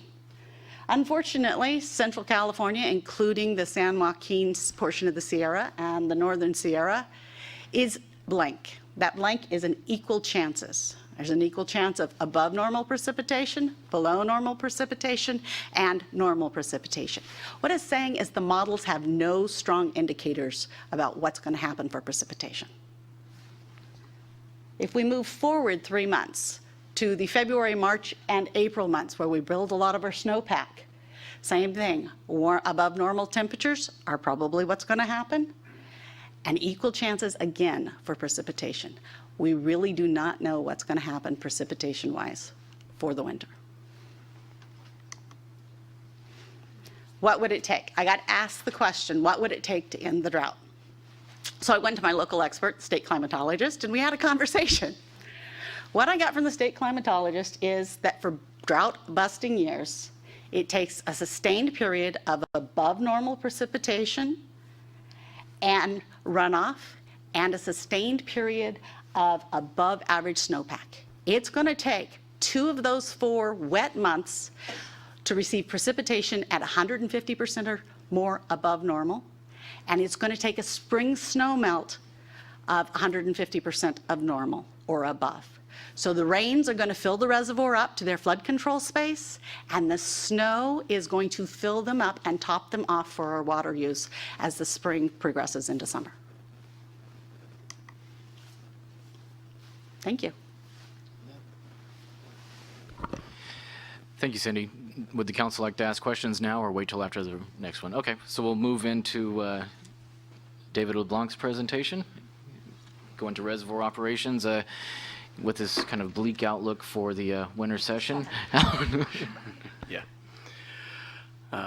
Thank you very much. I'm one of 4 emergency management professionals who work for the Reclamation's Mid-Pacific region, which extends from southern Oregon through northern Nevada and down through California to the Tehachapis and the Central Coast. That encompasses the Central Valley Project, which is what you're most interested in. If there's any good news out of the bleak situation that we're in, it's that we can handle 1 or 2 of these large soakers that come through when they do come through. We've got the reservoir capacity and the carrying capacity in the channels that we release into, which are currently at historically low levels. Right now, our big challenge is meeting our environmental obligations for habitat, fish habitat, stream flows, and water temperatures. As was discussed earlier, the low reservoir levels mean that there's less cold water available, and also meeting the delta salinity control needs. At the same time, we still need to store for next year. And right now, only one of our reservoirs on the Central Valley Project, Friant and Millerton Lake, are above 30%. The rest are at between 23 and 29%. And you also have to take into consideration that, depending on the dam's design, 10 to 12% of that is dead pool. So we can't even spill water out. And the water quality at that level is pretty poor anyway, and we wouldn't want to release it. But when the next storm comes, we will go into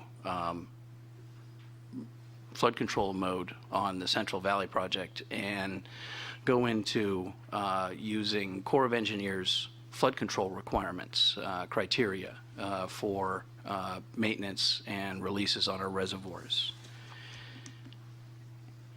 And that, that has become a very complex system that really functions as a big conversation among Weather Service, River Forecast Center, USGS, all the dam operators, the levee maintaining agencies, flood control districts, everybody that has a gauging stage that predicts weather, that spills water and conveys water. These are the major factors that affect the flood control decision making. It's not all of them, but these are the critical ones. And when we get down to dam release capabilities and river channel levels and capacities, that's really where flood control becomes critical.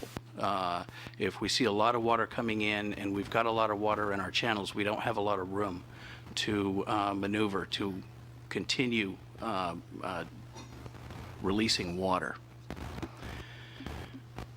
Now, that all occurs at the state federal flood center, as you're probably well aware. The conversation continues there. The River Forecast Center and the State Flood Center are the linchpins to water management in California. And that's where all the agencies get together. They've pulled together their modeling for the stream flows, for the reservoir capacities, It's all being melded together, much in the way that Cindy described the various modeling that goes on for storm forecasting.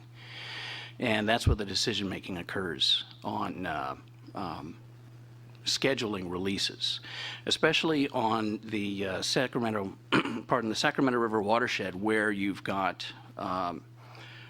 for example, water distributed from Shasta takes 7 days to reach the Delta.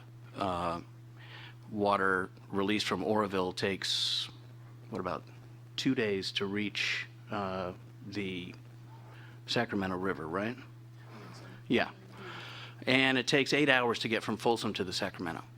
So we have to consider the channel levels when we're releasing and scheduling water. That's where the communication increases, and it's a big conversation. Previously, we used to get together for flood control. However, with the drought, as has been extensively mentioned, we've gotten together for this and for a much longer period than we normally would, which has been very beneficial for all of the agencies, especially reclamation. And when we go into flood control mode, Corps of Engineers, as you're probably aware, has responsibility for federal level flood control throughout the United States. So even though Corps manages a fraction of the water that we do here in California, they still have a large presence here with all of the activity in the Delta, levee maintenance, maintaining navigable channels. They have over 120 gauging stations. So all of that is vital to coordinating the flood control picture for California, and the relationship between Corps and Reclamation in these extraordinary circumstances is a very comfortable and convenient one. When Corps exercises its flood control responsibilities, they basically instruct the Bureau of Reclamation to exceed the upper limits of its normal operating parameters for a particular dam and river channel. But that's not a surprise. It's not an emergency. It's very well understood given the big conversation that has occurred. And it's not really a foregone conclusion. Well, it is a foregone conclusion more than a formality that Corps tells us, go ahead and send more water down. An example would be in the '86 flood season when Corps instructed Reclamation to put more water out of Folsom than we normally would have. And we exceeded the stated 124,000 cubic foot per second channel capacity by quite a bit. And the levees and the river were able to handle it. So, all of these things are taken into consideration when we get into flood control season, and that conversation occurs right over there on El Camino, at least for now, right? And that's all I have, really. It's short on technical details, I'm sorry, but, hopefully this will give you a little better picture of what we do. This is some of the information that I view every day. I look at the CVO website and the CDEC website from DWR daily. That and Aquafornia are my Sacramento bee. So there we are. Thank you very much. Great, David, Cindy, thank you both very much. Questions? Susan. I'm going to venture into a hypothetical situation, given everything we've heard today. Our decreasing storage, both in our groundwater basins and in the snowpack. How to make up for that? Could we mitigate the loss of that storage by changing the flood rules that the Corps administers? And if so, would that help? I know you don't have the data to address, but it's a lot more complicated than Corps of Engineers flood control requirements. We have environmental requirements to release a certain amount of water down the river streams for habitat and salinity control. So a lot of that gets lost. As far as relaxing some of the Corps' flood control criteria, probably not, because it puts a situation in place where we then have to spill larger amounts of water in an extraordinary situation that we normally wouldn't. If you've been around for a long time, you may recall that, for example, out at Folsom, we used to store well above the crest height into flood control, even in July. In fact, in '95, we had the spillway gate failure, which spilled 40 feet of water before we could get in there to fix the gate. We don't do that anymore. Part of the issue has to do with flood control and the need to anticipate extraordinary storms and large volumes of water coming through. So we really don't have a lot of room. We have the joint federal project going on out at Folsom, the auxiliary spillway, which will allow us to spill larger amounts of water sooner. But that doesn't really add up to storage. As you're aware, there are bills going through and proposals to add more storage in terms of off-stream storage and build new dams. We'll see where that goes. That's going to be a long time coming. So what we're really concerned about on the Central Valley project is the lower part of the CVP. Shasta doesn't worry us so much because the Siskiyous sit at the lower end of the northern climate belt. So they typically get a lot of rain and snow. We don't have to worry about that. Folsom and New Malona sit right on the boundary of these climate belts, and there are times when Shasta gets a ton of water and Folsom gets none. So really, we don't have a lot of room to do much. Sorry. Other questions?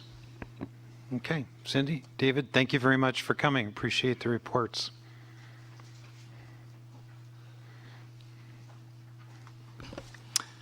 Okay, next I'd like to call up Dave Mraz, John Pash, Michael Cockrell, and Roger Entz to join me. And actually, no, it doesn't really matter. I'll surrender my spot though, so you guys have room.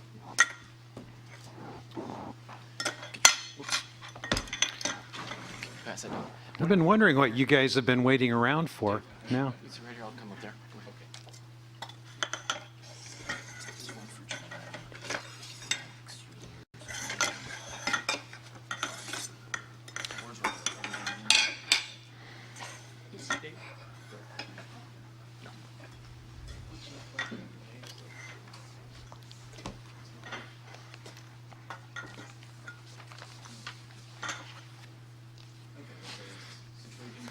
This one works.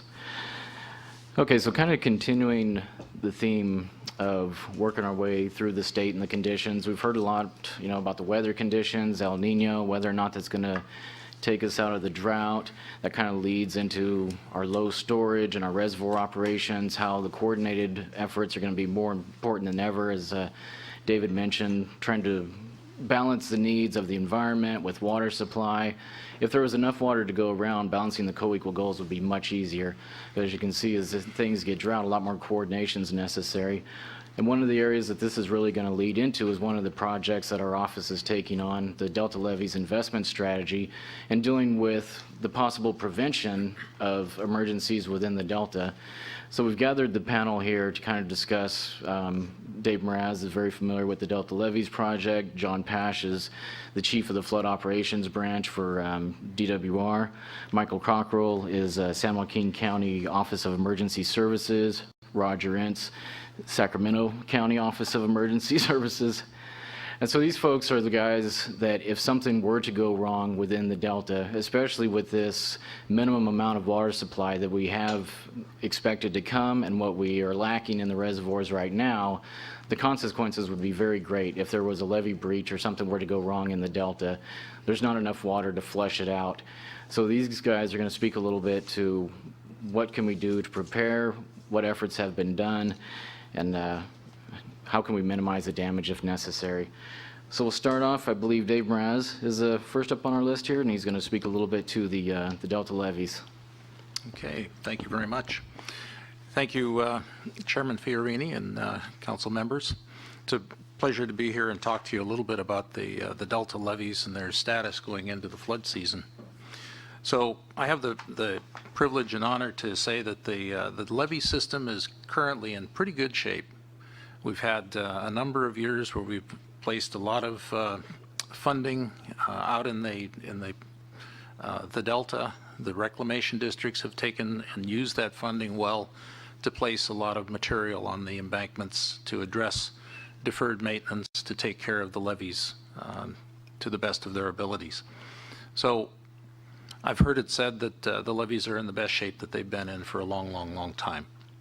So attesting to that fact, we've had now about 10 years since the last levee failure.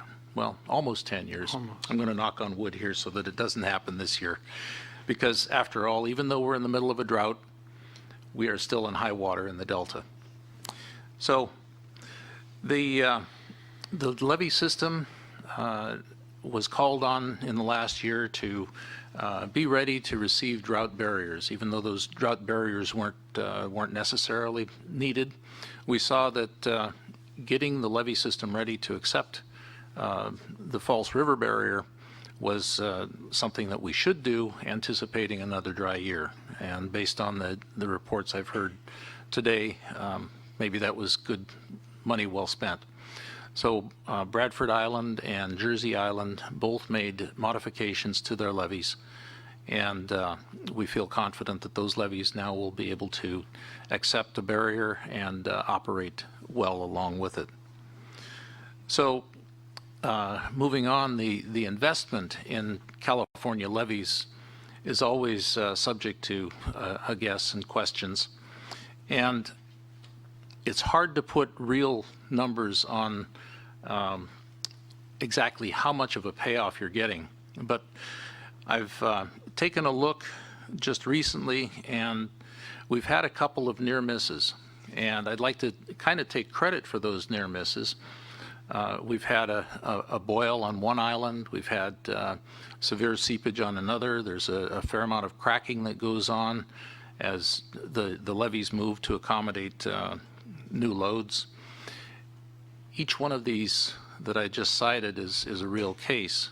So if you look at Jones Tract and you see that it cost the state about $40 million to recover just the tract, that's $120 million in savings from 4 incidents.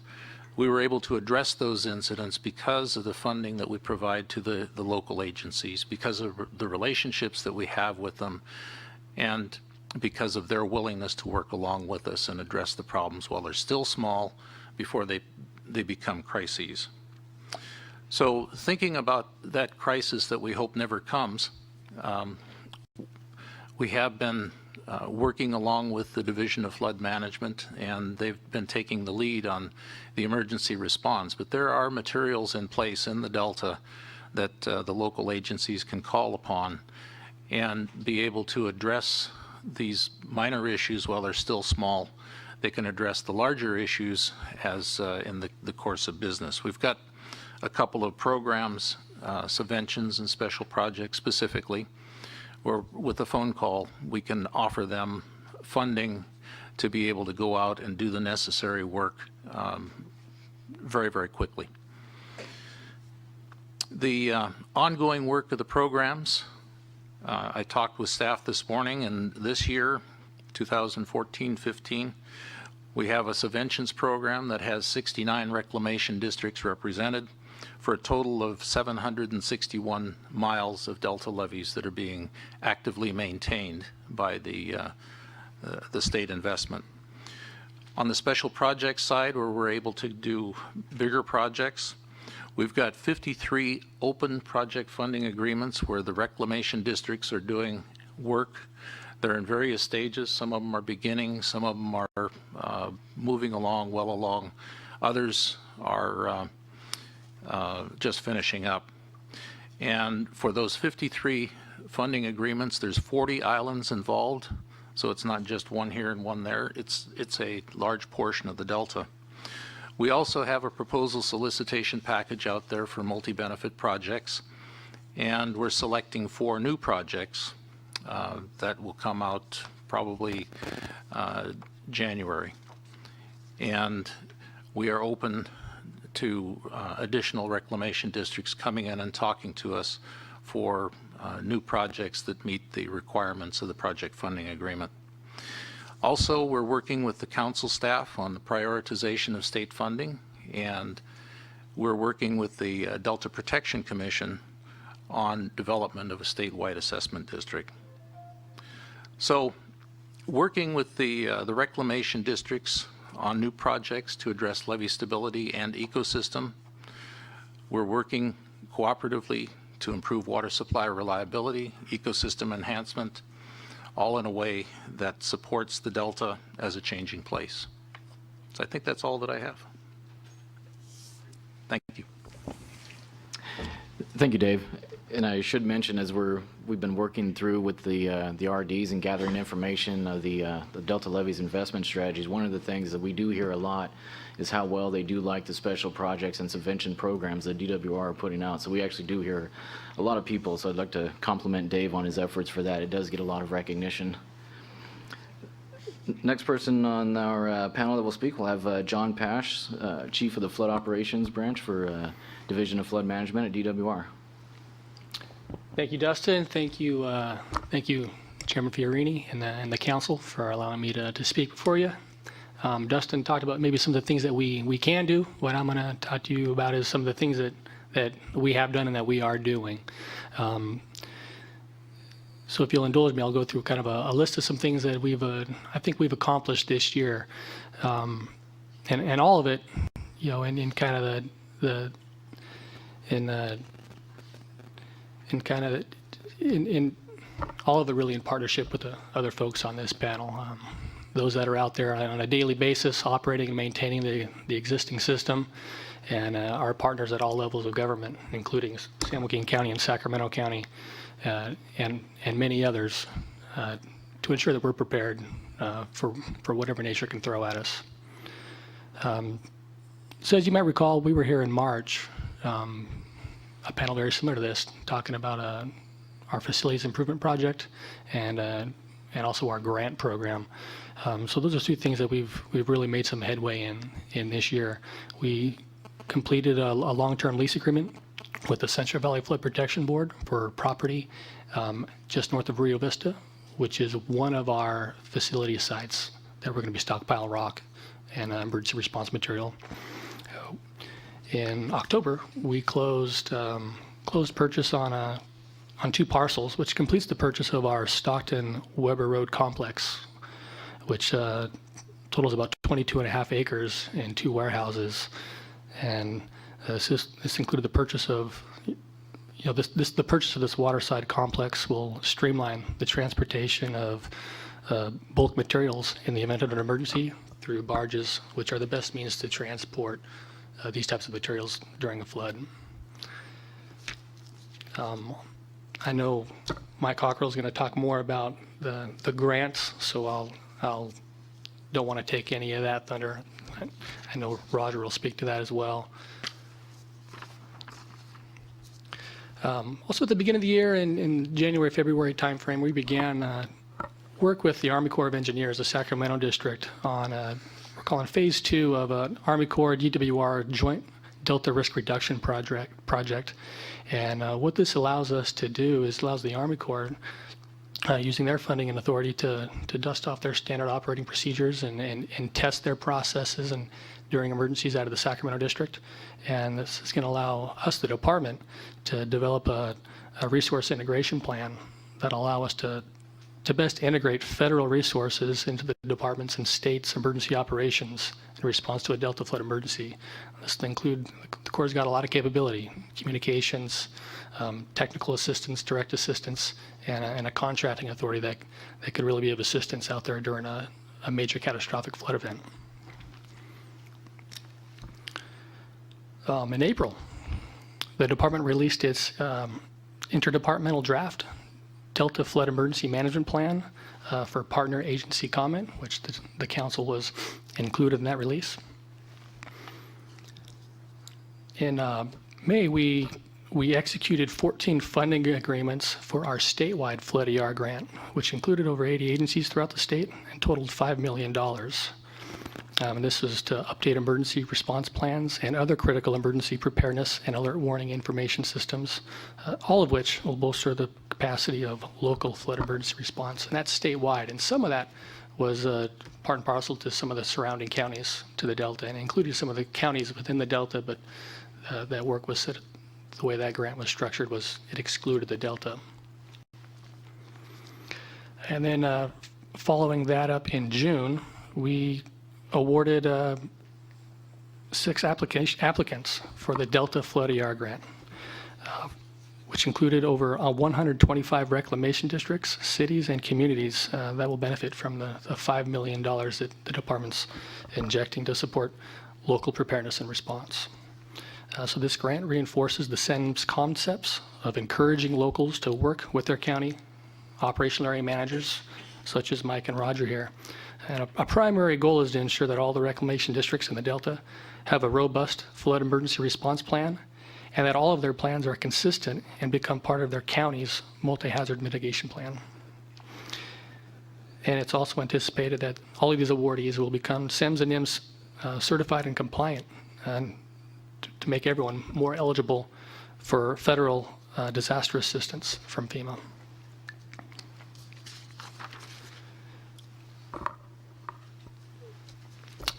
Just this fall, we had Flood Preparedness Week, and with the department, among a lot of different activities that were going on, I know the Stewardship Council and Delta Protection Commission and others were involved in California Flood Preparedness Week, which may have gone unnoticed since we're still on hopefully the tail end of a drought. But the department conducted a Twitchell Island functional exercise in which we were coordinated very closely with Reclamation District 1601, Sacramento County, Office of Emergency Services, the California Conservation Corps, CAL FIRE, and the U.S. Army Corps of Engineers. Very successful 2-day exercise that maybe Roger will speak to a little bit later as well. In addition to that, we really try to make, in the spirit of collaboration, we're really committed, and we try to make developing these partnerships among the emergency response partners out in the Delta. We try to make it part of our culture, and I think we really have been successful at doing that, and really, I think, aligning our organizations and aligning our processes, aligning our procedures, and drilling those, and I think ultimately adding value and providing more value to the public. So we, in the spirit of that collaboration, we have our quarterly Delta working group meetings, which includes the alphabet soup of responsible emergency response partners in the Delta region, including all of the 5 counties in the Delta. The department's involved in that as well. We get participation from the Delta Stewardship Council, the Delta Protection Commission, U.S. Army Corps of Engineers is involved. We get representation and participation from the reclamation districts through their engineers. It really is a partnership that we're really making a concerted effort to foster, because that's what it's going to take out there when we're faced with a catastrophic disaster out there. So we had a meeting on February 14th at the resources building there, just down the road from here, headquarters for the Department of Water Resources. And as you can imagine, if you look back to where we were all at in February, it was looking pretty dire from a drought perspective. So that drought response took up quite a bit of our conversation, and Dave kind of alluded to the kind of a connection between the drought and our preparedness for floods, and that they were doing some work out of his program to make some preparations for the potentiality of channel closures. And so that was one of the topics that we spoke to there in February. Then come in May 19th, we reconvened our Delta Working Group at the Iron House Sanitation District in Oakley. The topic of the discussion there was our interdepartmental draft flood emergency management plan from the department, and also the Army Corps' work on their side of the Joint Risk Reduction Project. And then just this last September 9th, we met at River Islands in Lathrop. Topic of discussion was the grants, because we were just we're just starting to receive some of the draft contracts and starting passing those back and forth between the department and the awardees. And also a big topic on that meeting was the Napa earthquake, and which was we were able to use as kind of a real-time drill on how things might go should catastrophic earthquake hit somewhere in the Bay Area that would put some ground accelerations in the delta and maybe cause some damage. So we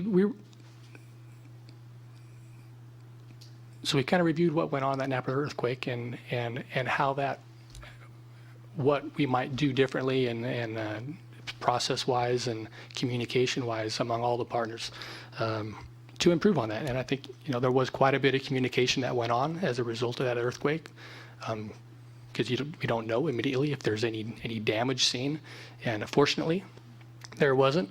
But the communication process worked, and we were able to get some verification that no damage had occurred, and that went from the top down, from the state level down to the counties, down to the locals, to those that are on site, and then back up. So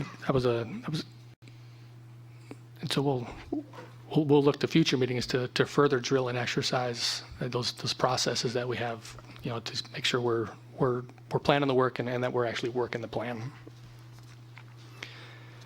So some things coming up really near term. One is we're looking at when we're finalizing executing the contracts that we have with our 6 grant awardees for the Delta Flood ER grants.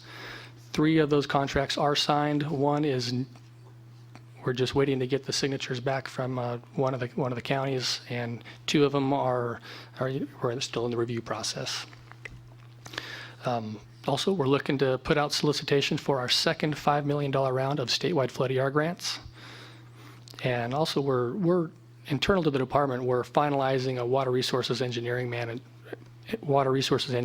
memorandum, which will establish internal department expectations for flood emergency response and emergency response training in general, and also provide policy pertaining to the use of emergency funds. One thing I don't want to be missed is, if it's any sign of the progress that we've made, is we've really bolstered our flood fight supplies in and around the Delta region. We've purchased and accepted delivery of almost $300,000 in new flood fight materials, including 2,000 super sacks, nearly 500,000 sandbags, 700 cases of twine, $3,400 bundles of stakes, and 500 rolls of poly sheeting. That brings the department's total statewide up to 2.7 million sandbags, most of which are centered in and around the Delta region.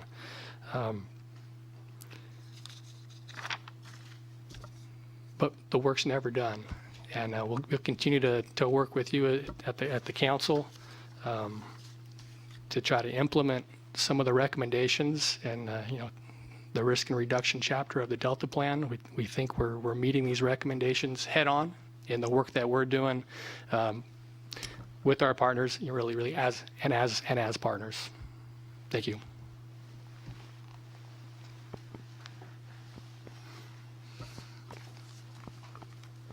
There we go. Thank you, John. Okay, we have 2 presentations left. I'll make sure we get through these quickly enough that we have time for discussion at the end and a couple of questions. So next up, keeping moving, is Mike Cockrell from the San Joaquin County Office of Emergency Services, and Mike has brought a presentation for us. Good afternoon, Chairman and members of the Council. We're going to present readiness from the local perspective. I think it's important that you hear from us. We're the ones out there flood fighting and coordinating, so I think it is important. The other thing that Roger and I want to try to do is not to pinpoint what my county's doing or his, but there's 5 of us out there, 5 counties, and we want to try to show you what we're all doing together, somewhat individually, but yet it is a team spirit. I think also just timely that the Public Policy Institute of California just released their September survey, and the bad thing about how much we're doing research, it's showing that only 46% of the public out there have confidence in us that we're ready. So I think this is a timely topic that we're here for that same topic, and here they just released that. So California, and even at the federal level,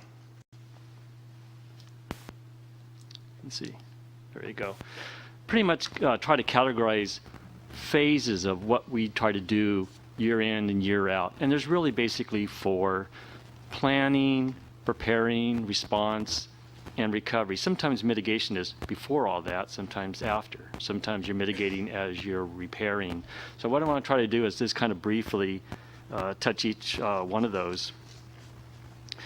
As it was stated that we do meet quarterly, the 5 counties and the state federal agencies, and even our levee maintained agencies, which we tend to call them LMAs. Again, to just try to make sure, are we doing okay? Are we on track? What are we doing together? What are we missing? So we hit, first we'll hit planning. The 5 counties, including the LMAs, are in the process of developing or even revising current flood response plans. The DWR $5 million grant is really a major tool for us to help get that completed. Ironically, we had our kickoff of our grant last week, and yesterday we met with them again to hear engineers and attorneys and LMAs talk about how great this is going to be and how they're looking forward to it, and well, this is going to be wonderful. That's encouraging. You'd think they'd say, oh man, you're going to make us do all this work, but they see the need of it. I think that's important. What are some of the things we're going to do with all this money? One, we're going to try to standardize new or even existing LMA flood plans. 2, we're going to try to standardize our LMA flood fighting mapping, where we put supplies, where we want to break the levee to let the water out, things like that. Also for Roger and me and the other counties and even the cities within the Delta, are our plans up to federal standards, and are they conflicting with each other, or are they working in coordination with each other? As was discussed on our quarterly meetings, one thing we try to do is build in some exercising and tabletopping during those. So all in the 2013 and 14, every single meeting we went from the incident, and then now we're progressing into the initial response and the continual response and the recovery, just to walk through our plans. Where are our holes, and what do we need to do in our planning? When we get into the mapping, there are some specific things that we are going to make sure that meets the new water code. One is, are the LMA's flood fighting maps, are they standardized, and does it have all the elements that are really needed there to really be ensured that they can implement those? 2 is for the public safety. Do we have evacuation routing, mapping, and once we do secure that area, do we have some kind of controlling process to let people in and out for that recovery? Finally, for our neighborhoods, do we have any type of simple mapping and instructions for them? What do they do when they get that warning? And that's another thing that we're trying to do. I happen to have 52 LMAs in my county, and there's about 20 of them that already have some mapping and some planning. Others don't have anything. And we've been doing some of this neighborhood mapping and brochures for several years now. But the one thing that we are doing again when we meet is sharing with each other's ideas. Find the best practices of what Yolo County is doing, or Solano, or Contra Costa, or San Joaquin, or Sacramento, as we develop these plans and brochures, and we share those with each other. Hey, here's a new idea. Want it? Go for it. Preparedness is the next thing.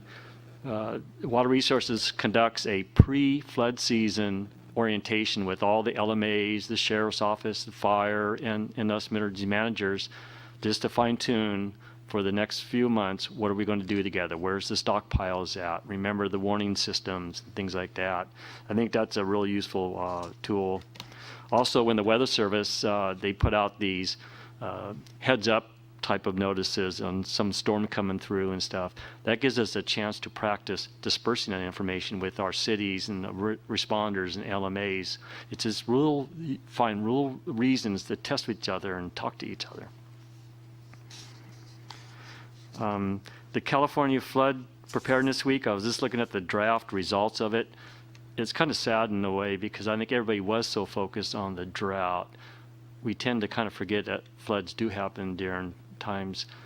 My county, we had the 2004 Jones track. We went to the 2006 storms. Those were more in the winter time, but in the history of our county, we have many October and September and August and July floods. So we really do have to make sure we keep our eyes on the ball. Of the 58 counties, only 5 participated. In the whole state, only 2 cities participated. And we're hoping that maybe next year, with maybe more encouragement to get on board, that we can try to make those numbers better. When I went to the board a few weeks ago to continue the drought proclamation, at the same board meeting, I was having our board members proclaim Flood Preparedness Week. So it's kind of how do you tie those two in? And that's what we were doing, is it can flood, it can flood. Sacramento, as Roger will talk about, and even our local PG&E, did some exercising out in the Delta during that week, and so we try to participate in all those. We even used it as a chance. We have a local Youth in Government Day, and bring in high school students, seniors. We actually had them putting out alerts, posting things on websites and our social media on this emergency. Maybe, hopefully, we can get some future emergency managers out of that. I think that's always an important thing for us to do. In response, again, as NOAA puts out these notices, we use that as a tool. The Napa earthquake was already mentioned. And I think we have to not deceive ourselves that everything was perfect and everything. When we had that discussion at that quarterly meeting, we really boiled down to what was the problems. We found that we could have been a little bit more quicker, contacting those LMAs. Hey, engineers, where are you out there on inspecting those levees? Were we competing on contacting those LMAs, those engineers, so that every time the phone rings, one time it's me or it's Water Resources or Core. We have to really make sure that we are using a single structure. So we really need to make sure as we do these planning that we kind of solidify that. And finally, in that recovery or mitigation stage, though 2004 for us and 2006 storms, it was a long time ago, we actually just finished the federal and state claims on those. And it takes a long time. And my concern is that looking at Napa and all the fires that happened in the summertime, it's getting tougher to access those federal and state recovery and response funding. And those LMAs really can't absorb that kind of a cost for either not ever getting reimbursed or waiting 10, 20 years for reimbursement. So I think that's an important thing for you to consider, and for our legislators, is we really got to make sure that if the need really is there, that we jump in and help. Because if they can't survive all of that, somebody's got to bail them out, or you're writing off those levees and all the agricultural aspects. Mitigation is another important thing, is that the federal programs out there are getting harder to find. They're getting to be more competitive, and a lot of jurisdictions just don't want to go through the hassle of putting all that effort into applying for mitigation grants. The other thing that's getting tough is more and more it's requiring us to have mitigation plans. It's getting harder for FEMA to get those plans approved. So if you can't go for funding to mitigate something because you don't have a plan, you can't get the plan approved. It's a real catch-22 effort. So at least our legislative bodies, we're trying to work on that to make it to where maybe it's a matter of if you've submitted a plan for review, maybe there's some kind of a gray area there. So I think it's an important thing for us to think about. just because of time, I think I want to go ahead and turn over to my counterpart in Sacramento and let Roger give you some concerns and ideas, and then we can go into the questions. Sounds great. Go for it, Roger. Okay, good morning, and thank you for inviting us here. A couple of things before we get into the talk about the Delta, though, I wanted to mention. First of all, John mentioned some technology stuff that was used down in the Napa quake. In DWR in Sacramento County for the last several years have been partnering and working with Naval Postgraduate School and Department of Homeland Security and looking at some real-time information and technology that the military has developed. And part of that requirement now is that it is available to government agencies, city, county government, state agencies for humanitarian use. And one of which is we found that for the last several years, last 5 years, NASA JPL had a contract through Science and Technology at DoD, or Homeland Security rather, to fly the Delta in the Bay Area to see what was occurring in the earthquakes. The side part of that is that nobody knew that this was going on, and their instruments can tell us within 23 centimeters of a change in the delta in land substance. So that's a huge tool that we were unaware of, especially when we have a large incident. FEMA is wanting to know what the delta looked like before the incident occurred. Well, we have 3 to 5 years history now of radar imaging of what's occurred, what it looked like before the incident occurred, and it covers all the counties in the Delta. So after the Napa earthquake, Bill Croyle and I were talking about it on the phone one night, and we thought this is a great opportunity for us to find out how good this technology is. So we contacted JPL the next day, asked them to refly the area, and they were able to tell both Sacramento and to DWR that their analysis in 48 hours had indicated there was no change in the delta at all. And that was a concern about what was the effect of the earthquake in the delta and with the levees in particular. So that's one of the technologies and the partnerships that we've developed over the years, a key part. Tom Goring also mentioned earlier, the activities that's going on in Sacramento County. We're working closely with Tom and with Rob Schwartz at our WA to be able to support their efforts and work with them to support, reduction of use of water in the communities. We also went through and found out we didn't have a drought plan, so we wrote a drought plan and a climate change plan, which has been approved and gives us the ability to use that as pre-mitigation, pre-event mitigation, which would give RWA or Sacramento County the ability to submit for that, and we would get at least 50% back. 50% is better than zero, so some of the stuff that we've been working with is how do we use that money if we need to. They've been successful in going to DWR and getting the $9 million, but if a project exceeded the efforts that we needed to, we can use the mitigation funding to go back and get additional funds to support them. So those are some of the activities that we've been doing. But more importantly, I think one of the things that we've been doing over the last 5 or 6 years in conjunction with DWR, with our Reclamation District 1601 in the Delta, we have kind of started out very small, and it's kind of grown each year into a little bigger effort on how do we flood fight, how do we share, how do we coordinate, how do we communicate between all these different agencies. The last few years, we just keep adding another piece in that. This year, I think we had the most successful event we had. We had over 250 people out there. We had the Army Corps of Engineers, Bureau of Reclamation, California Conservation Corps, CAL FIRES in their prison programs, which we had never used before, actually putting the prisoners out on how to flood fight and what they were doing. We had our local ham radio group out there to work with us, and then it was Sacramento County, the Reclamation District, and DWR, and how do we manage this effort as a unified command, which sounds on paper really simple to do, much more difficult to do in reality. It's a good exercise, a 2-day exercise. So we brought teams in that had not had experience, new team members for DWR, new Conservation Corps members that had not been participating in this, put them to work. We've used our communication tools.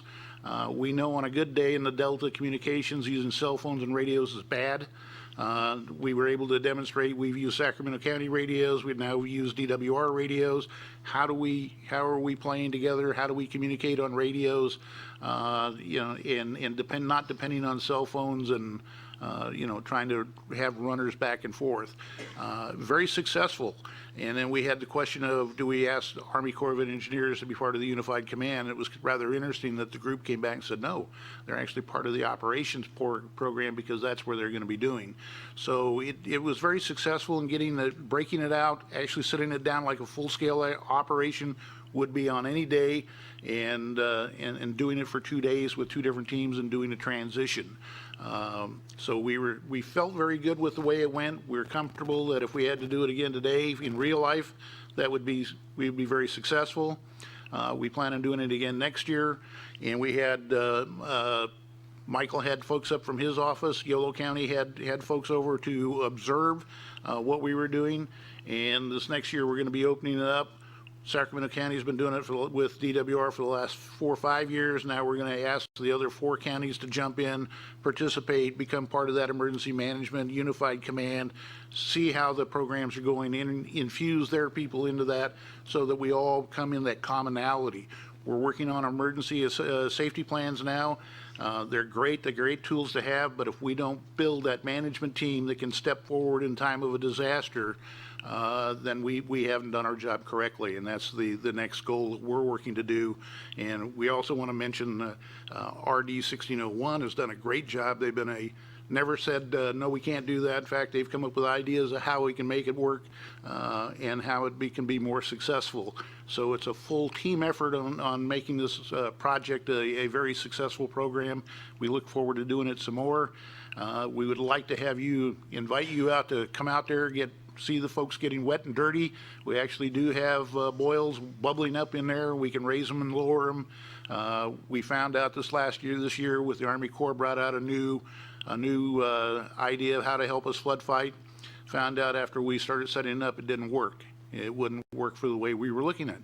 And that's fine. That's what we need to know. We don't want to find out in the middle of a fight that this doesn't work and we need a forklift, and it's not going to happen on a levee. So these are the times and places to try these projects, new concepts and how we approach it, and stand ready to be able to look at it. And with the stuff that DWR has done, putting flood fight material there, now we have the people to actually put those projects to work, get the rock in, get the sandbag, and make it happen. So it's been a very successful venture, and we look forward to doing it for the next couple of years with all the parties involved. 2014 winter season preview. That's a good overview. Questions? Comments? Dustin, thank you. Yeah, thank you, panel members. And if there's no questions, that's it for this panel.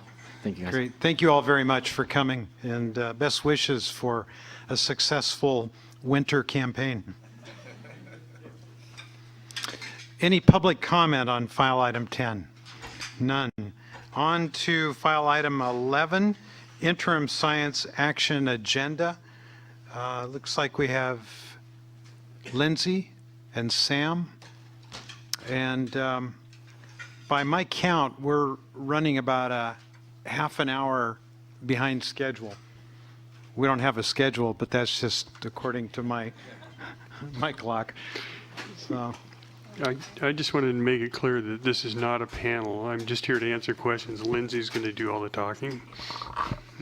Well, Lindsay, welcome. All right, thank you.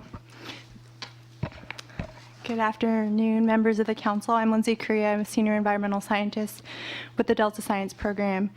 This agenda item is an action item before you to a recommendation from staff to receive and accept the interim science action agenda.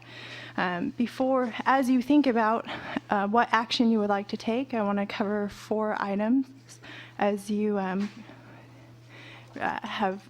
think about the interim science action agenda. The first is to highlight community progress made on achieving the vision of One Delta, One Science through developing the interim science action agenda. Second, I want to summarize the changes made in response changes made to the interim science action agenda between the draft and the version before you in response to the council, the Delta Independent Science Board, and public comments.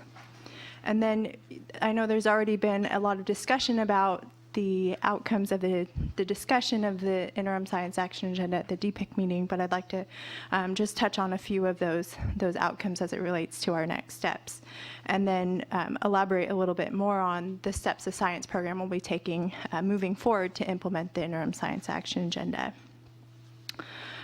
So as I mentioned, the development of the interim science action agenda really has been a demonstration of community progress towards achieving this vision of One Delta, One Science. This really has been a team effort. We've heard a lot about interagency cooperation, collaboration today, and the interim science action agenda before you now would not be possible without the cooperation of many agencies who engaged with us as we undertook this effort. So just as a reminder, the direction for the interim science action agenda came out of the Delta Science Plan as a follow-up to a recommendation in the Delta Plan. The Delta Science Plan was completed in December 30th of last year, and it set it required a science action agenda to be developed to help prioritize and identify kind of those high priority science activities to move forward on a 4-year time frame. As this council recommended us to get going on something quickly, the interim science action agenda effort was initiated. We received a lot of guidance, community support, and input from multiple agencies, including the Delta Plan Interagency Implementation Committee at their April meeting, as you've already heard about, a science advisory committee who provided some constructive recommendations to us as we move forward. We received input from the broad science community at the IEP workshop, and we held a focused public workshop in May of this year where we received lots of constructive input from multiple agencies, consultants, NGOs, and just interested public. That led us to, as you remember, conducting focus interviews, which served as a main input for the development of the interim science action agenda. And in September of this year, the draft interim science action agenda was put out and presented to you, the council. We had a public comment period for about 30 days, and we received close to a dozen public comment letters, including a formal memo from the Delta Independent Science Board. We received a lot of constructive feedback from personal communications. Dr. Goodwin had different outreach meetings with different groups, and you, the council, provided us with some input for how to improve the draft at your September meeting. So the draft interim science action agenda that was presented to the council in September has been improved, I think, in the version that you have before you now. We made several changes, and I wanted to highlight some of those for you. So as I mentioned, we received several constructive comments from a number of individual agencies and interested members of the public. The Delta Independent Science Board's review was very helpful. They provided a very constructive and supportive but also challenging memo to respond to. They had several comments from individual board members and the board themselves. And we did our best to respond to over about 200 individual comments within those letters. The Delta Science Program recognizes that it could not address every comment received and has noted several recommendations within those letters to consider as we continue to work with others to develop the full science action agenda. In addition to posting the draft report on November 7th that you have before you, a revised Excel workbook, which, as you know, contains a lot of the details of the information that's summarized in the interim science action agenda, was also posted to the website, as well as a document summarizing the changes that we made based on comments received. So I just wanted to highlight some of those changes that were made. We revised the executive summary, we shortened science action area names, and we added to the introduction more information on how the interim science action agenda will help with the prioritization of science activities for the full science action agenda. This is something that the Delta Independent Science Board encouraged us to do. I think you, the council, encouraged us, as well as other public comment letters received. We also added some clarification to the success metrics and descriptions, including more information about how these measures will be tracked and informed the development of a web-based tracking system of Delta science activities, which is one of the ways that, as we were asked at the last council briefing by Councilmember Johnston, how we would follow up with performance of the interim science action agenda. We also added examples to the introduction, really highlighting some of the existing collaborative science efforts that could be built on.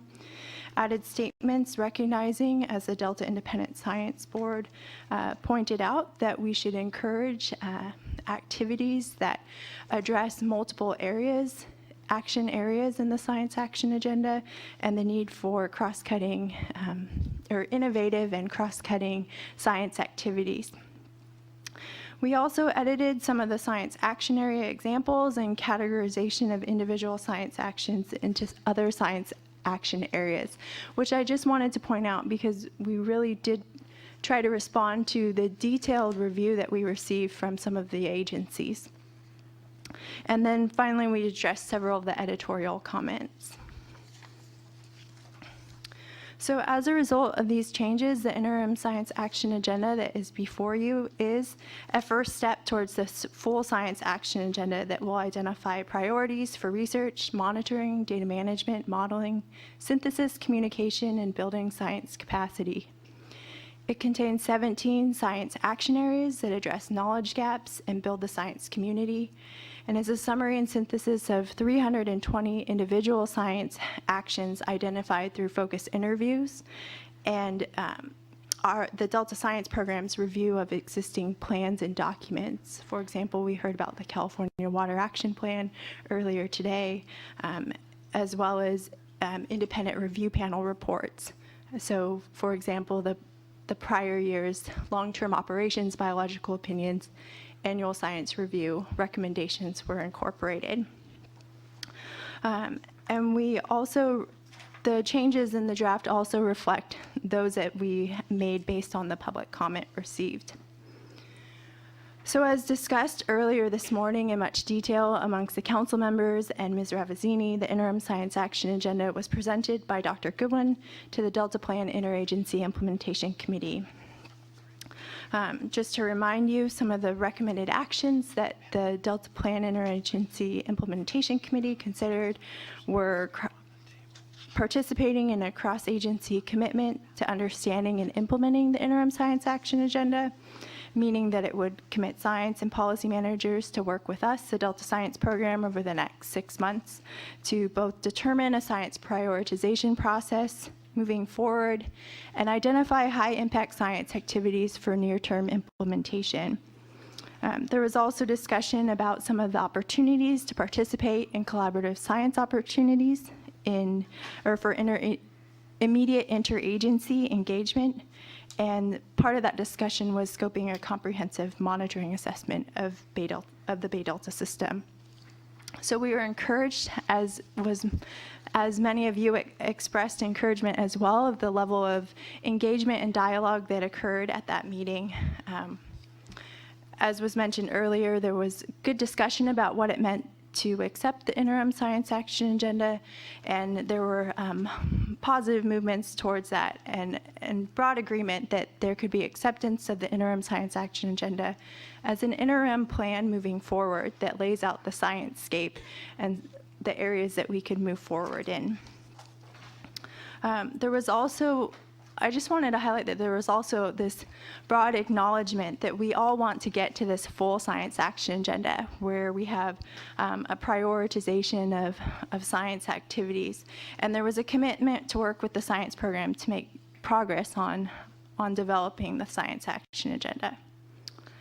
So working with others, the Delta Science Program will take several actions to as its next steps to implement the interim science action agenda and make progress towards this full science action agenda that everyone is anticipating. To highlight some of those based on the response of the Delta Plan Interagency Implementation Committee, in the coming months, the science program will work with Ms. Rabazzini and the other members of the DPIC agencies to identify the people and processes for both identifying high-impact science activities for near-term implementation if funding is available in 2015, and to also work on scoping the science prioritization process and determining those prioritization criteria for the full science action agenda. The Delta Science Program will also move forward on activities that span the 17 science action areas in the interim science action agenda in the coming year in 2015, with expected participation from the DPIC agencies and others.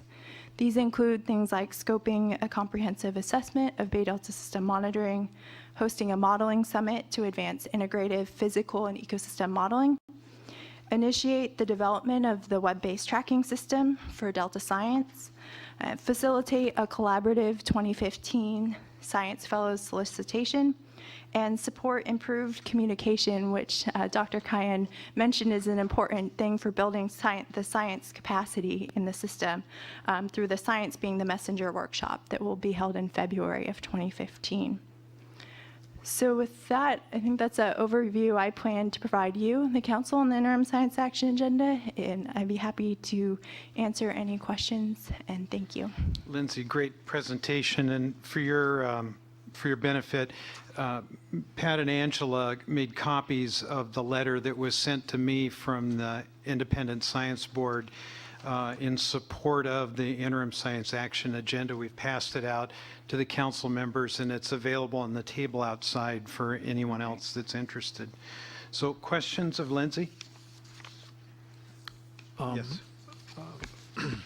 I think the organization of the interim science agenda, and also your collective work in bringing us to this point is what we need and what we want. I appreciate particularly the mention of what will success look like, and the listing of some indicators of whether we're being successful in what we want. And I look to, what was handed out, the California Water Plan, not by us. And so the interesting thing to me is it says Water Action Plans, 10 essential actions. And you go across, and the third one in this schematic is achieve the co-equal goals for the Delta. So in fact, over the period of time from 2009, the authorizing legislation, through the Delta Plan and continuing, achieving of the co-equal goals is so embedded that as governmental agencies and others think about what they're going to do with respect to water issues, that they have to deal with that, and repeatedly they incorporate it. So my thought is that the Science Action Plan, as you move through the next stages, and we see it in April, of winnowing this 320 recommendations to some sense of priorities where working together makes sense and there's efficiencies of scale, that in fact the agencies themselves will justify what they are proposing in the area of scientific research or other science-related programs by reference to its inclusion in the priorities that are being created through this deliberate process. And I think the deliberation has been important and continues to go forward, so that when we get to the point of a set of priorities, there is buy-in, and it reflects so much of what you are doing to consult with everyone. So that's a long way of saying you're good border collies. Thank you. All right. You're full of references today. Susan? You know, through the years, I've heard various agency scientists in response to a question, yeah, we'd like to do that, but we don't have time to think about those things. So I think that you've done a tremendous service in doing the kind of thinking that they just don't have time to do. And it's really something to see how organized it is and to know that you've worked with those who've been wanting to do something like this for years. So thank you. Thank you. Yes, Judge? Picking up on Dr. Johnston's comment, you know, there's great wisdom in what he said. You really are border collies. You're herding us in the right direction because we don't know what the hell's going on, but you're giving us a lot of good direction. I mean, that's really remarkable. I mean, you know, we kind of understand, but let's be honest, we're not capable of understanding the same depth and breadth of your scientific findings and recommendations as you are. So I think that I underscore the border collie, but it's meant in the right way. I think Pat did the same thing when he referred to you as border collies, but we need border collies in this business. Thank you very much for what you've done and are doing and will do. Thank you. All right, this is an action item. Before we entertain a motion, we have one request to address the council. Regine Reynolds, please come forward. South Delta landowner.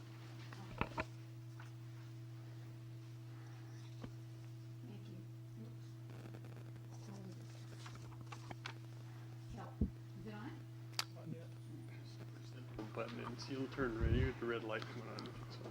Right here? Oh, thank you so much. You didn't need the engineer. Boy, I'm not one.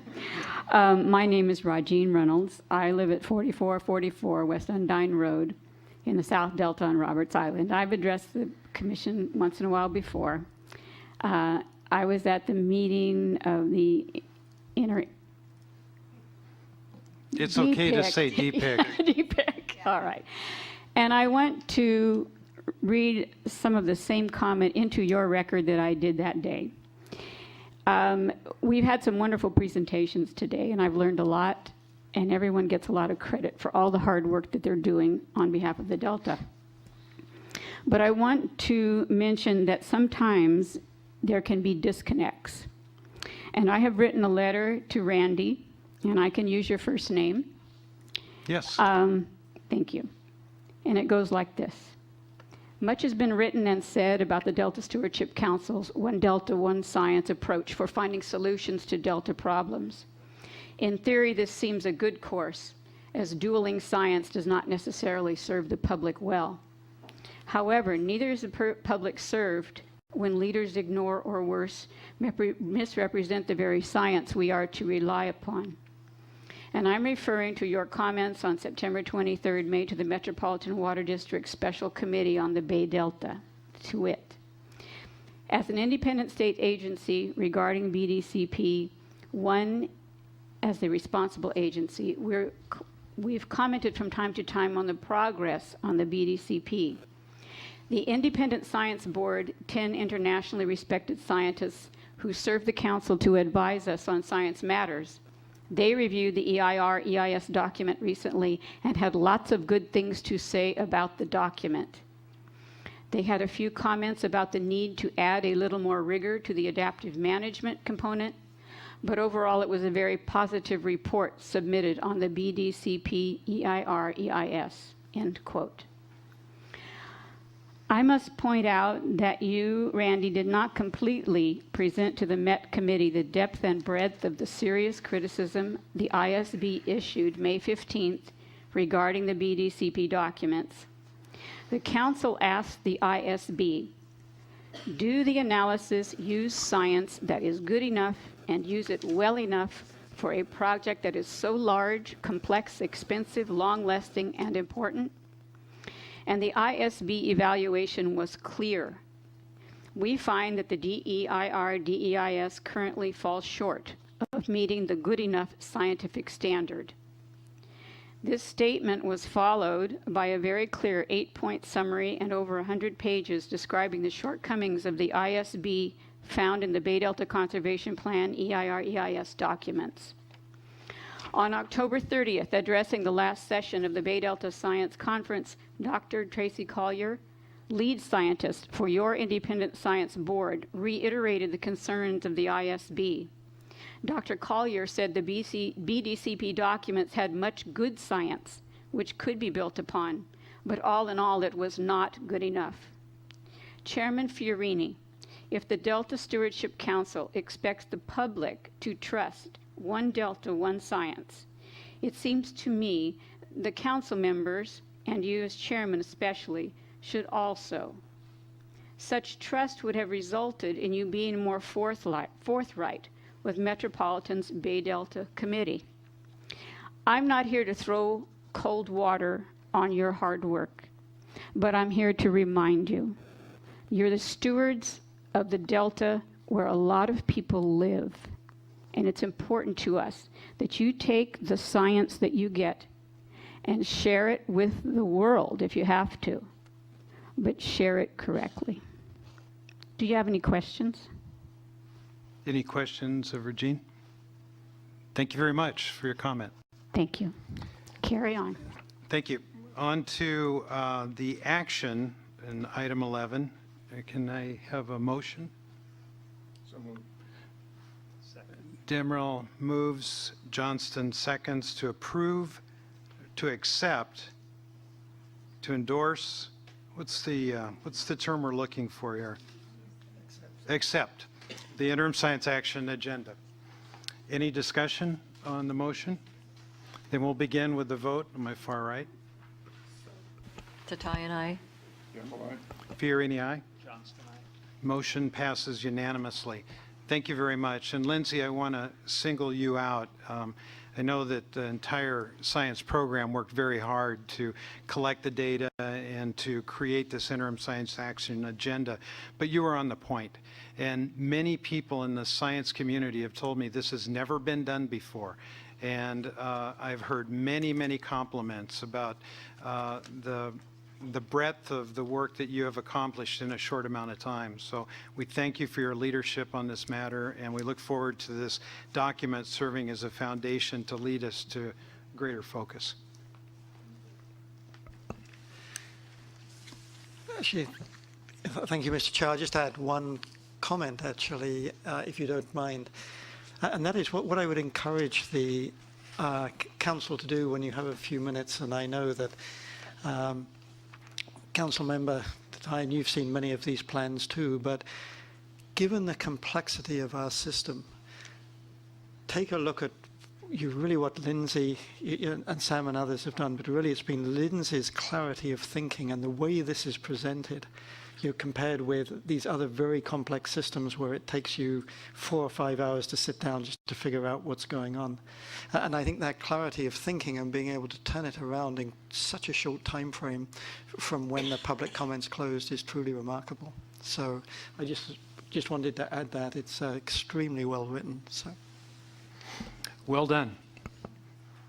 Thank you. Okay, on to file item number 12, Delta Levee Investment Strategy Update.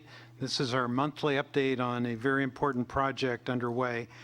Cindy Messer and Dustin Jones will facilitate the report.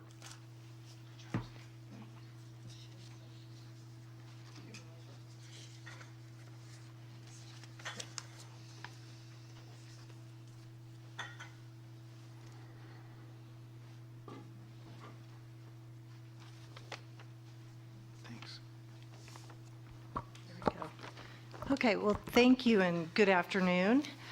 This is the monthly update of the Levee Investment Strategy. And I'm going to kick it off and walk through about half of the report, and then Dustin's going to take us through the rest of it. So, but first of all, I wanted to say thank you to council members for the compliments and the kind words this morning as a result of the DPIC presentation and the observations and feedback. And I wanted to extend my thanks to my staff and to the rest of the project team as well as to a whole host of individuals from some of our partner agencies and outside stakeholder groups who have been wonderful and who have spent a lot of hours with us so far, and I'm sure we'll be spending a whole lot of time together as we move through the process. So wanted to say thank you to them as well. So this month, what we wanted to do is we have 4 points we'd like to touch on as we walk through the update. So from the staff report, you'll notice we put a project schedule in there. So I wanted to just quickly run through that and touch upon some of the highlights and the key milestone points that we just wanted to make sure everyone was aware of. We realize we haven't brought the schedule to you in this format before. It's been kind of in different pieces and different presentations, so it made sense to pull it all together in one place. And then very quickly, it's an attachment 1 to the staff report. I wanted to walk through the issue paper questions and kind of present, or at least tee up how and when we're going to talk about those through this levee investment strategy process. And that's coming up. We'll launch that effort fairly soon, so we want to make sure to get that on everyone's radar as well. And then Dustin's going to provide us with an update on where we're at with the issue paper with public comments, revisions.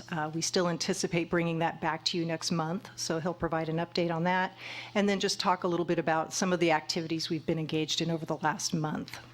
So I'm going to just refer to this somewhat colorful graphic in the staff report, and I won't walk through it in great detail, but let me just kind of touch upon some key points. So as you are aware, the work we've done so far has really been somewhat in the background. A lot of getting organized, getting information, figuring out our communication strategy and outreach plan. And we've actually launched that plan, as you are aware. And we'll continue to keep up with these activities through the end of this year. So still heavy around the technical aspects, information, and launching the outreach. And then beginning with 2015, we're going to move into what we're calling phase 3. We've got this broken out into 6 phases. And so phase 3 starts in January of next year. And what we'll be doing in phase 3 is beginning some very in-depth discussions, deliberations around a handful of the issue paper questions. And I'll touch upon that in just a minute. So that kind of kicks that effort off. We'll also begin the CEQA process. So in the first part of next year, we'll look to produce the notice of preparation, begin some scoping meetings. And then we'll also continue, obviously, to work on the methodology, so more around the project tasks themselves. So we'll have the information, be vetting that, beginning to look at the other side of the equation, which is the risks and probabilities and consequences, and keep working towards developing that methodology. And of course, we'll continue stakeholder engagement and outreach as well. And then starting in the spring and going into summer of next year, what we'll be doing is moving into our phase 4, and we'll continue our discussions before the council as well as with some of our agency partners and stakeholders around a different set of issue paper questions.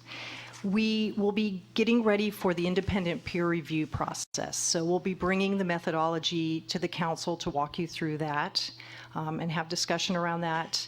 That, of course, will go through the peer review process. On the flip side of that, we'll come back to the council, talk about the recommendations, questions, comments we received from the panel, talk about how we'll move forward with revisions to the methodology or any changes that need to occur because of that review.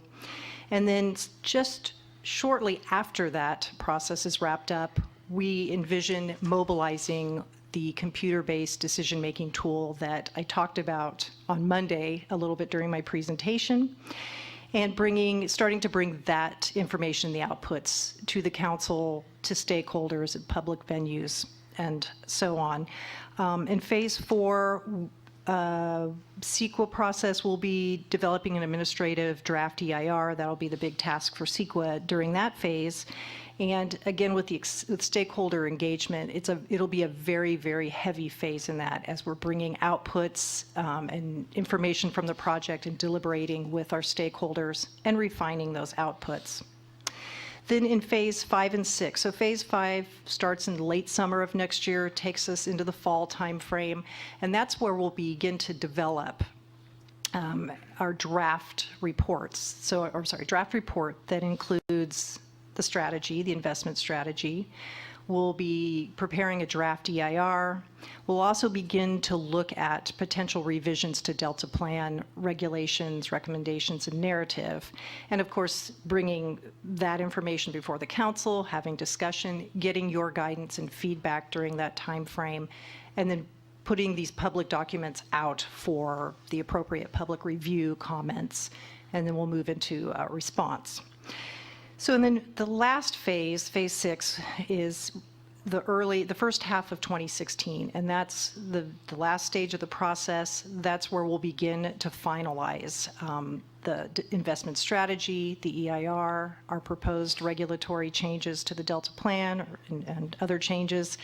Again, much like the Delta Plan and the Delta Plan EIR process, that will include a lot of intensive discussion before the council, with stakeholders, getting the council's feedback, their guidance, eventually your consideration of approval of the changes, and then moving towards finalizing the documents. So that is a very speedy walkthrough of what this next year and a half is going to look like. So it is exciting and terrifying all at the same time. Yes. So.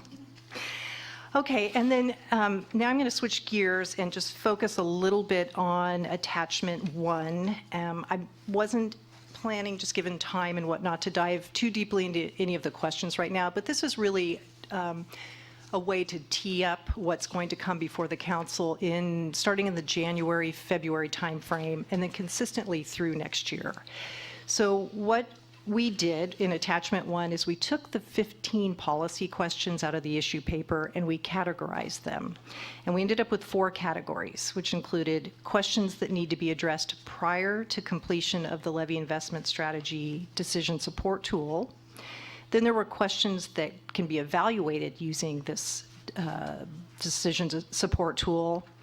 There are questions that will need to be answered once we're able to generate some output from the tool, as well as information we get from the draft EIR, so the environmental impacts. And then the 4th category are a couple of questions that need to be answered or addressed and discussed that really don't directly link to output from the support tool, but really are part of that larger policy framework of discussion that we need to have around levies and in state investments for Delta levies. And I think one of the primary points that I want to make in this is that 7 of the 15 questions we're looking at teeing up for discussion with the council starting in, again, January, February timeframe. Will likely roll into the March council meeting as well. And those are the questions that, actually I should say it's 5. Two of those 7 questions are a little more technical in nature. So what are the Delta levies and what are the risks to levies? Of course, we'll bring information to the council. We've started working on those actually with the technical team to kind of begin to get that information together. But the other 5 questions center around what are state interests, what are the state's primary goals and objectives, what do we do about climate change, what about state liability, how does that get addressed through this process? And I have one more question. Oh, and who's responsible for the Delta levy? So more of a governance and coordinated action type question. So these are the questions we as staff and the project team will be working to develop an organized, a more formalized package to bring back to the council to begin those discussions, to get your guidance, to work towards definition.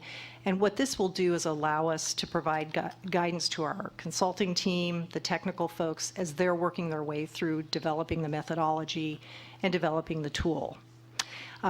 One thing I should say is we anticipate we'll revisit these questions often throughout the process. This will just be the first time we really dive into it. And then the other questions are sort of split up through time. There's a question about provisions for fish and wildlife. We'll bring that back to the council March and April to start that discussion. And that's a question we feel that can be evaluated once the tool is able to generate some outputs for us. Then we have 3 questions we'll bring back to you spring and summer of next year from the issue paper, and these are around what level of Delta levy improvements is warranted, how should levy improvement costs be allocated, that'll come a little later in this process, and the question around what if local agencies aren't able to act. And then the last two questions, which are the ones I mentioned that are not directly linked or require output from the decision-making tool, are, let me flip to it, sorry. I don't have all the numbers quite memorized yet, but the first question is, what is the federal government's role? And then the last question is, what conditions should be attached to state funding of levies? So those are two questions that will come back a little later in this process as we're moving towards developing the draft strategy, the draft final report, and some recommendations. So with that, I can turn it over to Dustin, and we can hold questions till the end. Yes. Okay. Okay, I'll just touch real quickly on some of the efforts that we've made over the past month. As you know from our last update, the communication and stakeholder outreach has been a very big portion of this initial phase. As Cindy was showing, out of the 6-phase process, we're right in the middle of phase 2 right now, so this is heavy in the stakeholder engagement, data gathering, and analysis portion of it. So on November 12th, we had 2 workshops with members of our technical resources pool, some of the technical experts, including RDs, staff from the state, federal, and some of the local agencies, to give them kind of an overview of what the model can do and what we're planning to do with the outcomes, and solicit their feedback and information that they would be able to contribute to this process to engage them early in our data development. I think that went very well. We received a lot of good feedback from those folks, and there's going to be more coming. They're definitely engaged and interested in the process. 2 other meetings that I'll want to highlight that we mentioned at the last council meeting, December 8th and December 11th, we're having our public meetings in the Delta. Those have been scheduled and I believe have been posted on the council's website. We're also sending those announcements out to our listserv email list that's been going. The December 8th meeting will be at Clarksburg Middle School Auditorium, and the December 11th meeting will be at the Brentwood Community Center. So we're trying to divide those up through the Delta. So we're looking forward to that phase of engaging the local public with this project. Other than that, as far as the project goes, as I mentioned, the data development is heavy right now. We're gathering all the assets, island information, beneficiaries, going through a lot of analysis. So that's still kind of an ongoing effort, and we'll bring another update for that when we come back in the December meeting. I'll close my comments for this one, I guess, just discussing the issue paper, as Cindy mentioned. We've received comments. I've gone through those and parsed them out into comments that are more beneficial to the paper development and improvement, but we also received quite a few comments that I think will be beneficial to the project development and the levee investment strategy. So those needed to be separated out, and I think we've gone through and done that. I'll work with the executive staff reviewing those comments to see what we need to incorporate within the paper and what we need to kind of direct more towards the levee investment strategy effort. And as Cindy mentioned, we'll incorporate the comments that actually benefit the paper and improvement. We'll work that back in. We hope to bring a draft back at the December council meeting. Other than that, the only thing I could really mention about the comments that, as I mentioned, some of them were suggestions on the paper itself. Some of them were geared more towards the Delta Levee investment strategy, and there were the obvious questions, a lot of folks asking just for clarification in some of the rewrites of the paper. So we got kind of a broad overview of different comments, but all of them we really appreciate. And we'll be going to the Delta Protection Commission tonight to give the presentation very similar to the ones you saw Oh, that's on right. Monday. So Good. another outreach effort. Yes. So. Yes. Great. Well, thank you both. Questions or comments? I would just going to observe one of the, I think, successes of this phase where we're sitting down, talking with folks, trying to understand what information they have, and will they spend the time with us to make this effort successful? And one of the meetings that you and I were in, I think it was some of the Indelta folks who said, well, we realized you guys sound like you're pretty serious, and so we better get connected too. And for a lot of folks in the Delta, this is kind of an existential question, whether your levees are going to have the financial support you need to keep them safe. And we know we've got a lot more demand than we're likely to have resources to respond to. But it's really been gratifying to see the way folks are plugging in. We've gotten great support from our colleagues at the Department of Water Resources and the Flood Board. Dave's shop has been great in sharing information with us. I don't know what they've got left in their file cabinets, but they've certainly been willing to share an awful lot with us. And so we really appreciate the involvement we're getting, and we know it's a big lift, but it's a central task, and I'm really glad Cindy's made as much progress as she had. Yeah, good comment. Susan?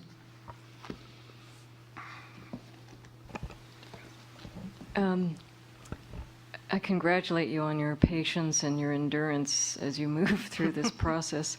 I'm sat in on the technical workshop, and one of the things I noticed from the questioning is there seems to be some confusion among the tool, the methodology, and the issue paper.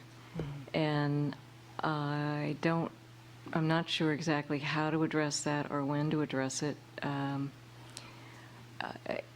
I left the meeting wishing that people were not expecting this tool to give them the answer. And I think the more often we let folks know that this tool is not going to magically pop out the answer, it's an objective analysis that will be reviewed by an independent peer review, and there won't be one answer, and it'll be deliberated through the council and other venues. And I think I'm just compelled to keep emphasizing that this tool is not going to pop out some answer. Yes, that's a good point. That is something that we need to keep emphasizing. It's going to help answer a portion of those 15 questions, but there are definitely some that are going to have to be elevated to a higher level. The tool is just that. It's a tool. It's still going to need input, and it's still going to need the brains of policy experts. Others?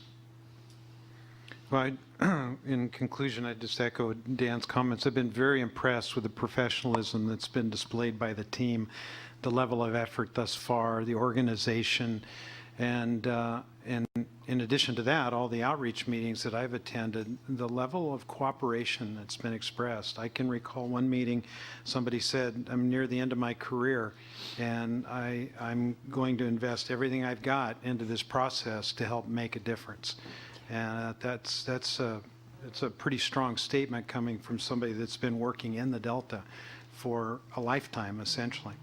So on that happy note, thank you both very much. Continued good work. We look forward to the monthly updates.